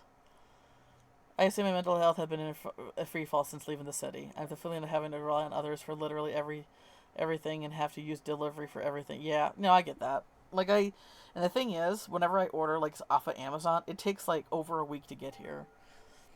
Whereas, like, sometimes I order gifts for people and I send that to them, and it's like, oh, they get it in 3 days. Like, are you fucking kidding me? No, not, basically, we have, like, stores and stuff shops here, but, yeah, they're, like, a good 15 to 20 minute drive away. You're in the suburbs. I have same day for a lot of things. Yeah, no, not here. The big reason is because I don't live, like I said, where I live, there are no major cities here. Like even if you live in a small town, like somewhere in the U.S., chances are you still live like maybe a couple hours away from a major city, you know? Maybe you live, like maybe, so like that way, you know, things can get shipped quickly to the major city, and then it will take like an extra day to get to you. But where I live, there is nothing. There is no major cities. Montana itself does not have like big major cities, period. And then, so everything like has to be like, so everything takes like extra steps to get here. So it takes a while for things to get here.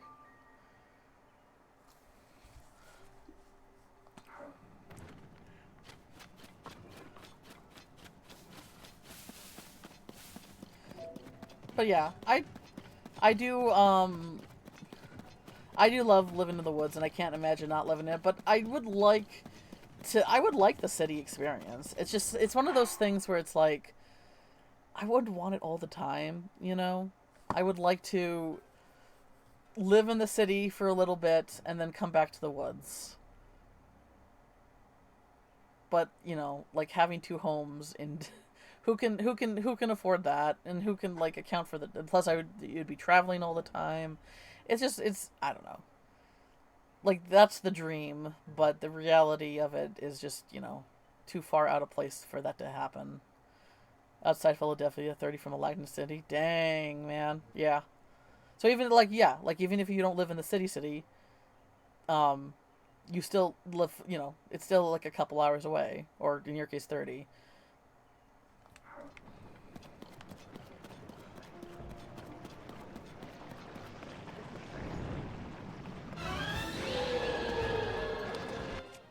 Alright, we need to do this.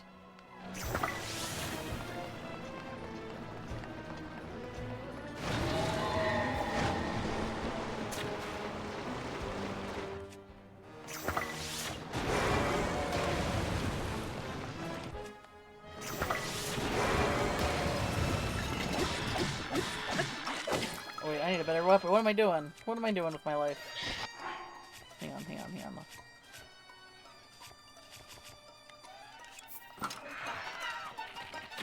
Oh man, I suck.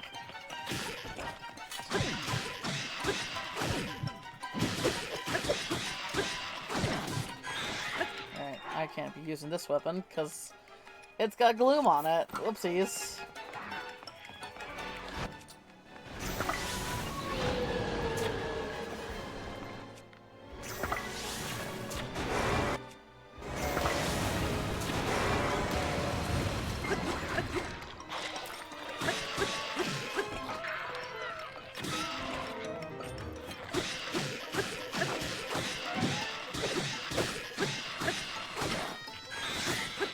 I gotta bring out him. I forgot that I put him away.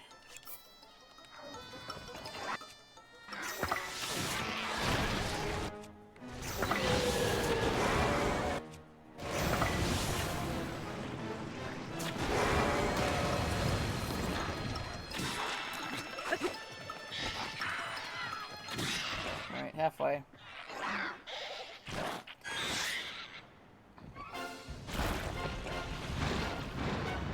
Ugh, I hate this part.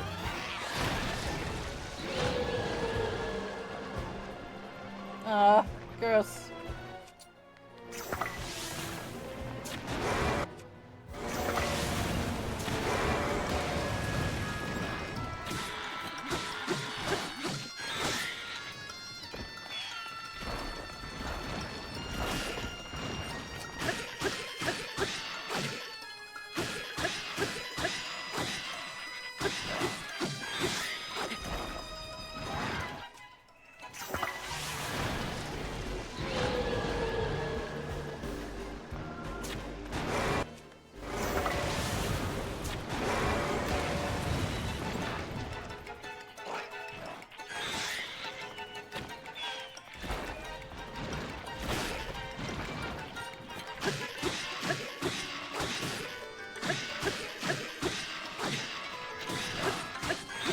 Ugh.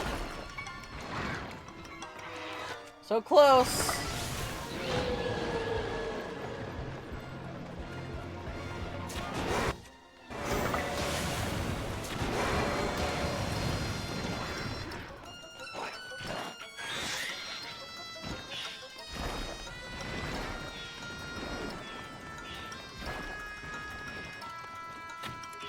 Motherfucker.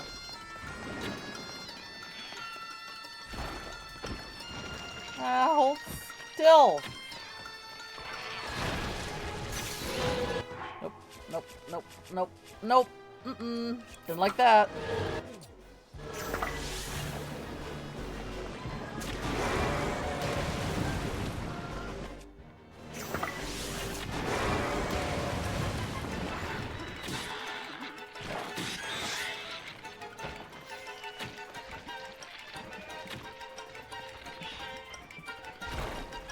Ah.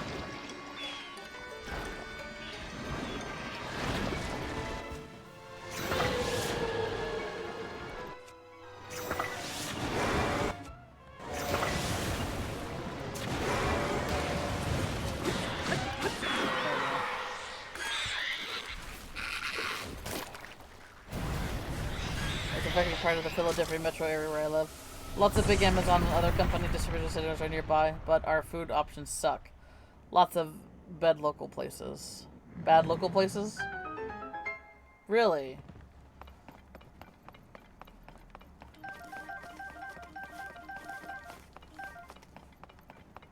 In this entire time, we have only... Oh, yeah, see? And that's the thing, not that we don't have traffic here, it's nowhere near as bad as city traffic. That's another trade-off, I would say.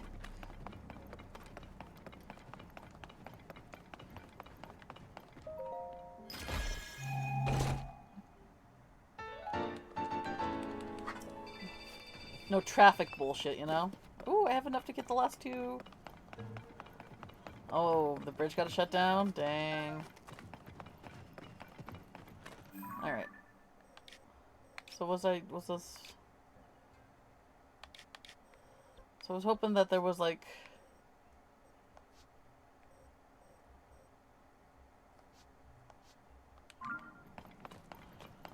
Let's just go north.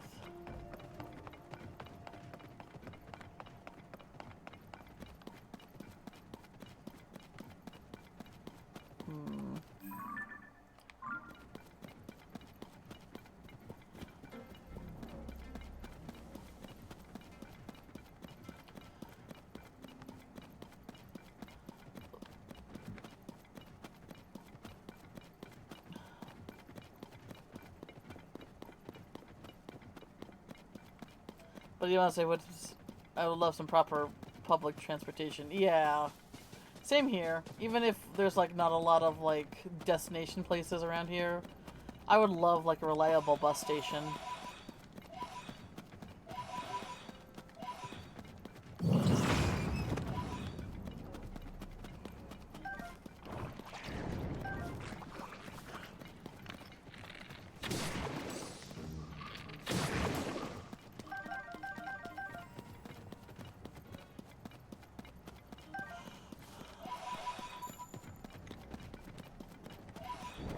Like, okay, I was definitely not someone who looked forward to driving as much as like my peers did. I I have often always been a pretty anxious person. I would had nightmares in my like childhood youth about me finally driving, and it always resulted in me crashing the car. It was like I did not have like any like confidence or like urgency to drive. I actually did take driver's ed, but because their whole teaching motto in driver's ed is because, oh, these are like overconfident teenagers, time to take them down a notch. When you start off with like no confidence or being assured, you know, feeling like you can do this, to take that sort of teaching model to someone like that, I had less than when I started off when I went through driver's ed. I obviously did not pass or get my license. And I didn't get my license till I was like 23 because I needed it for a job, the call center job actually. That I was talking about earlier stream. Because it was the next town over and it was too much out of my parents' way to drive me there. But like ever since I like but every like I've just had the worst luck with cars. Cars, like everything can go wrong with cars. They're so expensive. They're so expensive to buy. They're so expensive to maintain. The insurance you have to pay for it is expensive. And plus you're counting on everybody else on that road. Like the reason why car accidents are higher than plane crashes is because you're counting on so many more variables. You're basically hoping that every other person in a car knows what they're doing, knows the rules that everybody's abiding by, and is not like gonna, you know, be an oblivious asshole. So every time I get in a car, it's like I feel like I'm just screaming in my head, like when I'm driving, I should say, I'm like screaming in my head the entire time. Like what's that person do? What's that person do? Oh, they're merchant. But then what? But what if I didn't want it? Like that's it in my head the entire time. Like there are times when there's like my logic is so fucked up when it comes to driving. It's like I need to make a right hand turn and I look left to make sure nobody's coming, and so I'm like halfway going like through the turn, and then I imagine myself getting T-boned because I didn't realize someone's car was invisible. Like that's the level of crazy that happens in my brain when I'm driving. What? And it's like it's I don't like there's I like the idea of like going out on the open road and being free and exploring and traveling places, but the moment somebody wants to drive a little bit fast, like it's like a 2-lane like road, and the moment someone wants to drive a little bit faster than I'm driving and they get up too close to me, I can't fucking enjoy the drive after that when it's like that. Because I want to enjoy like the scenery and the, you know, like obviously still keep my around the road and the ride and stuff like that, and this person just wants to get where they need to go. It's just I don't know. Like there's like driving is very romanticized in general, but I don't get it because there's just so much like you gotta count on the complete strangers and trying to enjoy being the one driving and trying to enjoy the ride is just too hard. But yeah, like but you need cars to go places. America's huge. I don't know. I feel that. I knew I couldn't drive since I was much younger. I find it overwhelming. I was completely alone, no problem. I think, but add other view. Yeah, yeah. The most American thing you can do. Yeah, driving's overrated if you don't live. Yeah, yeah, exactly. Hi, Brady. How's it going? The public transport shit is commie propaganda. Well, the thing is, the whole like buying a car thing in America is so fucked up because you have to go to a dealer if you want to buy a new car. You can't go to the actual companies themselves, and it often has to be in person. Like if it's a used car, then they don't get monopoly over that. But the thing is, you have to like count on the used car, them being truthful to exactly the you need to you need to be count on the whoever is selling the used car to be truthful about how many miles it has, was it in any accidents, blah blah blah blah. It's just a fucking mess. I don't want to. I don't. Man. And ever like other than my first car, which was I accidentally hit a deer that came out of nowhere in the middle of the night. Was just in the middle of the road. That's a whole thing. But every other car I've had has only lasted like maybe a year before it just starts to absolutely go in shit. It's just and these were all used cars, by the way. It's just so much of a headache, and you're paying so much money just for the insurance alone. Oh my god. But it sucks. Yeah, but it sucks though, because if you like luckily like we got Uber now and we got cabs.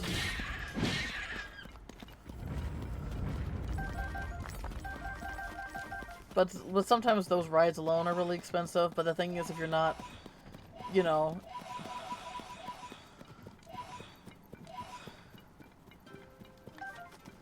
if you're not like paying to keep a car.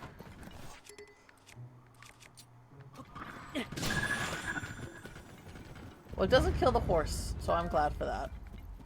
Because I don't want to kill the horse. Where's the horse? Here's the horse.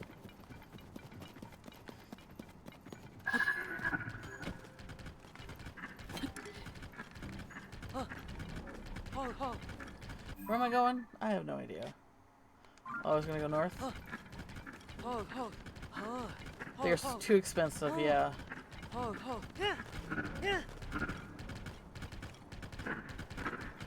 Aw, I love it.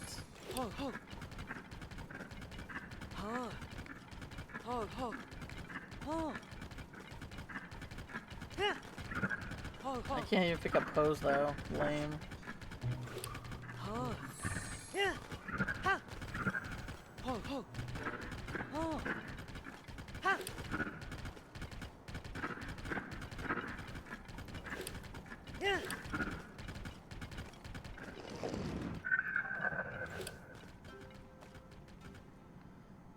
Is this like a...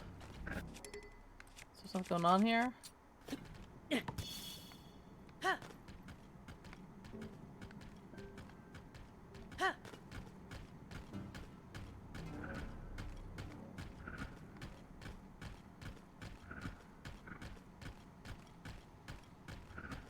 should be like a route around here, right?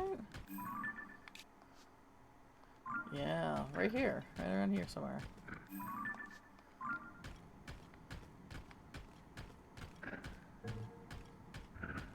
Why are these guys easier to control than actual horses?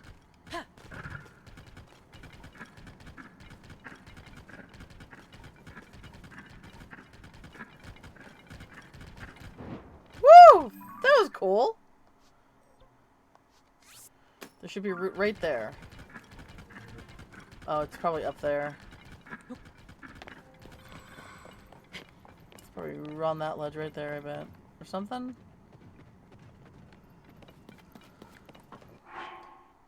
Suburban design is the states is so bad. Yeah, I actually watched, I think, an Adams Ruins Everything episode on it, where they're they're basically like, depending on how deep you are in this a suburban area, because they're like their own little like colony. Because there's really only one way and one way in and one way out into suburban areas, and depending on how far you are in deep into the suburban area, it can take a long time just to drive out of it. My sister lives technically less than a mile away. It's about a 10-minute drive because we can't legally walk there. Really? All we got is a 4-lane road with no sidewalk. Oh. Not even a crosswalk?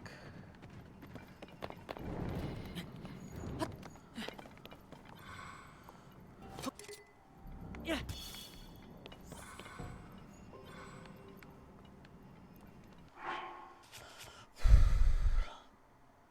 Nothing. That's stupid.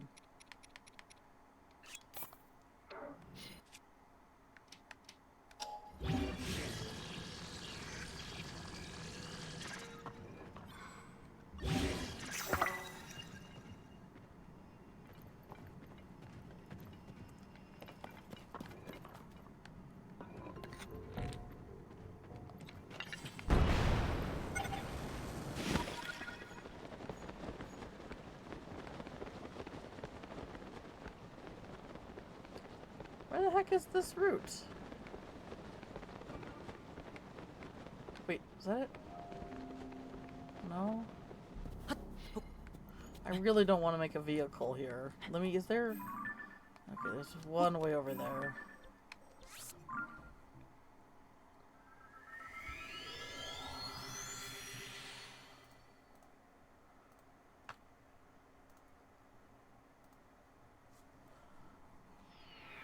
My parents are looking to move. Unfortunately, my ultra-conservative brother, who has literal brain rot, thinks cities are just teeming with crime and destruction, and is trying to convince my mom to place even further away from any cities. I did one of your brothers lives in Arizona, right? Which, like, you can't pay me. Like I know not all Arizona's bad, but like I hear like how hot it gets in Phoenix, and I'm like, you couldn't pay me money to live in Phoenix.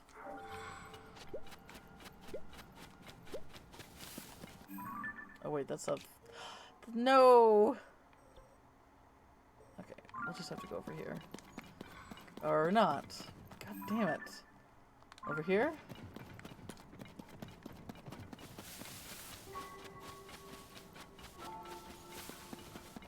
I mean, you said that your parents, Mirror, I just want to a walkable city. Is it too much to ask? I mean, the thing is, cities are expensive to live in. And while, like, the only you just have the reason why there's like a higher crime rate is just because there's more people there. So you kind of do have to be a little bit more self-aware about, like, you know, where you are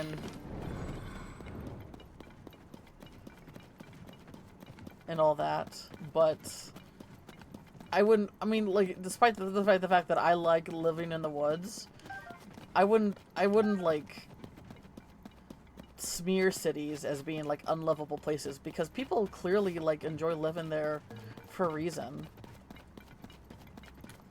Being being around other people is and you know, and learning about and being a part of each other's lives and learning about different cultures, like, as you say, a melting pot, like, that's a wonderful experience. And you say your brother is trying to, you know, get them to do this, but your parents aren't buying it, right? Like, that's something you did say?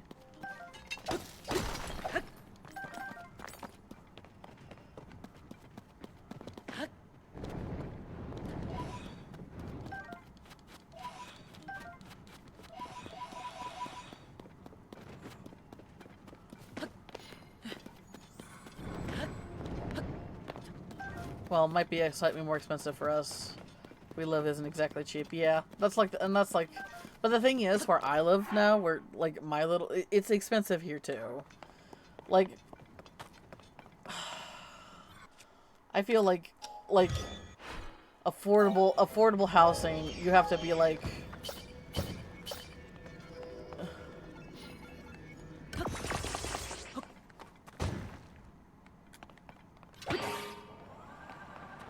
No, no, no!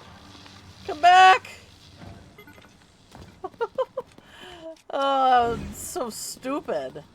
Why am I so stupid? I told them I just move on my own if they did that. Where that we live now is about as far from civilization as I can handle. And I think that's very fair.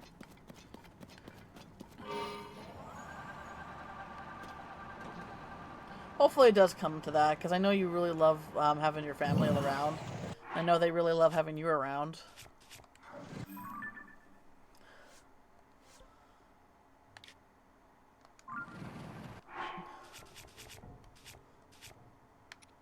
But sometimes you have to, you know, take care of yourself. Oh, is that what I'm looking? Yeah, that's what I'm looking for right there. That was what I was looking for. There it is, though.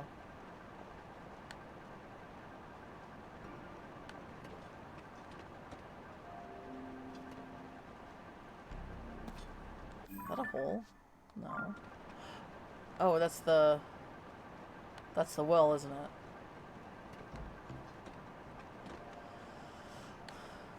I mean, are they seriously considering moving out to where one of your brothers is? Like, do they want to live in a more rural place? Do they not like the city? When I go on vacation, my favorite thing to do is walk around and do things for myself, like walk to the coffee. Yeah, no, I'm totally with you there.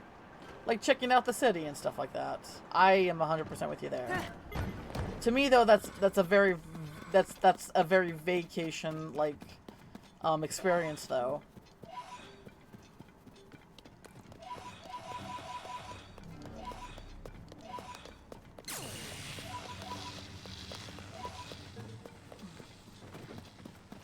Eventually, I would like to return back to, you know, the quiet, tranquil place of the forest. They just want a one-floor house.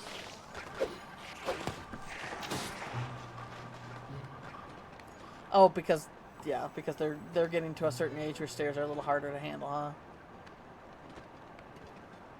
That's very fair.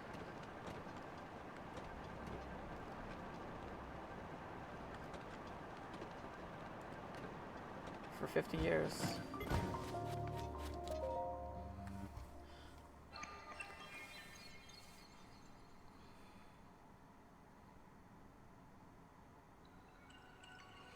Well, hopefully everyone can find something that suits them. Hopefully they can find their...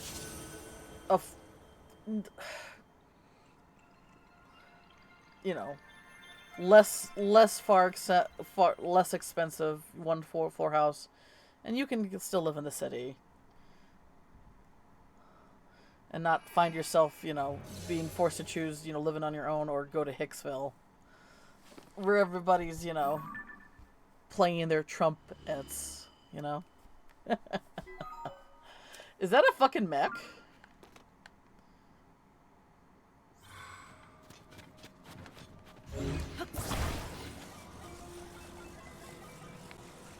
What is going on over here? No, it wouldn't be a mech. Is that a Poe? What is that?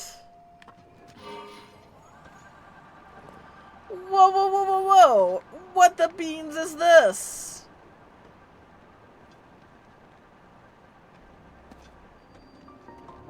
Cliff Beringer statue. Was this a Poe? Oh, it's a Poe!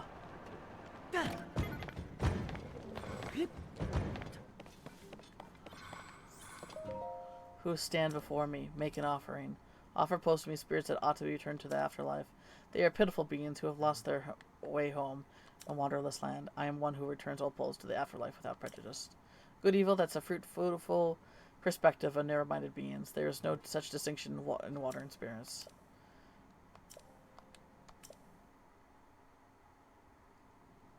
My brethren and I have combined our powers to create the Dark Trousers.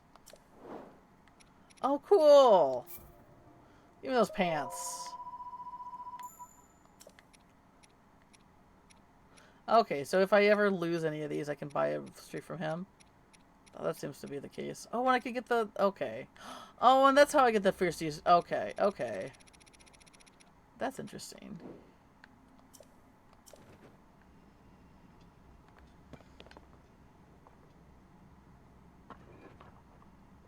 Dang. Cool ass post statue. Here. Allow me to plant. Yeah.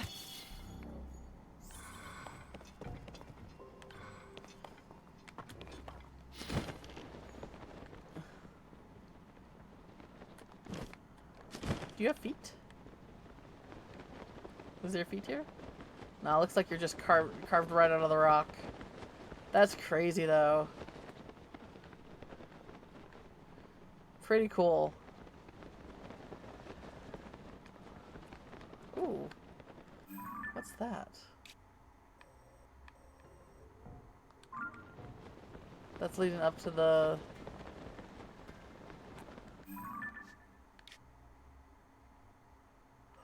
Wait. That's a surface. Let's see over here. We have considered states where we won't even consider. Florida, yes. Texas, no. Fuck Abbott. I mean, fuck Florida. Suck DeSantis. Texas, fuck Abbott. Georgia. I hear a land. Okay, so the thing is about Georgia is I hear that there's the state of Georgia and then there's the cities in Georgia, and it's two different experiences.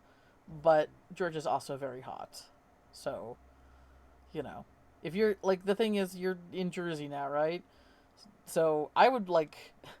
I mean, I guess, no, your family does come from Puerto Rico, so that maybe, like, maybe it being hotter wouldn't be a big deal for you guys. Or for your parents, anyway. For me, I could not. I could not! Never! Never, never, never, never, never! Nope.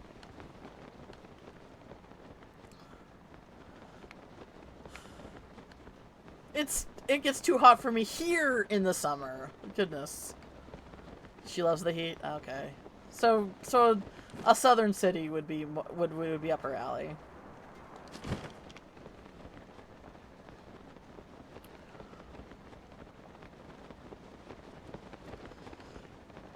I don't like being sweaty.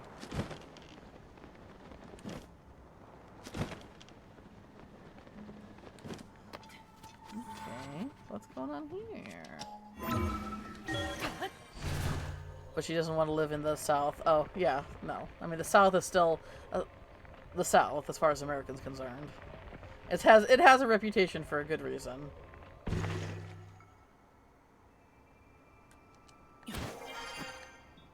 What is the point of these? I don't get them. They just lead you back up to the surface, and that's it. It just feels... I don't get it. I don't get it. Alright, and I couldn't find the Yiga... I thought this might be it. But I couldn't find the, Alright, we'll just go to the, like, the other hideout. I don't get it. I guess, like, just how you, like, have, like, holes that lead to the depths, maybe those are just... things that you can, like, they can take you back up to the surface. Maybe that's just what they are. She was like, is New Hampshire cold? Yes, Mom. It's very fucking cold. I mean, it's cold in the winter. I mean, global warming is still a thing that's happening. So... it's probably not too bad for the rest of the year.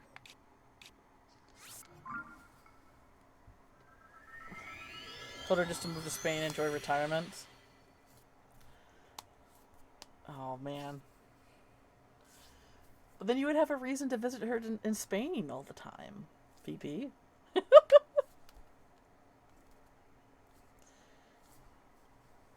You have a reason to check out all the cities there.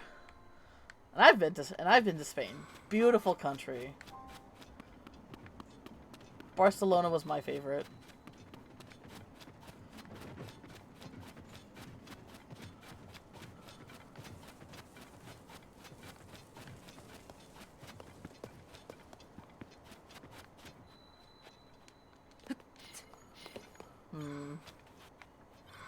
I guess I gotta go over here. Yeah, alright. I'll do that then. Madrid. I mean, it's been like it's been like, what, like 2000? It was before the whole Twin Tower thing. So it was like 2000, it was like the summer, it was either 2000 or the summer of 2001 when I went to Spain. So it's been a while. But Barcelona was my favorite. Madrid was also really pretty. I wish, like, I was definitely I was still definitely a kid.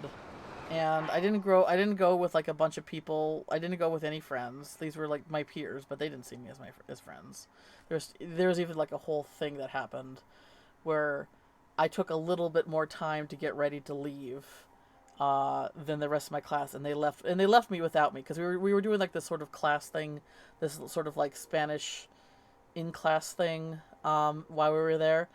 And yeah, we were assigned groups, and everyone left without me. They didn't, like, I was just taking a little bit more time to get ready to leave. And I was the one that was punished, by the way. Um, and then I remember talking to my Spanish teacher about, like, why didn't you think they wait for you? Why did you, like, I don't know, probably because they don't really see me as a friend, probably because I'm and then it basically, because I don't know, this is how I was raised. It became like a whole discussion of me being too fat to be liked by my peers. That is 100% what happened when we had a discussion.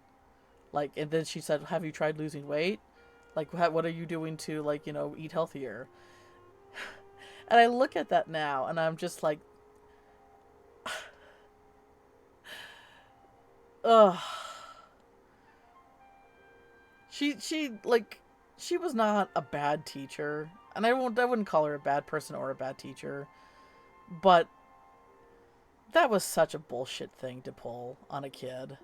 And yeah, no. Like, you definitely, fuck you in that moment. I recently learned that not recently, this was a few years ago I learned this, but she had she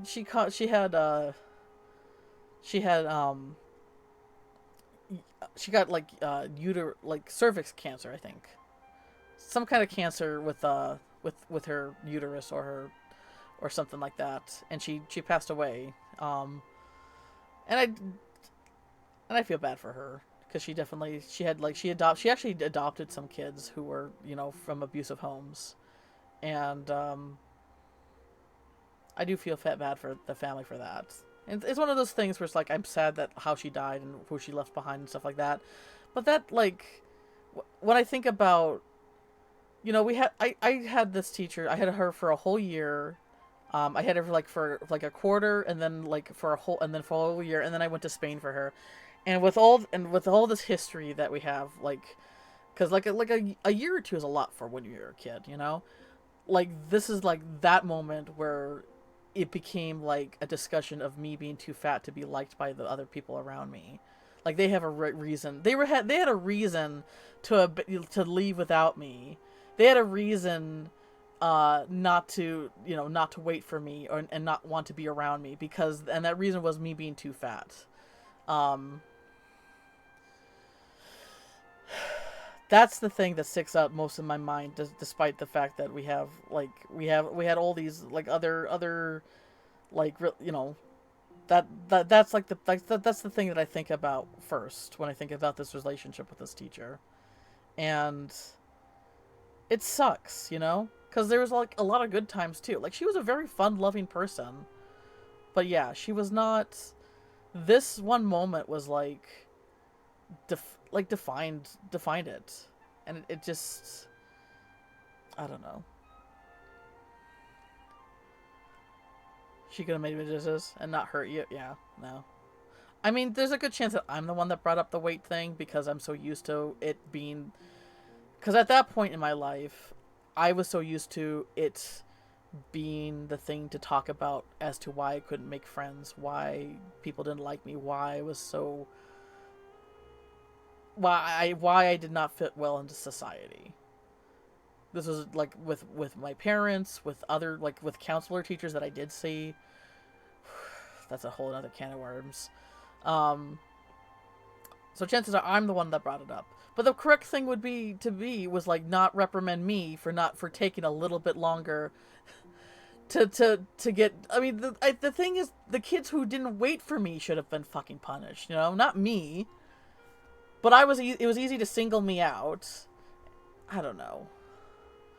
She was indulged. She should, yeah, no. She should have empathy. She should have not made it about that, and she should have recognized that, hey, you need to like the people in your group need to be aware of everyone and not leave without you and pretend that you don't fucking exist. Like that should have been the case there, but it wasn't. I don't know.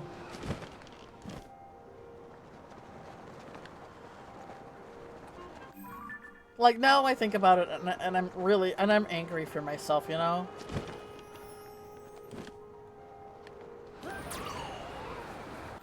I'm angry for the kid I was, and the faith that and the faith that I put so much into, you know, my teachers.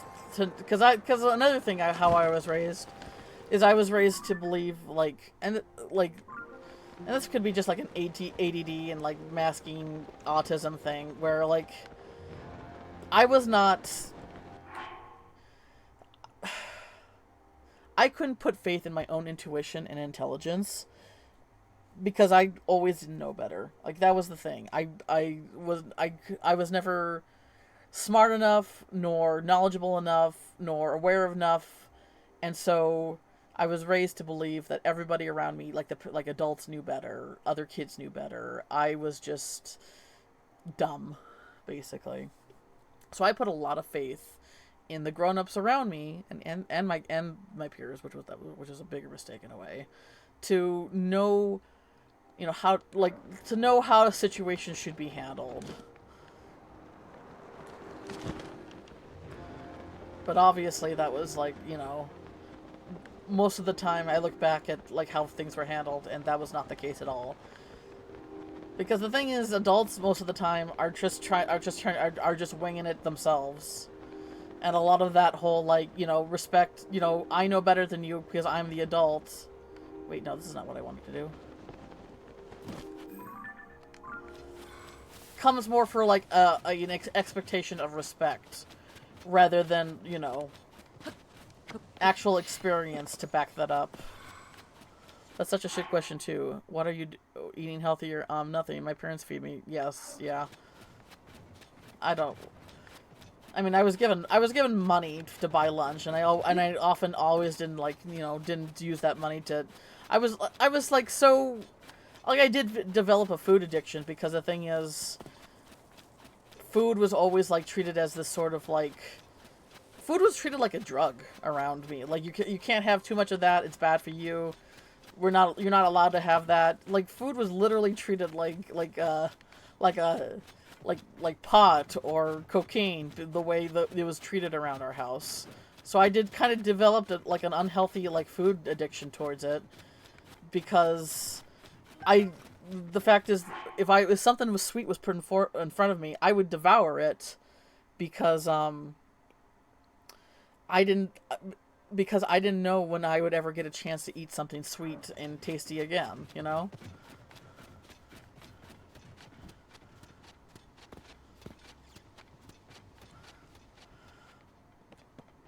So so a lifestyle that was supposed to help me, or like help control, you know, like, you know, a weight struggle that I was dealing with, ended up, you know, making it worse, because it destroyed my mental health and my relation and gave me an unhealthy relationship with food. There's a chance that this guy's Yiga.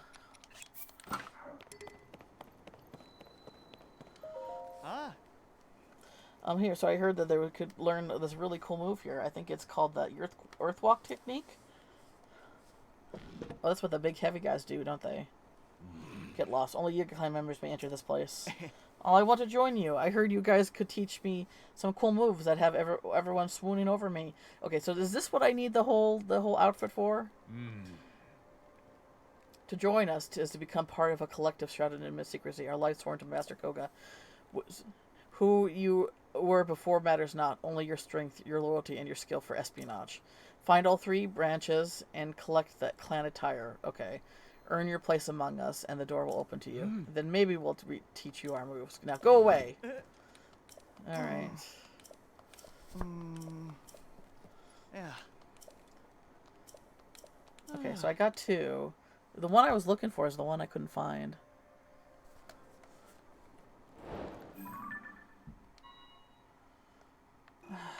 Three branches for the clan attire. And so, this is the map with the 3 branches. I went to the one in the plateau, which is in the middle, and then I went to Robbie's, which is in the upper right-hand corner. It's the one that's north next to the Lost Woods that I could not find.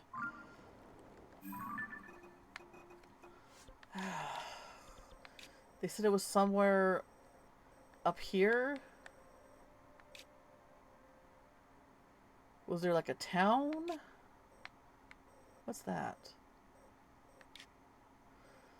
Like the other, but the thing is the other ones. So where's the plateau? So here's the plateau.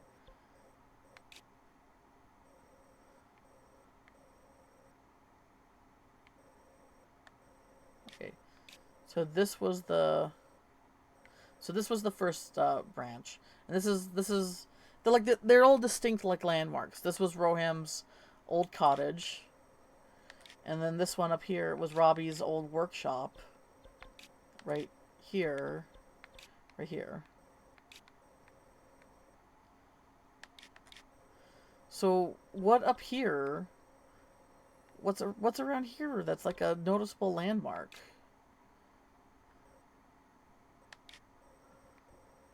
There's nothing. There's nothing. Oh, maybe. No, it wouldn't be here. Like it makes it seem like it's the it makes it seem like that's the Lost Woods.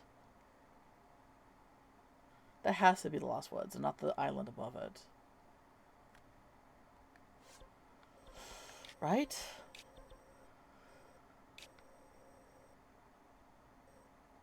But even then, what's around here that's a noticeable landmark? Man, I don't know. I guess one thing is that once it's very much a Yiga controlled territory, which is a hint. So if I maybe roam around and start seeing Yiga clan stuff, that would be my tip that I'm in the right area. Man, I don't know.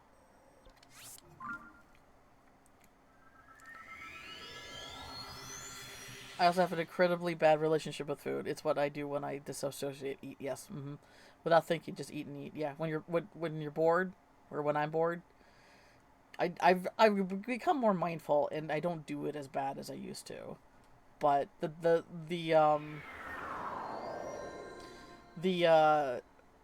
craving still hits every so often. But I've been doing a better job to recognize that and not indulge. But you know, not gaining more weight and then and maintaining weight, and then losing weight is two different beasts. Especially when they say the secret to losing weight is like insulin control, and the thing is I have PCOS, which is all about the insulin in my body going out of whack. So cool, love that for me. Anyway. And then when I come back into the control, the feeling of guilt. Yes. Oh, I 100% feel you there, BP.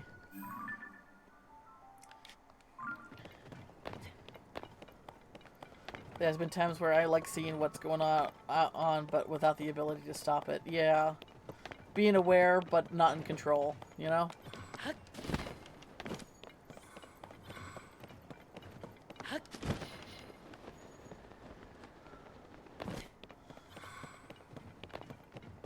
I would say that's like a good like neurospicy type of situation.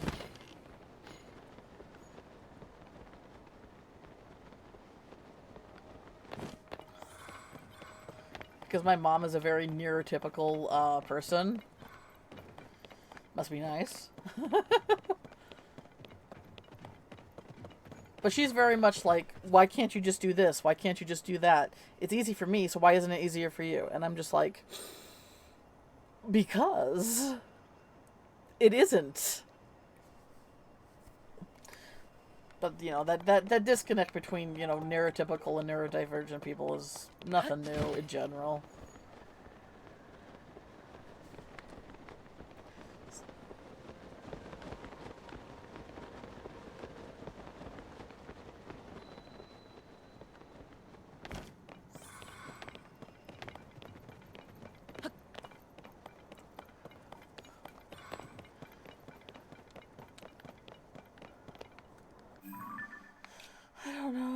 I don't know. There's like this little, it's just like, is there like a building? No, that's just some rocks. Is that a building?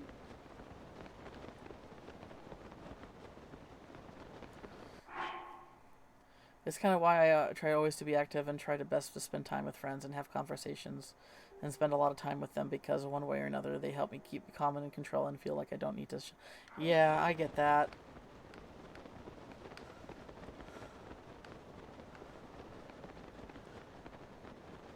Like, they help you, is that a dead one? No, he's sleeping. Oh, they're kind of cute when they're sleeping. Aww.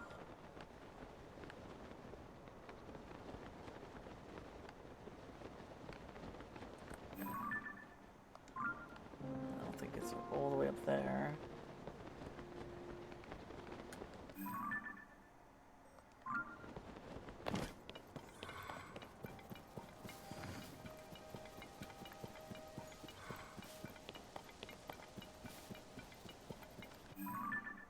Okay, so it's just this. These are apparently Zonai ruins.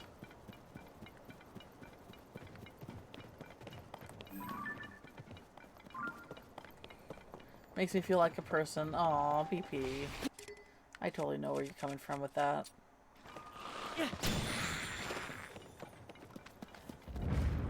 Friends can help you can help friends.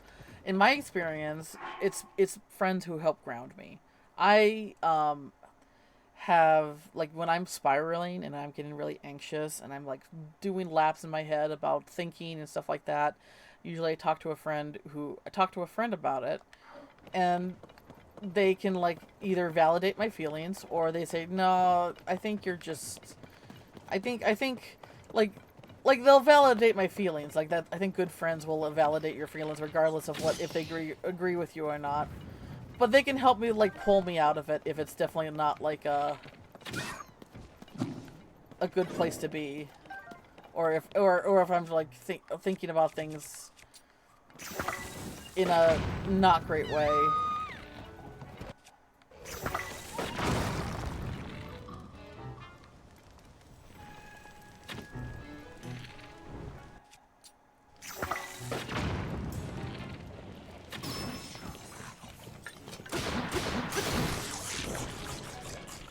Exactly, yeah.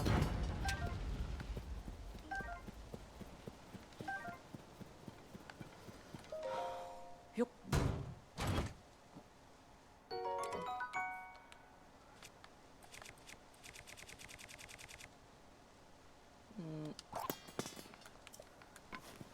Wait, do you have arrows?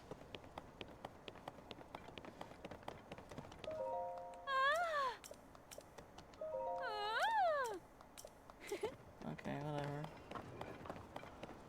Where is this Yiga place? Where is Yiga place? Oh, I haven't done a sign puzzle in a while. Oh, this is different. What the heck? Okay. It's just giving me these, huh? Okay,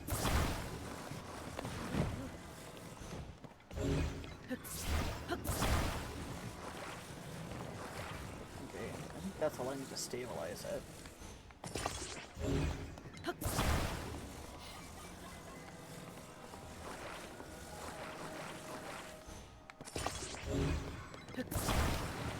Alright.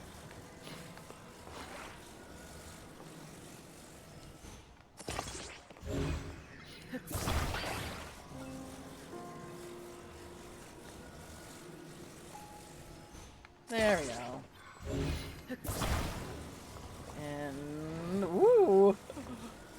Oh, this is a little bit. This is look away, kids.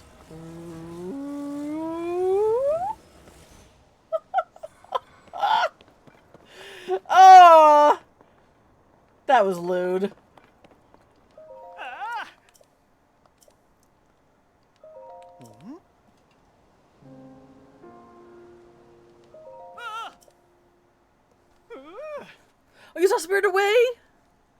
Oh, how did you like it? If at all. You skipped the oh, but I love the Yamadas. That's a very fun. I recommend watching the Yamadas BP. That's a fun one. That's very like it's definitely more comedy based than adventure like drama based as you get with his other movies. But Ghibli's other movies. But Yamada's is very like, chaotic family that love each other vibe, and I thought it was really sweet. One of the better ones in your opinion. Have you not? It's his considered to be his magnum opus for good reason. Nah, really? Okay. Well, if it's not for you, it's not for you. I really thought it was cute. Ah! Oh, it's spicy noodle. Spicy noodle coming there. Mm.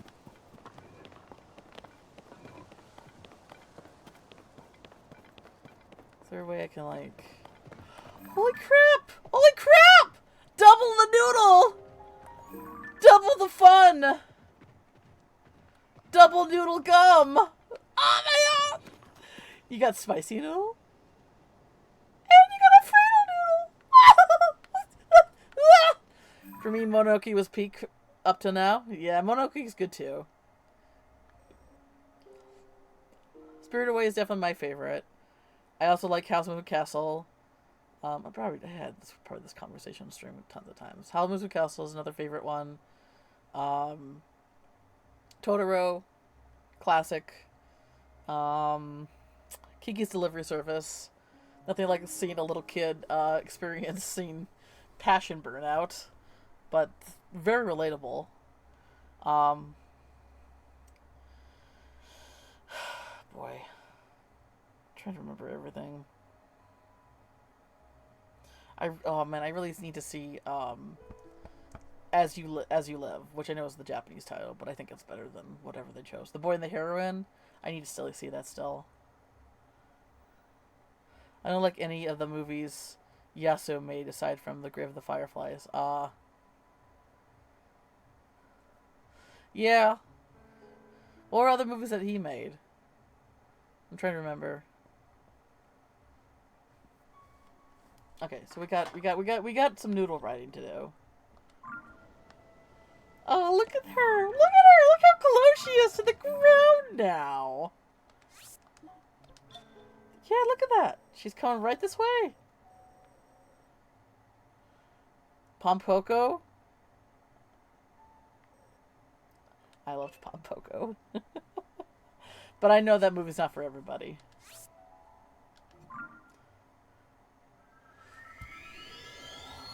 Pompoko is very much a Japanese movie with their without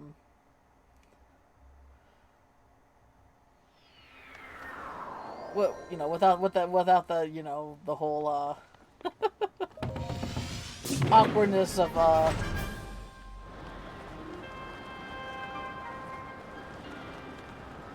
like I would say it's still very awkward, but it's because it's such a cultural thing that tanukis have like large genitals. It's treated more like as an endearing thing than kind of like a gross thing, I would say, for American viewers. So I can understand if that movie's not for everybody. But ultimately, the message of the movie is environmentalism, which I appreciate.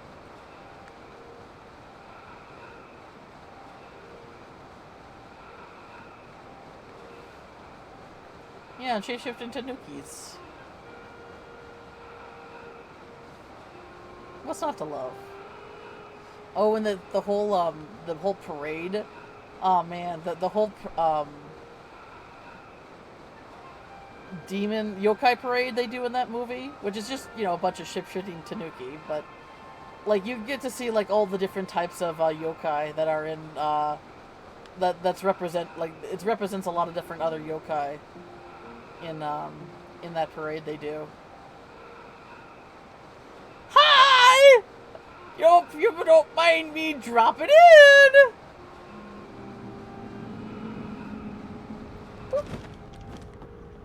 Hi! It's me again. I'm sure you're happy to see me.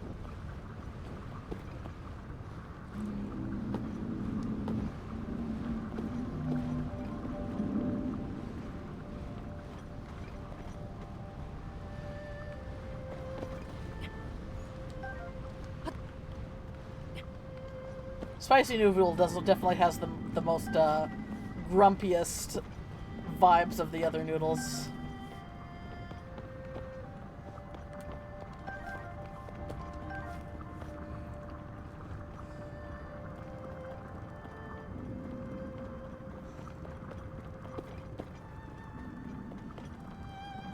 Oh, excuse me.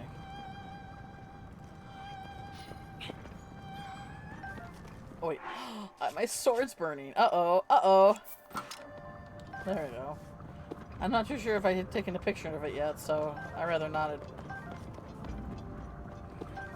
He also did only... Okay, I did like... God, only yesterday. I'm trying to remember. Only yesterday was the violin with the two kids, and one of them was a violin player, right?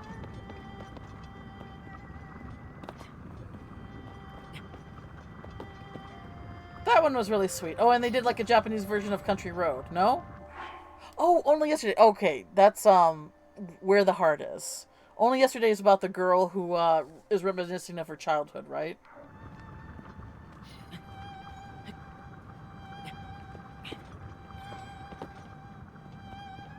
Beating each other. I don't remember that. There was this one. I think there's this one movie where you have this adult woman who's reminiscing about her childhood.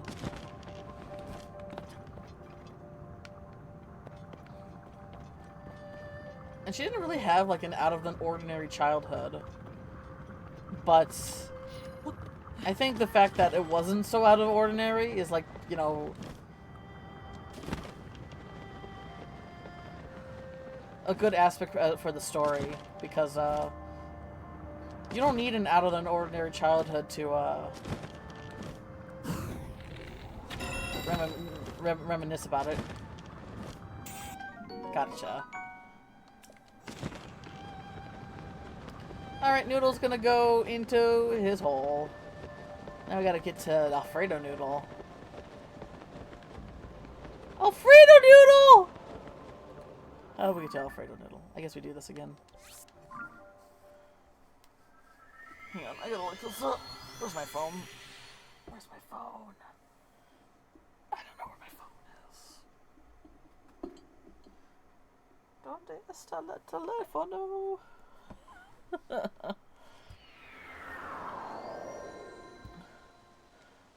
Let me just do a quick Google here. Wait, only yesterday would be the one. Yes, that's only yesterday. Only yesterday is about an adult woman reminiscing of her childhood. And it's been a while since I've seen these movies. And if I remember, her childhood wasn't like, there was like definitely little small moments that, you know, are out of ordinary of like a normal life that stand out. But I wouldn't say her childhood was in itself was out of the ordinary.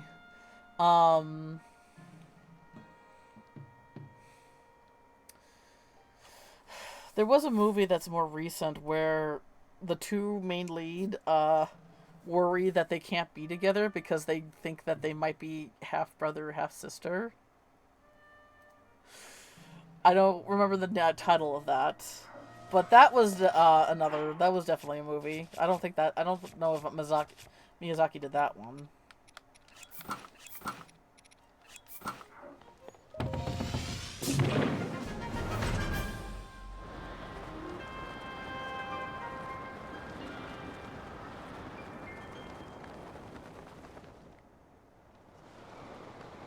is she?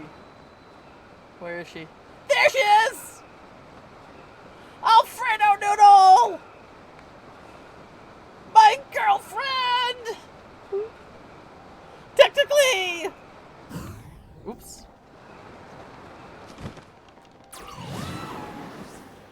Now, Country Road cover was amazing. Okay, and that's Whisper of the Heart, yes. I thought it was Where the Heart Is. Yeah, Whispered of the Heart was a really sweet movie. And then Cat Cat Returns is another Ghibli movie. It's not a Miyazaki movie, but The Cat Returns is another movie that I really like, which is technically I don't know. It's a sequel, but not. Like, it's so where Whisper of the Heart had like a story about the Baron, the cat statue, and then you have Muta the cat. And then The Cat Returns is like a sequel to the story of the Baron. So it's still so it's not the same universe as Whisper of the Heart, but it uses characters from a story that was told in Whisper of the Heart. Don't like that movie all that much. What, Cat Returns? I'm enjoying the more action-based movies, not so much the more romantic ones.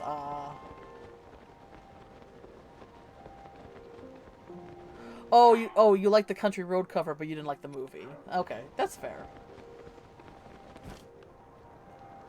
I would say that how romance is treated in Miyazaki films is often like a way, because there's that whole quote where it's like Miyazaki wants the two romantic leads to inspire each other to live. I think that's a very beautiful way to write a romance story. So I do like how romance is written in Ghibli films a lot of the time. But if it's not your cup of tea in general, I understand that. I'm curious if have you seen Howl's Moving Castle yet? I'm curious to see how you would like it, because it does have a very like big romantic part of the plot, but it's also still very actiony and like a big like overarching story going on soon. Yeah, so let me know how you like it.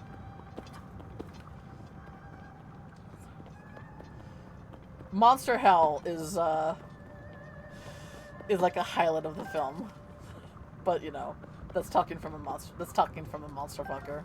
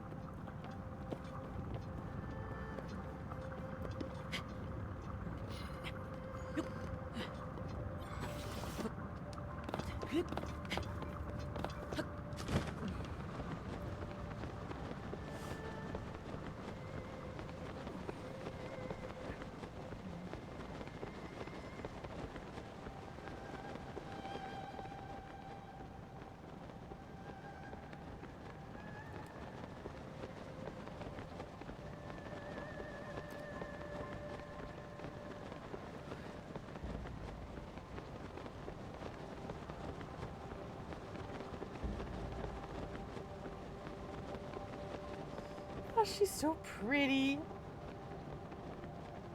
Look at that banana hair.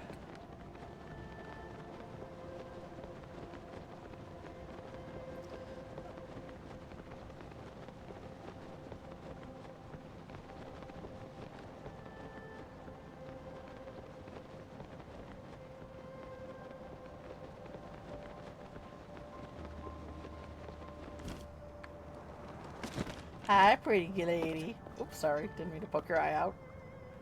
Look at those eyelashes. I will never get tired of that face.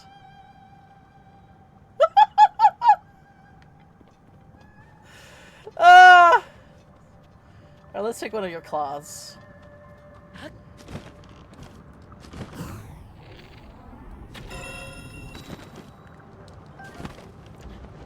got pretty good. We get pretty good at that. Something I noticed is that you go through her claws. Only the white scale part is actually like something that you can like interact with, but you just phase through her claws, which sucks because I wanted to be picked up by them. But whatever, I guess. Wonder what the next series will be after Ghibli. Oh, for Vid's movie night?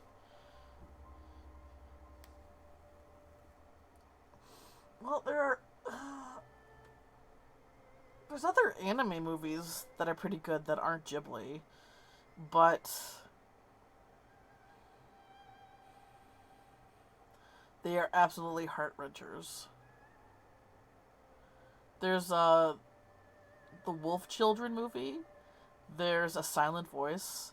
There's Your Name. Your Name, I don't know if you would like Your Name, because Your Name is very much the main drive is like a romance between the two leads. So I don't know if you would like that one. But you might, but A Silent Voice, and Wolf Children have romance in them, but there's a lot more going on to them. It's like there's some of it leads to like a romance, but it's like a relationship just between people and the struggle of like allowing yourself to be loved in a way. I would say that's definitely much a Silent Voice. Silent Voice is definitely one of my favorite movies ever because the struggle that the main character goes through of like forgiving yourself and just like being disconnected from people because you don't want to be hurt again. I don't know. It's I dislike romance, just not Ghibli romance. You dislike romance, just not Ghibli. So you're okay with Ghibli romance in general, but you just don't prefer it. You prefer it if it's not like the main focus, right? Oh. Oh, so you're saying you don't dislike romance, but you do dislike Ghibli romance. Oh, okay. All right, I see that. I would say that since you guys are watching anime movies, check out Wolf Children, check out and I can like forward these to Vid so she can like, keep them in mind. It's Wolf Children, A Silent Voice, and Your Name. Silent Voice will make you cry. Like, BP. Like, it made me weep. I, was shaking from crying at A Silent Voice. Your Name also made me cry, and Wolf Children made me cry too. But A Silent Voice fucking rips you the fuck open. I would love to. I guess, because the thing is, Vid's movie night usually happens like right when I stream on Saturdays. But since I'm gonna be not streaming for a bit, I won't be able to see like the movie very well, considering the whole eye thing. But maybe I can definitely check it out. We do other days too. All right.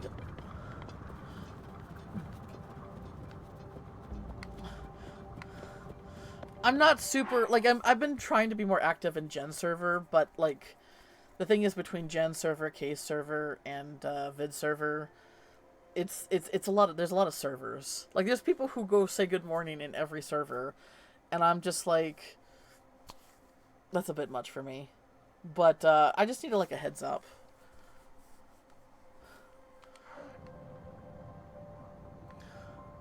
But yeah, I'm definitely interested. I would love to watch it. Mondays, Wednesday, yeah, I get it. Like, whenever people have the free time. Alright, where the fuck is this Yiga clan? Bye, I love you! Kiss, kiss! Kiss, kiss!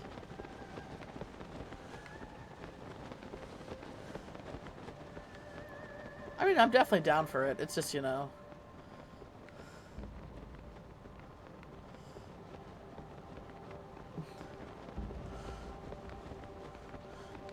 the whole scheduling thing. Because most times it's just you and Vid. And you guys don't talk at all. You just watch the movie, and you're just like in a chat room together, right? I tend to be the type of person that talks during movies. Because I don't know how to shut up. So, the fact that you guys don't talk to each other, you keep it in a chat room is probably a good thing. Because I know a lot of people get really, like, if I know somebody just wants to watch the movie and doesn't want to, like, discuss things as the movie's happening, then I try to keep in mind with that and zip my fucking lip. Just in text, yeah.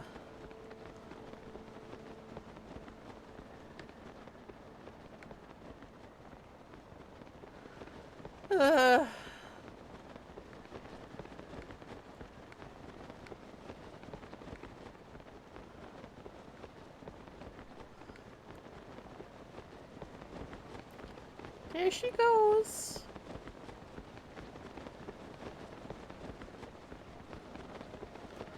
I don't know where this Yiga clan thing is. Whoops.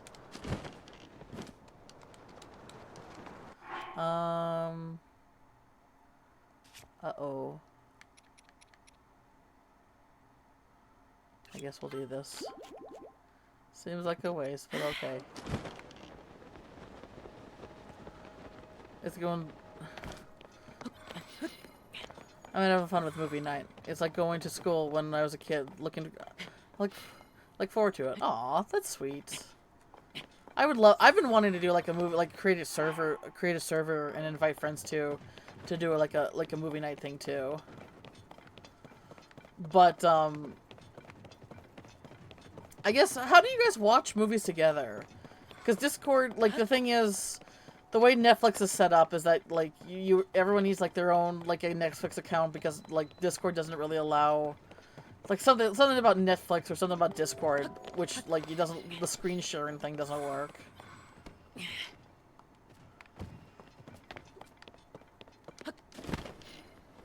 I miss the days when I was a big Xbox player, Xbox 360.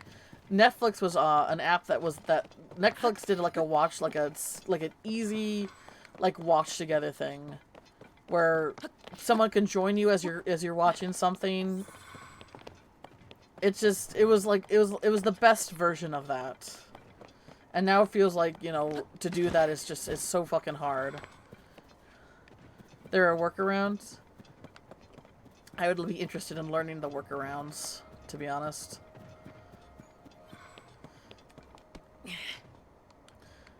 I'm looking for the yahas and there's none.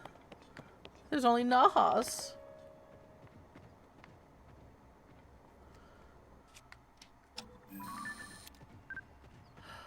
Can I get one of these fucking birds, please?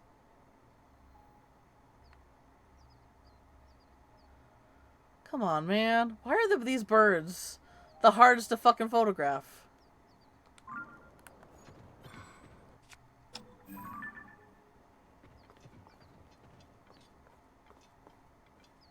Come on. No!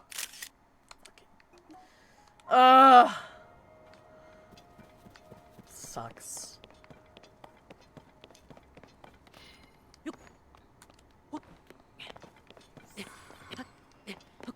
I mean, Vid seems to be very in control on choosing what movies to watch. Are there any movies that Vid hasn't watched that you have that you would like to share with her?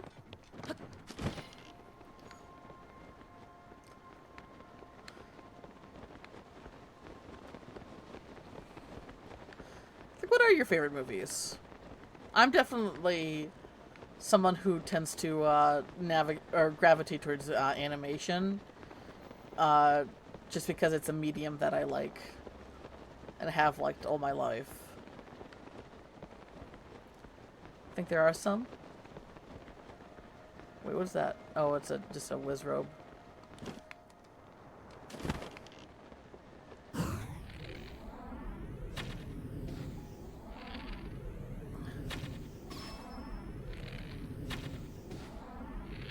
Can I knock you out? Almost. There we go.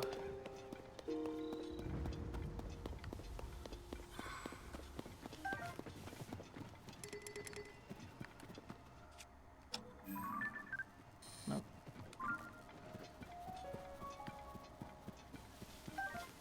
Is that all that's here?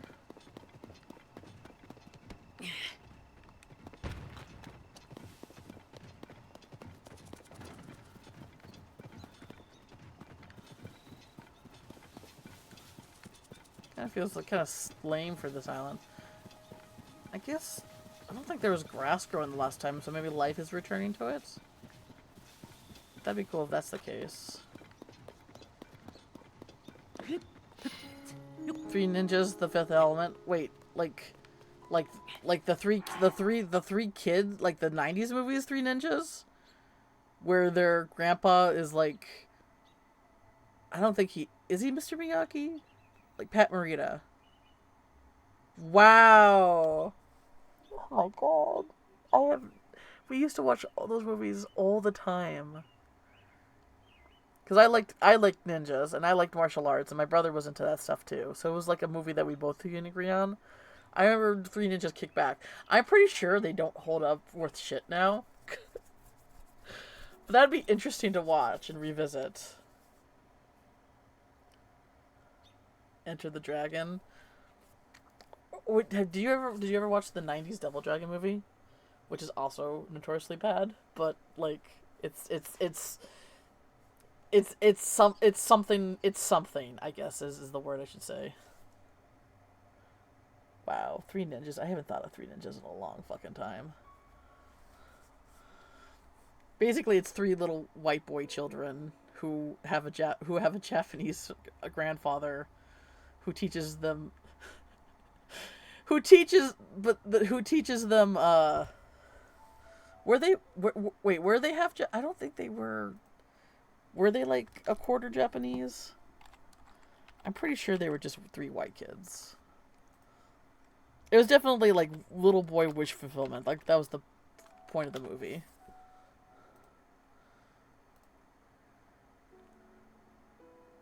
Yeah, they look like they're just white kids. Which, you know, it's definitely a a product of its time. I fucking love it. Yes. Oh, the Pippi Longstocking. There was like the live action movie, right? Oh my god.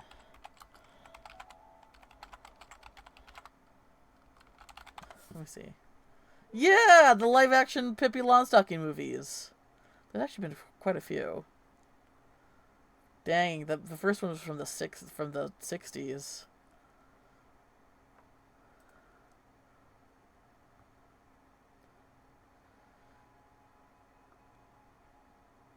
Ugh. Oh, found it out was Swedish. Dang. Oh, the show. Yeah.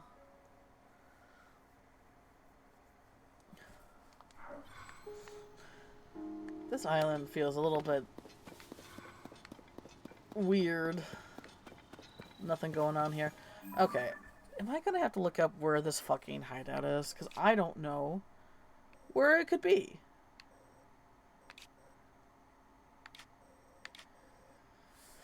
Okay. I'm just gonna get a hint here. Maybe I can just get a hint.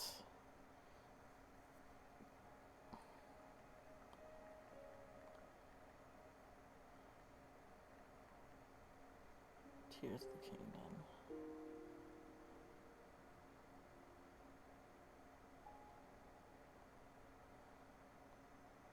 Just like a place on the map too would be great. Right, is that okay? So it's right around here. It looks like. Oh, it's that dark spot. Right there. All right, let's check it out. Johnny Mnemonic. Johnny Mnemonic. It sounds familiar. Hang on.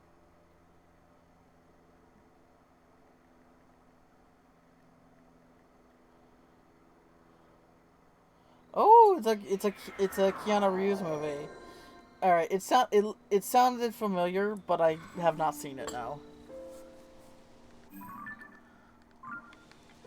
You know, I remember seeing that little blip on the map and like I should check that out, but then of course I forget it the moment I thought it.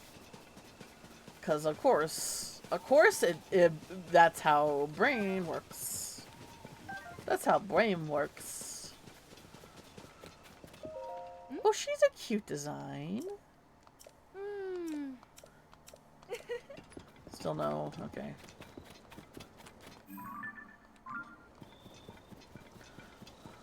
Nice, Keanu. They had a fucking military dolphin that's a damn hacker. Oh my gosh. That sounds amazing. I really want to watch... I haven't seen this movie, like, Bill and Ted's Excellent Adventure, and then I kind of want to see the sequel. The recent sequel they did, with Keanu and that other guy is, weary old men. I remember seeing Bill and Ted's like way, way back then, but it wasn't a movie that I frequently watched. So I don't remember too much about it. 90s cyberpunk. Very nice. The newer one is okay. So I think I heard this from like the game, like Aaron like kind of gave a review on the Game Grumps. He said the newer one doesn't hit as hard because Keanu has gone through a lot of hardships, and he's kind of a very world-weary person to the point where he can't really act out of that anymore. And that makes a lot of sense. So you have one guy who's definitely like in the 80s, in like the old 80s, like totally tubular dude, and then Keanu's just kind of there. Maybe.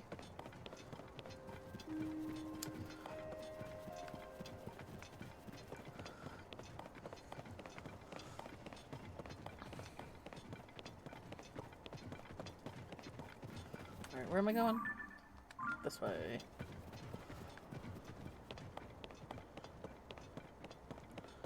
You do love some Keanu movies? Okay, so then you must love the John Wick movies, which is pretty much... Oh, look at that. There they all the fuck are. I was looking for these little fucking assholes. God damn it. All these little frog things. My dad loves the John Wick movies. He's probably rewatched them because they're on TV all the time. Like 20 times. Where he knows all the lines. You do enjoy them? The Matrix? Oh yeah, Matrix is a classic. I didn't watch The Matrix until I was in high school. I didn't see them when they came out.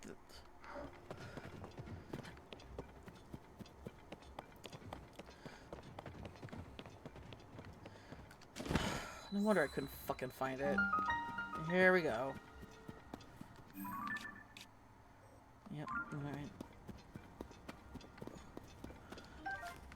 Was this even a cave in the... Like, was this... I don't know. There wasn't caves in the...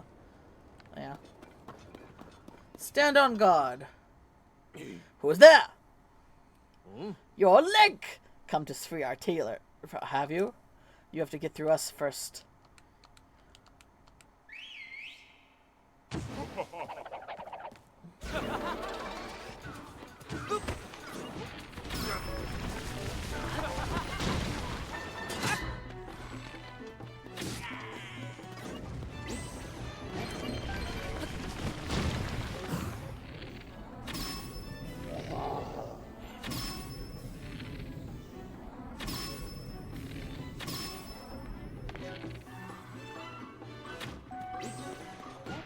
So I think that's the technique that I can try to learn.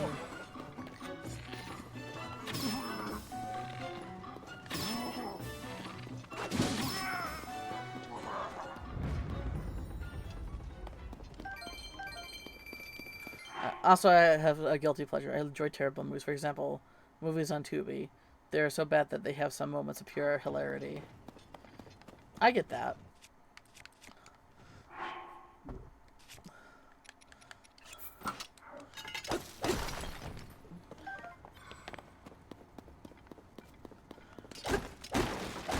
I found that when it comes to terrible movies, if I'm sitting down with a bunch of friends to watch them, I'm definitely there for that. But not really something I want to go on my own to watch on my own time. I would rather just like watch a clip collection of all the bad parts.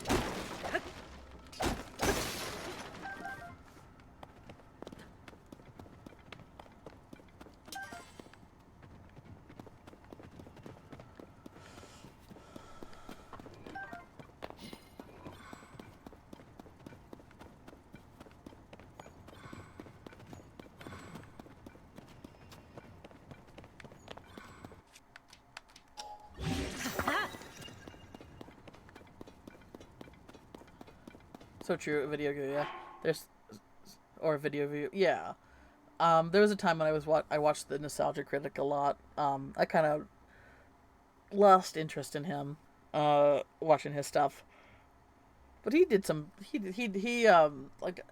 like I watched his review on The Room, and like I rather watch just like a quick compilation or somebody talking about it rather than endure myself on my own. But with friends, where it's like, you know, you're there, when it's with a bunch of friends, you're there more to like to like hang out and be with your friends rather than to watch this movie. So when it's a bunch of friends, where you can just howl and be like, "Wow, this movie is terrible. Let's make fun of it." Like that's like that's like its own kind of thing there. Fatal Deviation. It's a terrible movie, but there is a podcast I like that made one of the best episode reviewing of the movie. 0-10 movie 10. Oh, really? I do like that. I do like good like video essay reviews and stuff like that.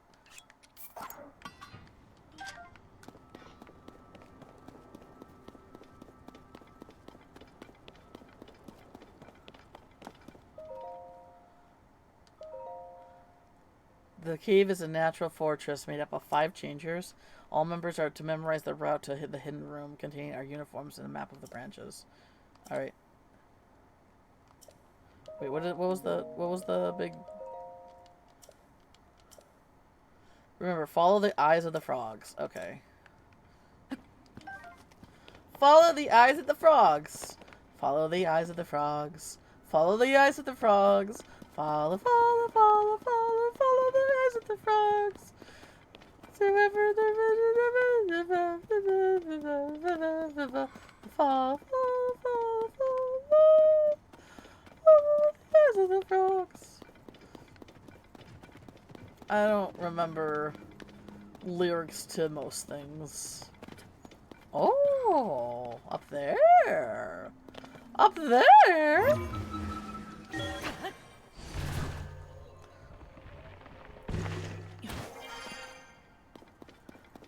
And there's the tailor. Will he come? Wow. Finally, I've been waiting. If a pretty lady is in distress, a hero will arrive to save her. Everyone says so. So this is the entirely expected. But that's strange. The hero is supposed to carry a legendary sword. And the weapon on your back, it doesn't look legendary art, not even when I squint. I guess the hero's just a fairy tale. Me, I've been making outfits for the Yigaland since they kidnapped me. I mean, I like fashion, but I couldn't even sew. Did they listen? No, of course not. It wasn't so bad once I got used to it, though. Honestly, I've been getting a little attached to the outfits I make. Attached enough that I won't want to hand them over to the Yiga clan anyway. This isn't my size, but it might fit you. Here, take it out so I can keep it out of their grimy mitts. Be careful, folks. Like, you would think you're part of the Yiga clan if you wear the complete set. But these ties are so nice. A little coordination of any kind could keep snazz to your look. Thanks for coming to save me, really. You might be the hero, but you are my prince. Oh, Sweeney Todd. I did watch that. While ago, but I do remember watching that. I like musicals.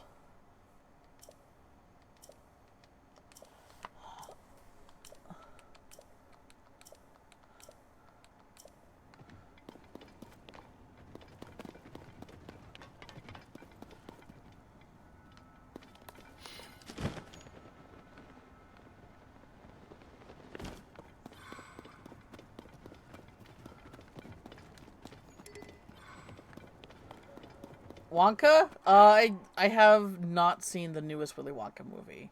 I saw the Gene Wilder one. I saw the Johnny Depp one. I know the Johnny Depp one gets a lot of shit. But I liked the music of it. I thought the songs were very silly and fun, and um, I thought that them trying to like humanize Wonka a little bit was like was a pretty decent attempt. I know like part of the reason why people like Wonka is that he's this mysterious figure, but I think they kept that pretty well because his father, the Christopher Lee character, who could just suddenly make a flat like a building fucking just disappear in a moment. Like there's definitely something mysterious going on with the family in general. But I haven't seen Wonka yet. No, sorry to answer the question that you just asked, and me going on a fucking tangent. This cave is a natural fortress made up of 5 chambers. All members are to memorize the route to the hidden rooms. Here contain all the uniforms and map to our branches.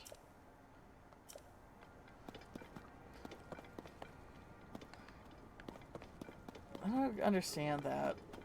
5 branches. So, oh, okay, so 1, 2.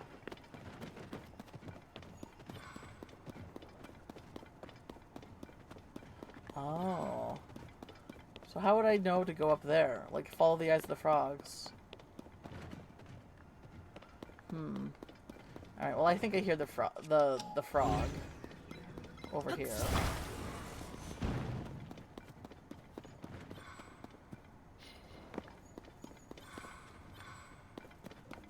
Yeah, you are.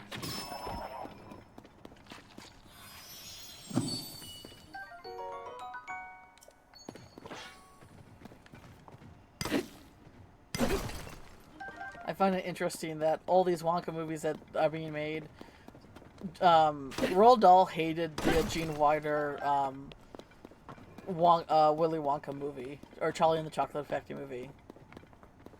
He hated the whole, his biggest thing was, so I actually did read the book. The thing is about Charlie and the Chocolate Factory. So basically he goes through all the kids and ends up with just Charlie, and then that's it. Charlie just wins, and he gets everything he wants. There's no like it's just Wonka just like, you know, gives it everything. There's no like there's no real like satisfying climax in the book. And so they try to do that in the movie where Wonka is upset about the whole fizzy lip thin drinks thing, where he yells and tries to basically like disqualify Charlie, and Charlie's act of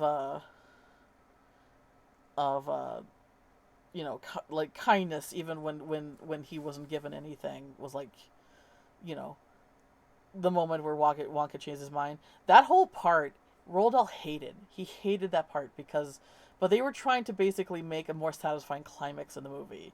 And it's one of those things where like his book, his story, it's his own story, but without that climax, like that's more like the message of the book is kind of is more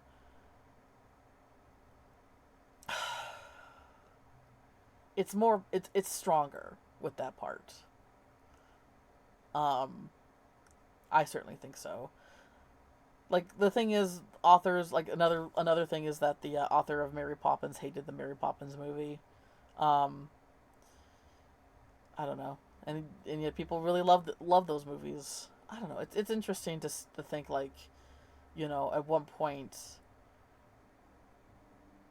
you're so protective of a story, but a version of it is what is it. It is kind of like there is some heartbreak there, where the version of the story that you don't like is the one that people remember and people associate with more.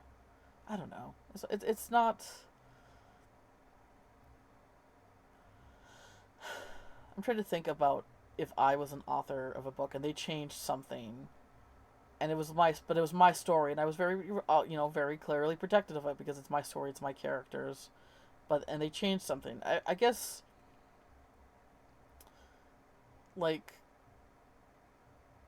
if it was a change that I did think that made the movie, because it's a different medium. Like, movie and books are two different mediums. If it was something that made the movie really better, I would do my best to try to be more accepting of it. But that's just me. Like, I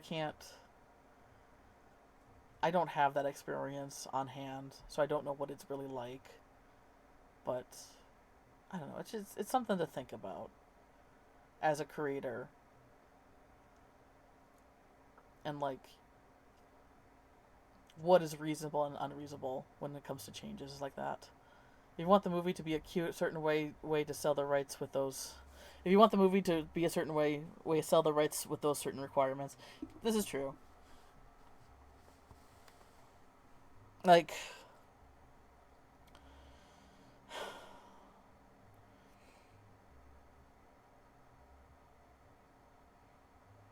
if you want protection, and if you want like them to stay true to your original work the way you see it, then you got to make sure to, you know, fight for it. And a lot of those older movies, like from the like Mary Poppins was like what, 60s, and Willy Wonka was 70s. Like, I think it was easier for writers to get screwed over when like letting their works to be adapted and stuff like that. Yeah, you got to do it. Yeah, you got to protect your work and stuff like that. Yeah. The thing is, I do think the change that they made in Willy Wonka was for the better of the story. That is my honest opinion. Um, the funny thing is though, so the Johnny Depp Willy Wonka movie, um, it was made when Gene Wilder was still alive, and Gene Wilder, uh, I don't know if he even saw the movie, but he hated just the concept of there being another different Willy Wonka movie, because he thought it was unnecessary for it to exist or something like that. Like I said, I don't know if he actually saw it, but from the way he was talking about it, it didn't seem like he even saw it. But that's interesting. Like, Roald Dahl hated his movie, and he ended up hating, but he couldn't like he hated Johnny Depp, like Johnny Depp's movie just even existing, because he thought it was unnecessary. But all movies are unnecessary. This is true. Like, the thing is, I don't like it's like the whole Ghostbuster debacle. Like, the people love the original Ghostbusters, so to make like new ones, um, like, oh, like, you ruined my childhood. Like, that argument is stupid. Like, the movies that you grew up with and love are still there. They still exist. Whether or not these movies that are coming out do well or not is not going to ruin the old movies. Like, that argument is so stupid. But they are fun and worth the effort. Yeah, they're telling a story, and those stories have the potential to change lives, to inspire others, to alter people's way of thinking in maybe, like, I guess, for the better or for the worse, depending. But I think humanity's like passion to tell stories is one of like one of the best things like about humanity, to create art, to bring something that didn't exist into existence simply because you want it to be there. I think that's just there's so much power in that, and I think that's just and that's only something that exists within, you know, you don't really see that kind of like that within other animals. You only see that in humans because of, the whole self-aware intelligence thing. But if magic is manipulation, is bringing into something that wasn't there originally, then I see like the creation of art and stories, and even the pursuit of science is like a form of magic in the way. At least that's kind of like a big part of my own stories and what they explore. My apologies for being schmaltzy, but it's, kind of what I do believe in a way. It's like people who said video games are not. Oh yeah, yeah. There was that whole. It's just. It's dumb. If you can't get into a media because the way that it's presenting an experience that you don't click with, that's valid, but it's not your place to completely say that because it doesn't click with you specifically that it doesn't have a place, um, or isn't it doesn't have a place in society, and that people can't put it on like an artistic pedestal like because it's not that. Like that's just so ego. Like that's such a fucked up way to think, and it puts your own perspective like as the only perspective worth having. Ugh, I hate that way of thinking so much. Can't relate to it, man. Anyway, what am I doing? Sorry.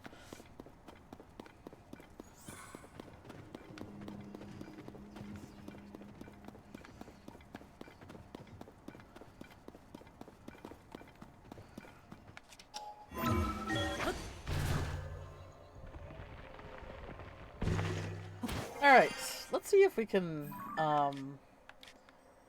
upgrade this Yu Clan outfit at all, because it's not super... Maybe I can't upgrade it, but we'll take a look.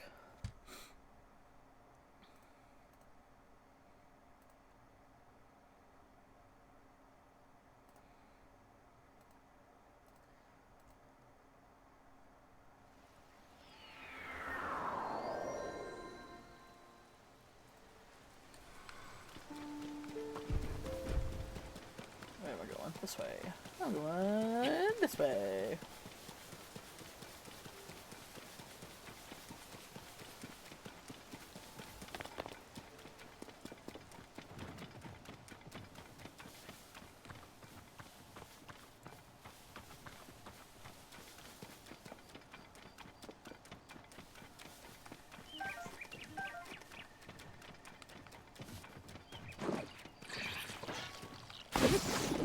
That was an overkill for that guy, but he was in my way.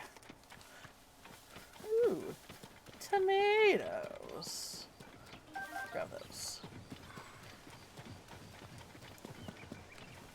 I'm just getting a lot of videos where people were calling abstract art BS and not actually art because it takes no skill.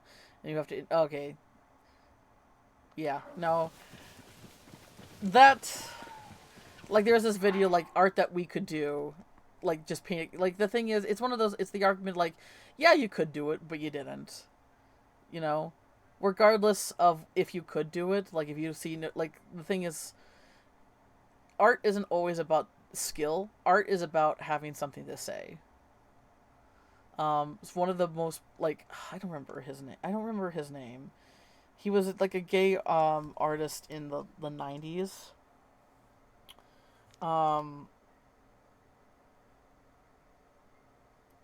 What was his name?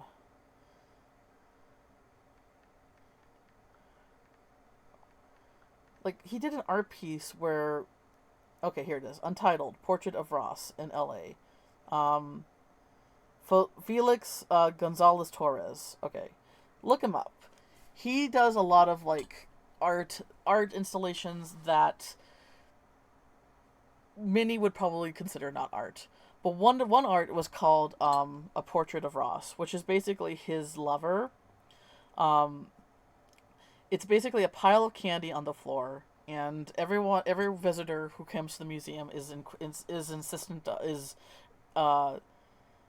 encouraged to take a piece of candy until there's nothing left. And the thing is, the pieces of candy, the pile of candy that's in the corner weighs exactly as much as his partner did, and his partner died from AIDS, by the way.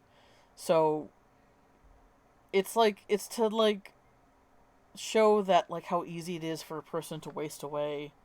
I don't know, like it's.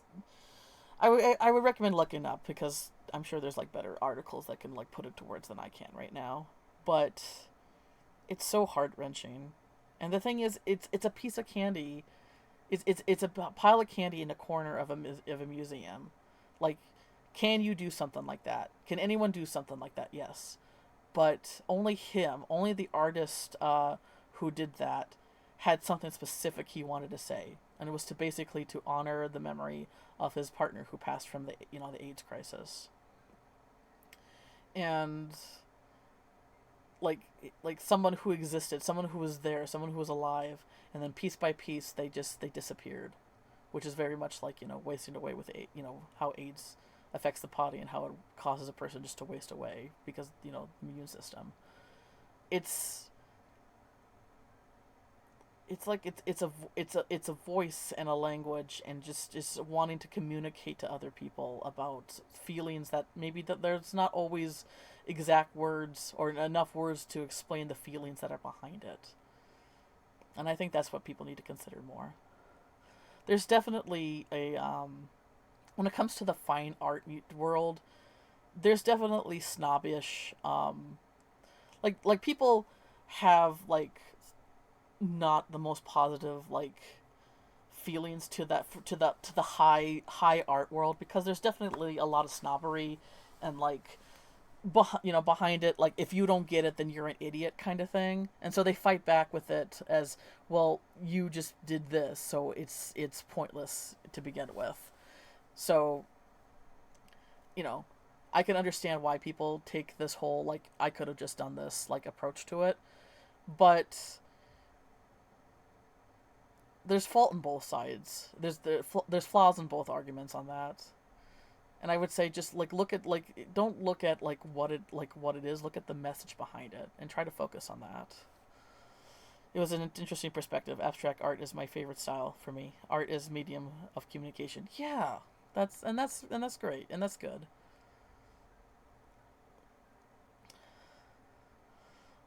Sometimes the thing that you are trying to say through your art can't always be interpreted, because a lot of it is emotions that only you might have the perspective of feeling, and that's okay.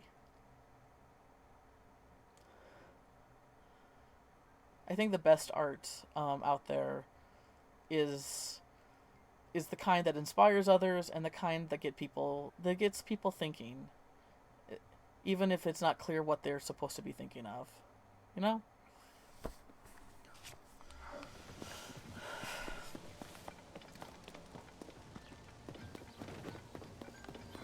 Like, I'm very much an OC character artist, but it's the stories that are behind the OCs that I put, and thinking about them, like, in their lives and their experiences, that fuel me the most. So even if I do a cute little, character design, it's like there's like a lot of layers beyond that.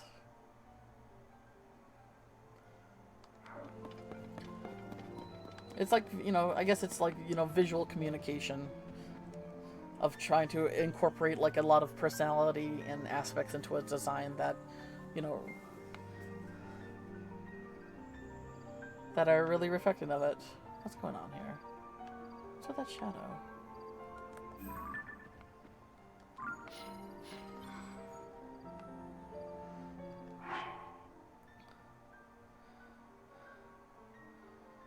I do love me some art. Sometimes the art I make is for me to understand and others to wonder. Mm-hmm. And it's like writing a journal entry in a language that no one can read. I definitely get that. I'm screaming into the void, spilling my heart out for all to see, but no one can understand it because I am the only me. That's beautiful, BP. And I 100% agree with that.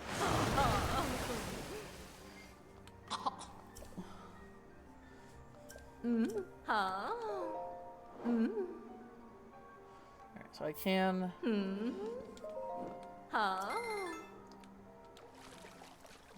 There's a good chance I'm gonna have to fight in this. So let's do that. Oh my god, it's 10 p.m. where I'm at. We're gonna do this Yiga quest and then I'm gonna call it. I just gotta get ready for the day of reckoning tomorrow.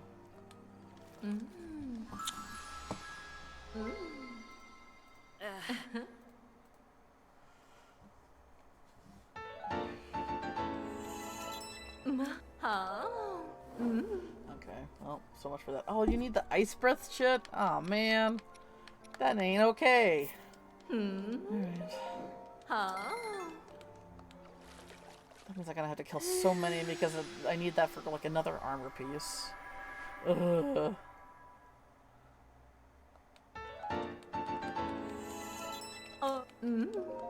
Huh? Oh, I actually don't have... Oh, no. Uh-oh.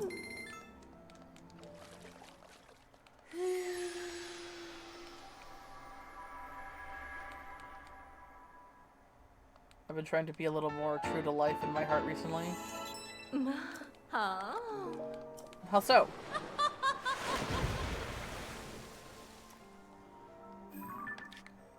How so?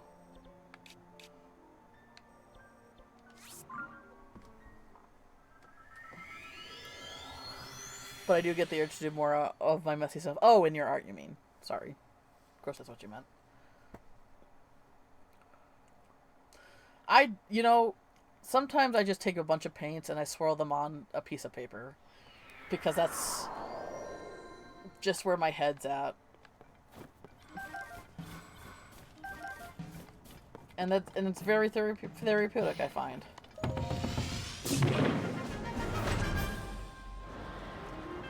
Because because it's just, you know, a bunch of colors on a piece of paper, there's no expectations attached to it.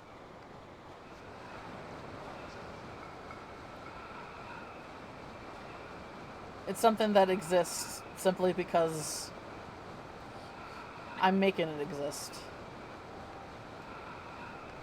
And that's enough.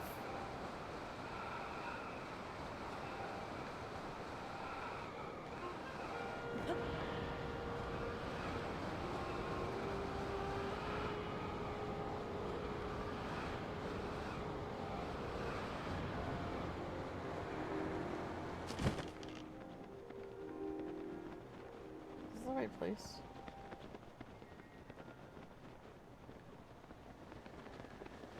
Oh yeah, that's right. There's actually a Talus over there.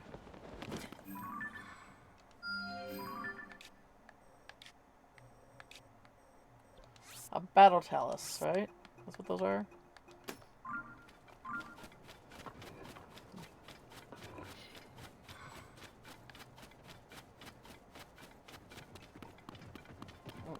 Let's get dressed.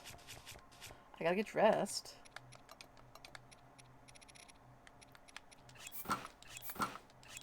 Wait, is this the Ember Trousers? Oh! I didn't know that. I guess I just need the headpiece for that one. There's still a lot of other clothes that I just have not found yet. Oh gosh. Yiga Clan Lee. I do love the eye emblem. But yeah, I think I saw... I don't remember if where I saw this. But like the Zonai, this face, the eye, and then like the teardrop on their nose, that's the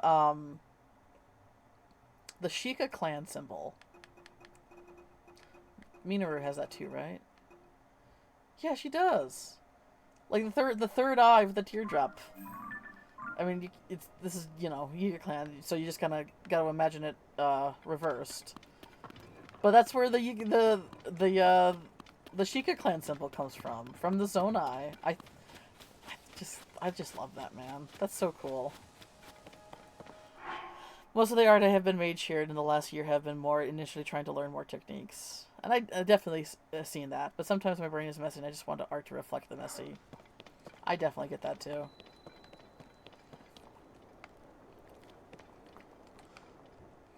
Art as a reflection.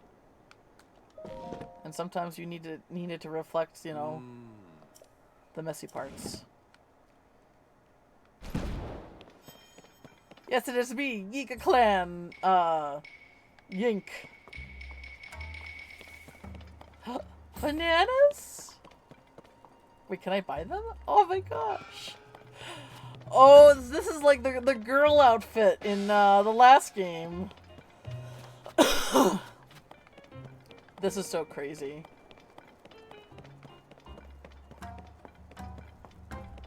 Oh, this is where the whole rigmarole was. That's where Barda was? That's so crazy. Look at this. Oh. Equipment? Oh, ow. That was hurt. That, ouchie. Also, some of my private creations are kind of on the allowing me the ugly through the exist outside of myself. To realize that I do have them, and it's okay to have them, and it's okay to not be okay. The brain rats are just as much a part of me as everything else. Instead of hiding them or pretending that they don't exist, let them exist. In a safe way, in a controlled way. And they leave them in the pages in the sketchbook, and once he sees it, yes. Having an outlet for that stuff is very important. The thing is, everyone is capable of doing great evil. And it's the act of choice not to that, you know, that defines who you are as a person. But I think people tend to forget that, you know, there's animalistic instincts in us still that can be very brutal. And then there's just, you know, intrusive thoughts that can be very dark.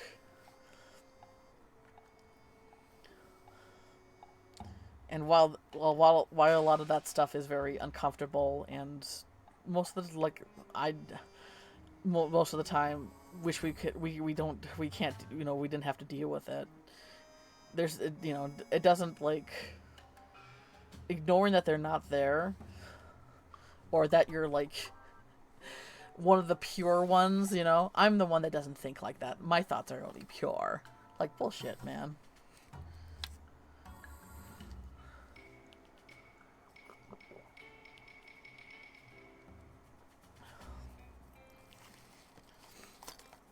I had an intrusive thought once when I first got my my cats, Ryu and Tora. I never told anyone this, but it was right after we started letting them out of my room, and they were wandering the house, and they were on the floors. They tend to like lay like sploot on the hardwood floor, and they roll around it, and they're so cute. And then I had an intrusive thought where I basically took my foot and stomped on their head and crushed their skull. And I was so mortified by that thought that I actually kind of started panicking and started I legit like screamed at myself, because it was such like a real like thought that was there that I could do in that moment. Oh God. It was not. It was.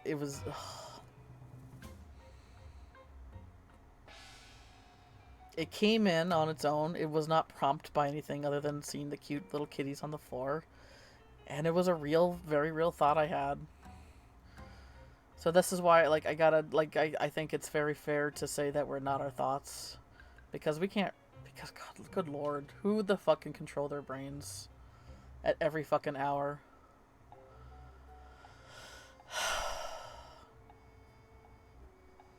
I just still think back to that, and I'm just like, it's like I'm horrified at myself, but at the same time, I'm just trying to, like, forgive myself because I'm just human.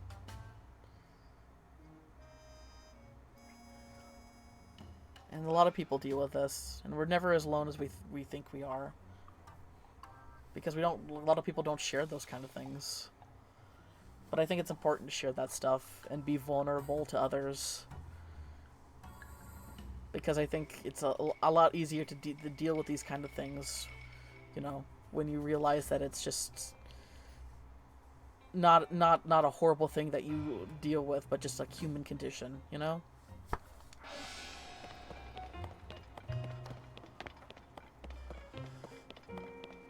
Hopefully that makes sense.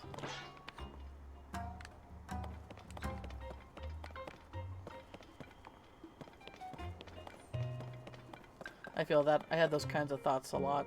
It lessened over the years, yeah. I would say they definitely pop up now and then for sure. For me.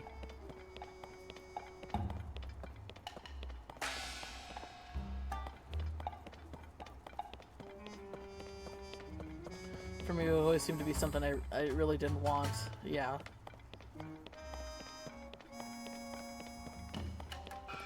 Can you open the door? Or at least the blasted blonde hair does. Listen, do you know why we form uniforms, right? To look uniform. When you think of the Yiga clan emerging from the shadows, you think of them as fierce and largely identical unit. I mean, yeah, okay, some of us are a bit bulkier than others, like the Link-like hair of yours sticking out of the sore thumb. So you know what? I'm not gonna let you in here, at least not until you learn how to fall in line. Okay. Get yourself on the training ground and on top of that tower. Get yourself on top of the top of that tower. They'll teach you how to act right. We'll get through our training, and I guess I'll let you in. Okay.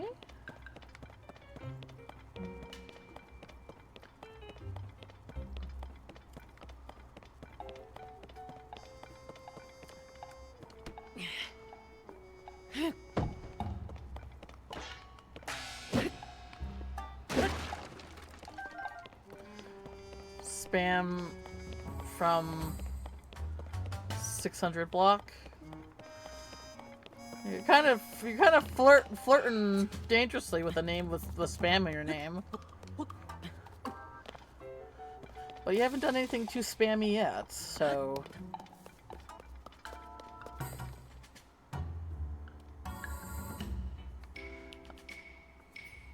I have a doggo that is positioned in a way that I will move it.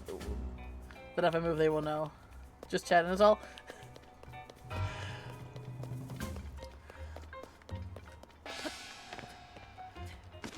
Hey, no worries.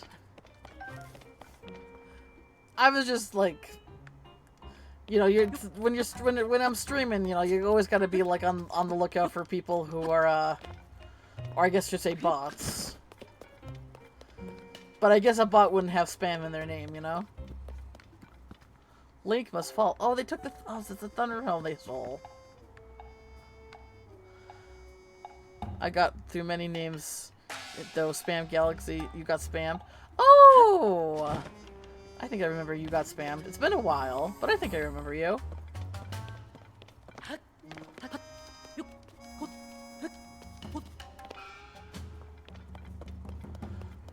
Like, it didn't show you as a first-time talker, so I like this. Must be somebody I know, right? Read Lightning Helm Journal. The Thunder Helm has been passed down to the Gerudo Chief to the next generations. Though we were briefly able to steal this electric shock repelling helm, it is quickly retaken. We had mistaken the Chief's young through naivety and paid the price in turn. Makila Riju is not to be taken lightly. Though our time with the Thunder Helm has brief, we did manage to complete a thorough analysis. Finding the lightning-resistant materials was no small feat, but I suppose that makes sense for the Gerudo's sacred heirloom. Even with the metals and gems on hand, however, we cannot seem to replicate the technique used to craft it. I've been struck by lightning more times than I can count. I've felt that soul flicker out of the boundary between life and death. Just as my body neared its limits, one of the intelligent elders shared some promising news. While disguised as a traveler, he hit off with the fledgling tailor and learned about a special stitching technique. We applied that technique to our own helm, and this is the first time it repelled lightning. Our lightning helm was born. So it's a replica that's over there. Just as the Gerudo Sacred Heirloom was said to be selected about its users, so too is our lightning helm. Our inconsistent results were not merely technology, but contingent on the helm's compatibility with the user. Though I got hoped to train someone with it, wear the helm, with the many electric shots they suffered have taken their toll. My body is at the end, and my chance to have the name successor is long past. Though I could only make one, I leave this world dreaming of the light day that the member of our clan dons the lightning helm, and that long last brings the royal family to Hyrule to room. Oh, we're about to crush some dreams! We're about to crush some dreams! Okay, let me go back to the front.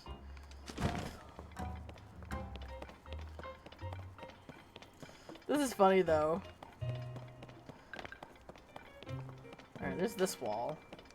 I was kind of hoping to find a rock.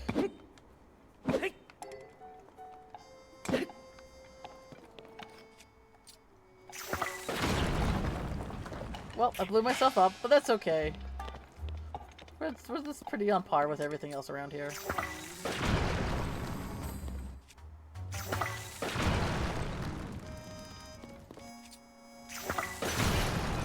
Owie. Looks like I made it through, though. Or no?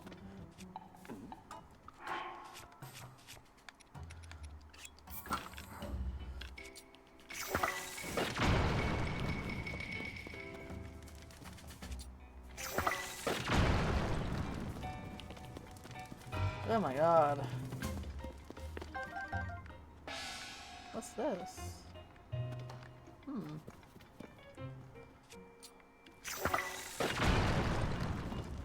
Oh, come on. I don't want to use all my bombs for this. There we go.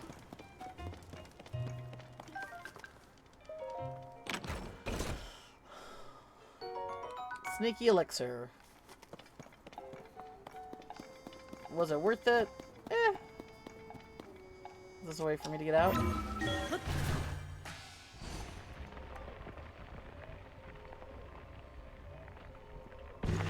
No. You have dinner finally? Nice. This just seems very weird. This little corner there, but maybe it's nothing.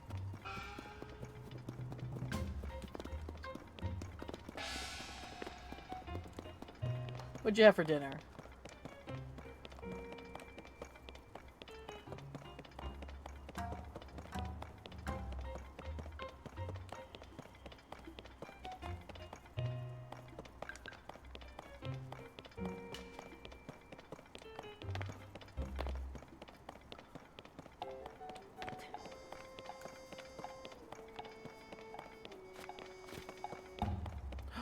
Oh.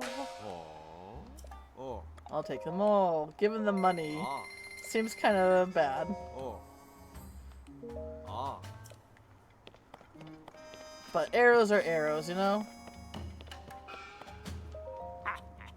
I love how my little spikes, there's something so deliciously dangerous about having them around. Eh, jerk. Anyone ever tell you that's rude to stare? Don't tell me you're here to get some spikes of your own. I'm spike shopping!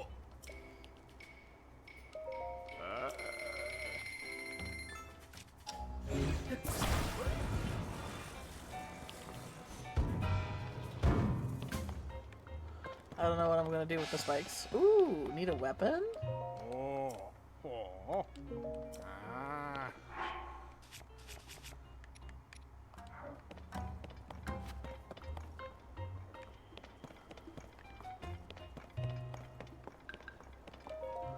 The brand new gear. I heard you were a potential new member. I take that's you. I can hardly believe how quickly you managed to visit all 3 branches. Impressive to say the least. This hideout is the linchpin of the Yiga clan's subterranean expansion. It's where we train our members, develop our special tech vehicles, and do whatever else needs doing. That's it for the explanation. You'll figure things out if you keep your eyes open. Okay.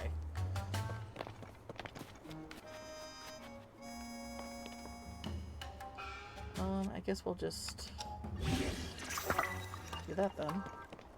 I mean, I paid for it. Why not, right? Alright, let's go see if we can get that Hunt Thunder Helm. And then we'll probably wrap things up here.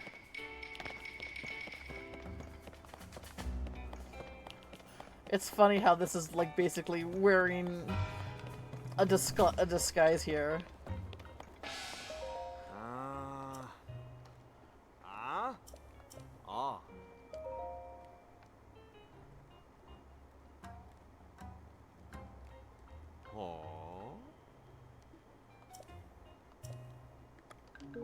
I don't got that money. Is it just schematics that he's selling? Oh. Ah. I see.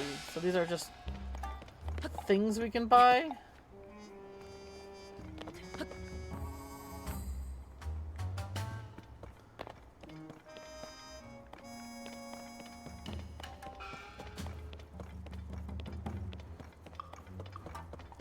I want to eat something.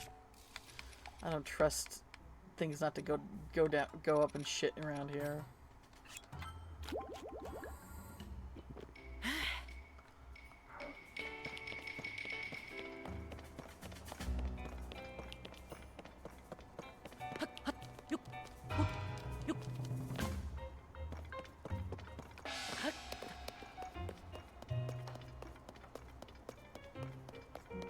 Link must fall. Oh. I fall all the time, dude. It's all good. So you're the newcomer, huh? This is where we train. Zelda's appearance robbed Hyrule of its spirit, which gives us the perfect opportunity to bring it to its knees. The only problem is her stubborn little appointment swordsman, Link, receives reports that he still lives. I hate to admit it, but it's a formidable foe. We'll need to hone our skills, and we hope to take him down. Ah. If you value your life, then you should do some training yourself. Prove that you got what it takes. Ah. And you might even earn our precious lightning helm. It's our sacred treasure, completely resistant to electricity. But because it's such a powerful piece of armor, it'll only be handled by those who have been properly trained. Oh. We train by sparring with our fellow Yiga. We set a timer, and the combatants just keep going. You'll earn better and better prices based on the number of opponents you defeat. Let's see, if you really want to measure your strength, show me what you can defeat 3 combatants in under 1 minute. I gotta pay for it too. I'm not looking for this. Ah. Cause, I don't... This armor is kinda shit.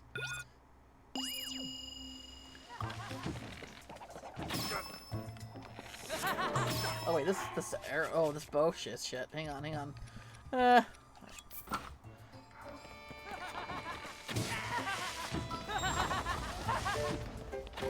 I gotta itch my inner ear. Owie, there we go.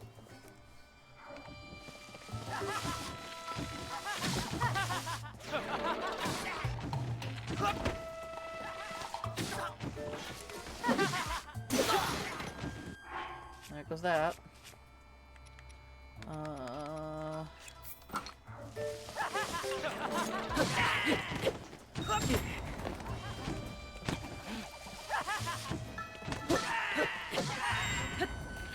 There we go. Ah. Enough. I mean, they're pretty dinky too, so maybe it's not worth worrying about. Ah. Empress, you're still standing. You defeated 3 of our fighters, just as I hoped you would. Not bad for a newcomer, I suppose. Oh. Take this, you earned it. Ooh, yay! Something I'll never use. Watching you fight if you seems like you could take down 6 Yiga clan members. Ah. Alright, let me know. And don't forget the... God. Ah. Oh. One lies Earthwalker technique, capable of use to which makes you as a true member of the Yiga clan. Some of the prizes, some of the rows. Ah. Oh boy.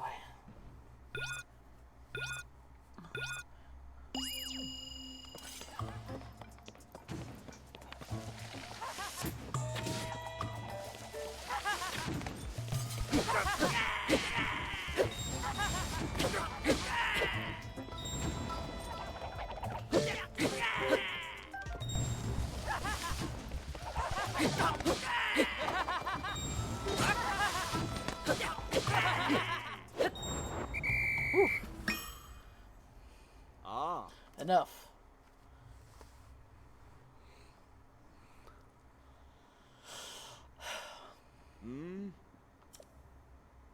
Ah. Well done. You showed it worthy. Learn a secret technique. Accept this teaching as an attentive mind and really heart.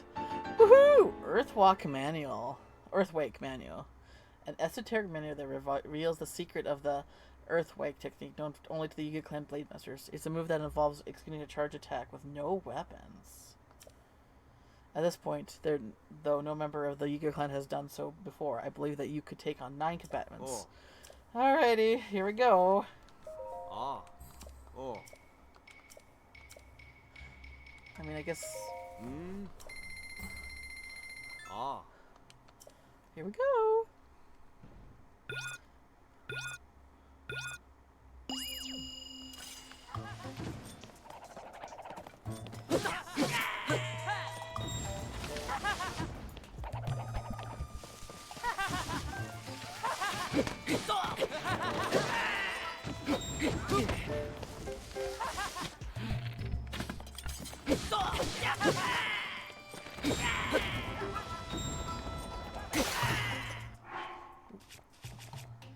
Gotta be on top of it.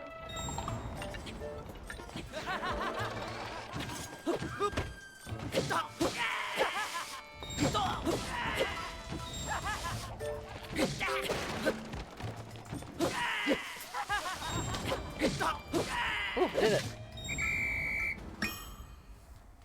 Ah. I was worried about the time limit there.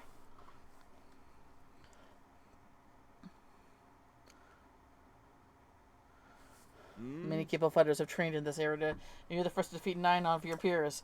If you're this talented, you might even be a match for the nefarious Warson's Lake. Yeah! Crazy, right? Oh. You're clearly more gifted than I dared imagine. Come now and receive our sacred treasure. Bumpity brrrr! Adorn with towpath deflects lightning. Ah. Be diligent in your training for Link's defeat and honor of Master Koga alike. Yay! I headed to bed. Okay, no problem, BP. I'm about to wrap things up here, too. Sleep well, alright? Oh.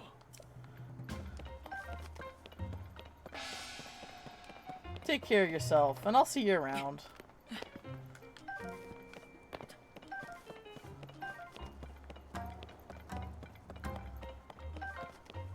And wish me luck on, getting my eyes scratched and poked at. Not looking forward to it. Wait, are these pictures of Link?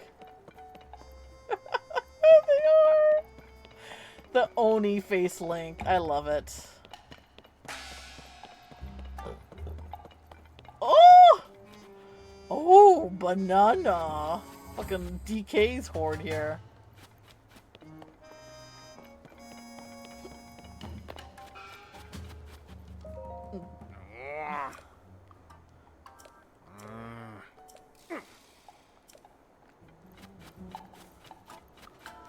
Can we open this up? There we go. It's open now. Thank God. Ah. Who's Link? You're kidding, right? Link is Zelda's appointment swordsman. But not for long. The Yiga clan started tightening its net all over Hyrule. I'm sure we'll have news of his death any day now. He'll never expect that we're disguising ourselves as trees to ambush him. He's done for. I've not run into them as trees yet. You're the new guy they're talking about. You got a reputation for being the chosen user of the lightning helm. Nobody else could handle that thing. Wear it everywhere you go and show off the power as much as you can in honor of our great Master Koga. Oh, banana!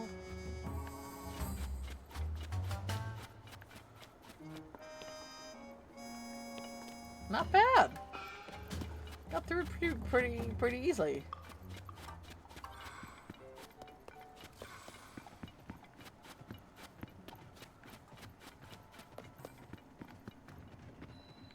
Like there's spikes here. Oh wait, no, I can't interact with those. And this was just a regular hole when we fought Mr. Koga. I kind of like that they tied. I wonder if that was what prompted the inspiration for the depths. Was this boss battle fight?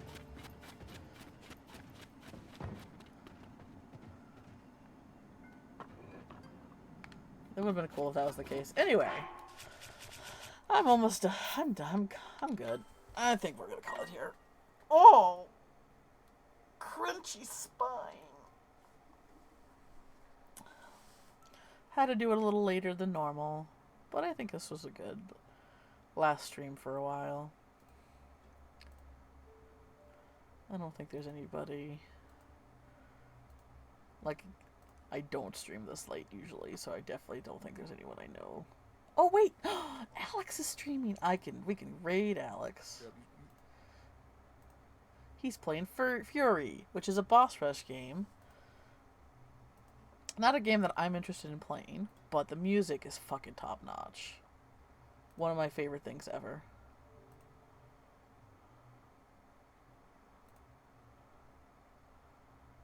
Oh, look like he's on break. Okay, and I gotta add two, so we'll wait a second here.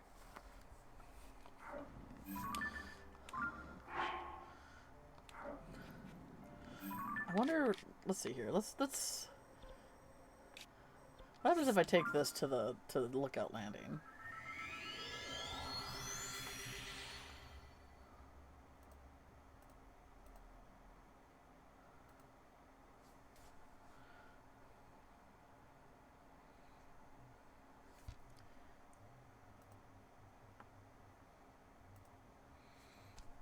I could probably get my the two last batteries too, and then we can start. Whenever I'm ready to come back to this game, we can start strong.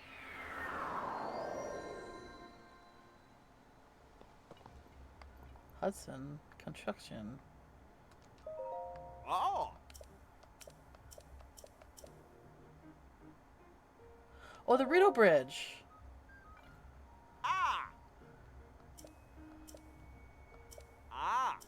Oh, that's cool.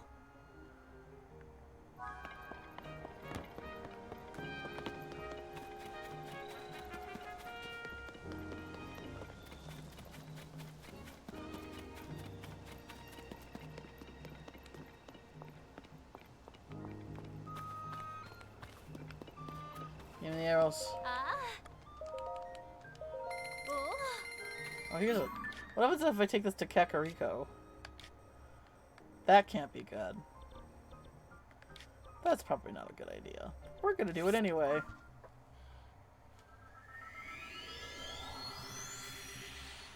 Yeah, he's on break. So, we'll wait till he comes back.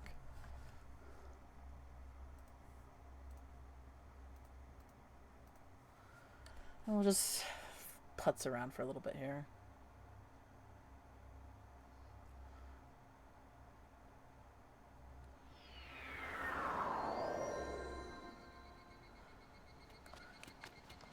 Hello!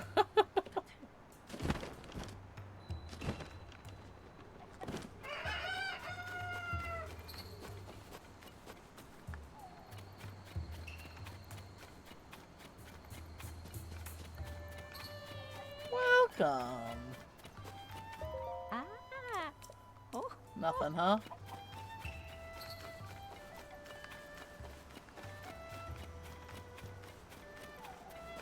You think there would be like at least one awkward conversation?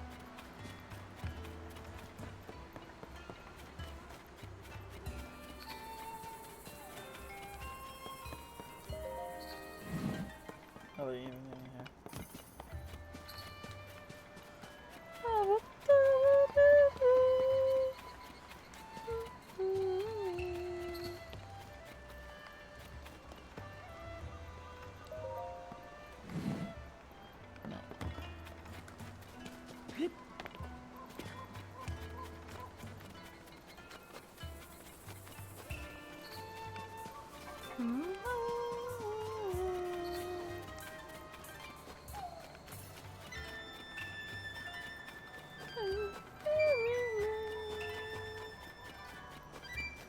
What about you, Paya? Master Link.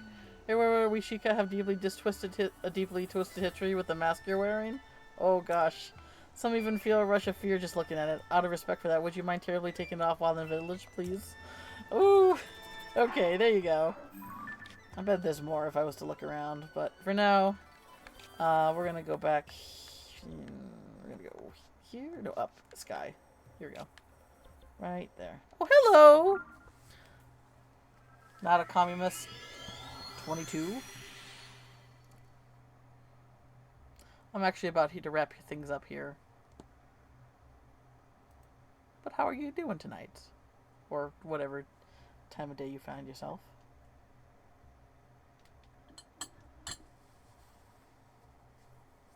Is he back? I have a friend that I'm trying to raid, but he went on break, so I'm trying to see. Nope, still on break. Okay.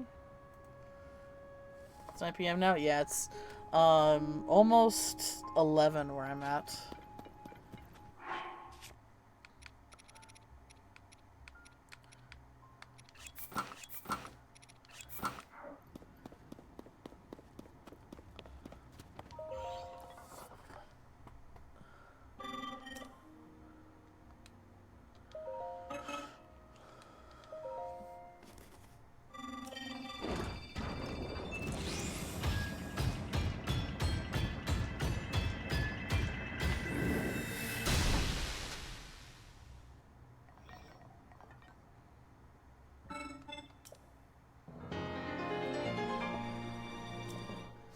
And there we go. All full.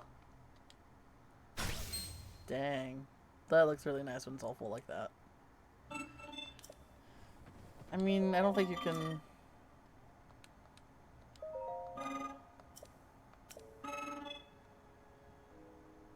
One note regarding Zonite required. Can you even make me more? I don't think you're... Whoa. Okay, I was thinking it was a red moon there for a second. It's just sunset. Oh, it's pretty. Is he back yet?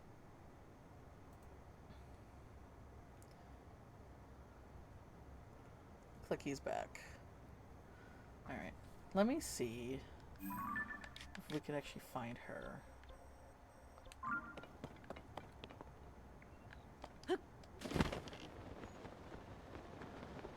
I just saw her not too long ago. But it's kind of hard to gauge where she could be now. See, I saw her up around here. So she might be...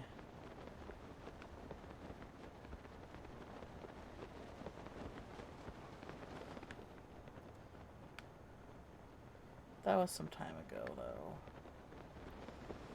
So let's see if she's, like, around here.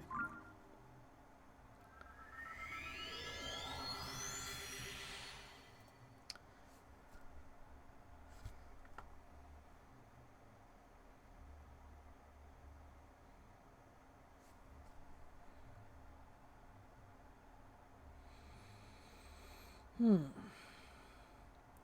feel like I'm gonna end things and have to step away from streaming for a bit. Ending things on her feels like a good little bookend. I just don't know. I just don't know where she is.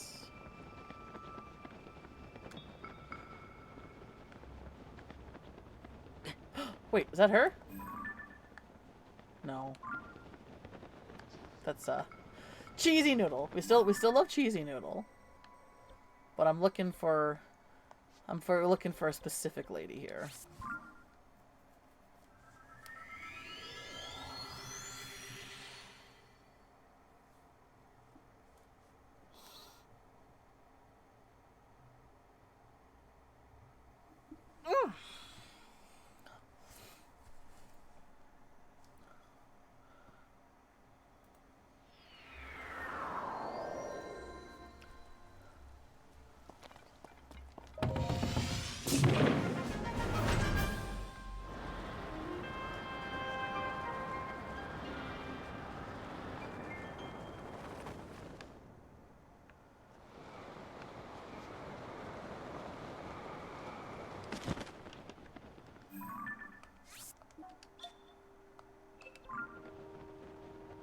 I don't see her around here either.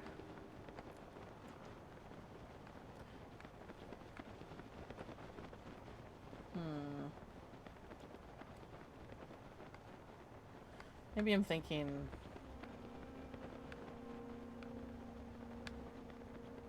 Maybe she's not this far ahead as I thought she was.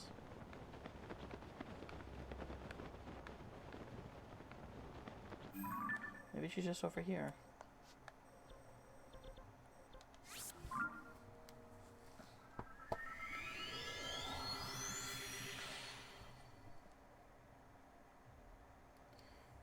At least I know not to look, not to crane my neck so high looking for her, but still. You think a big noodle would be easier to find?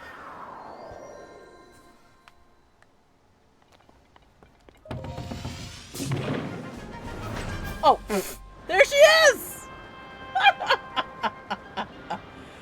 Yeah, I misjudged that. There she is! Whee! Here I come!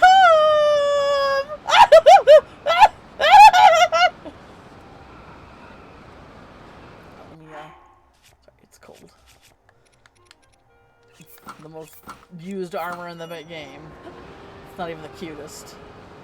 Yay! Aww. Alfredo Noodle, my love. Oops. Okay, you're putting you away for a little bit, dude. There. Like, will I see her? And she's just right there on the corner, perfectly aligned. Amazing.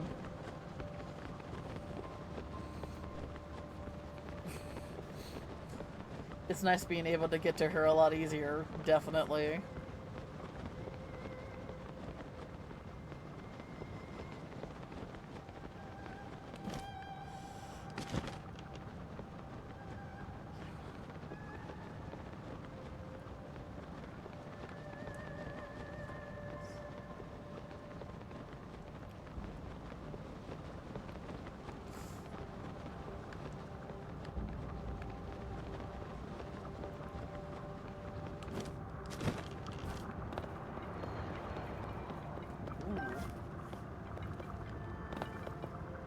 Fucking block party.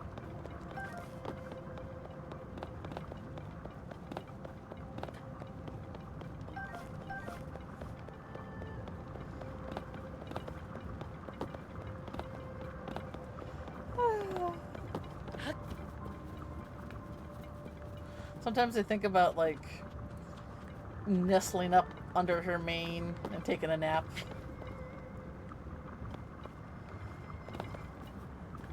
That's ideal. That would be so ideal to me. Oh, hey! Oh, hey, how's it going, Ram? No problems, Larkin. I'm actually about to call it here, though. I've been at this for, like, almost 7 hours. And I'm just trying not to think about my surgery tomorrow. But it's also all I can think about, you know?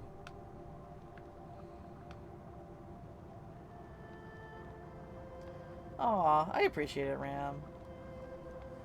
I'll still be around. I don't know. Communication will be limited for a little bit with the whole, you know, recovery thing.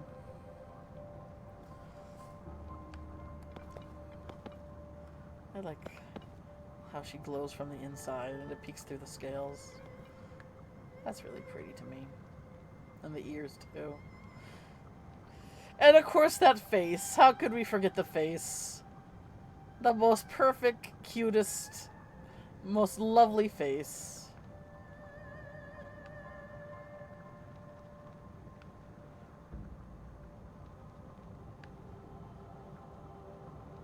Dang, that shadow. Pretty good.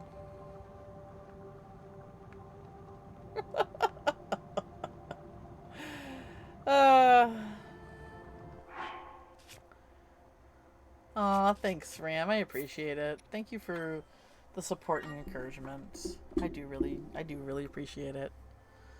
We're gonna raid Alex.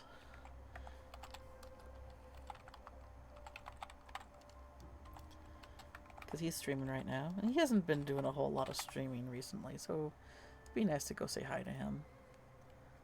Let me make sure I typed his name in right, because I'm always self-conscious about that.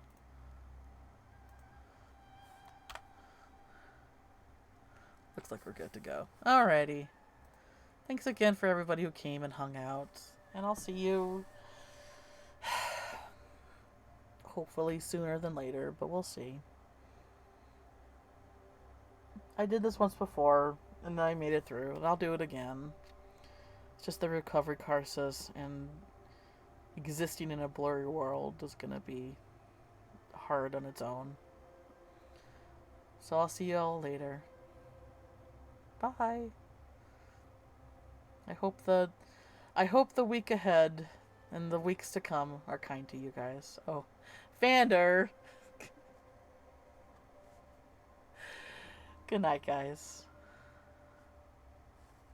Glad to see you, Vander.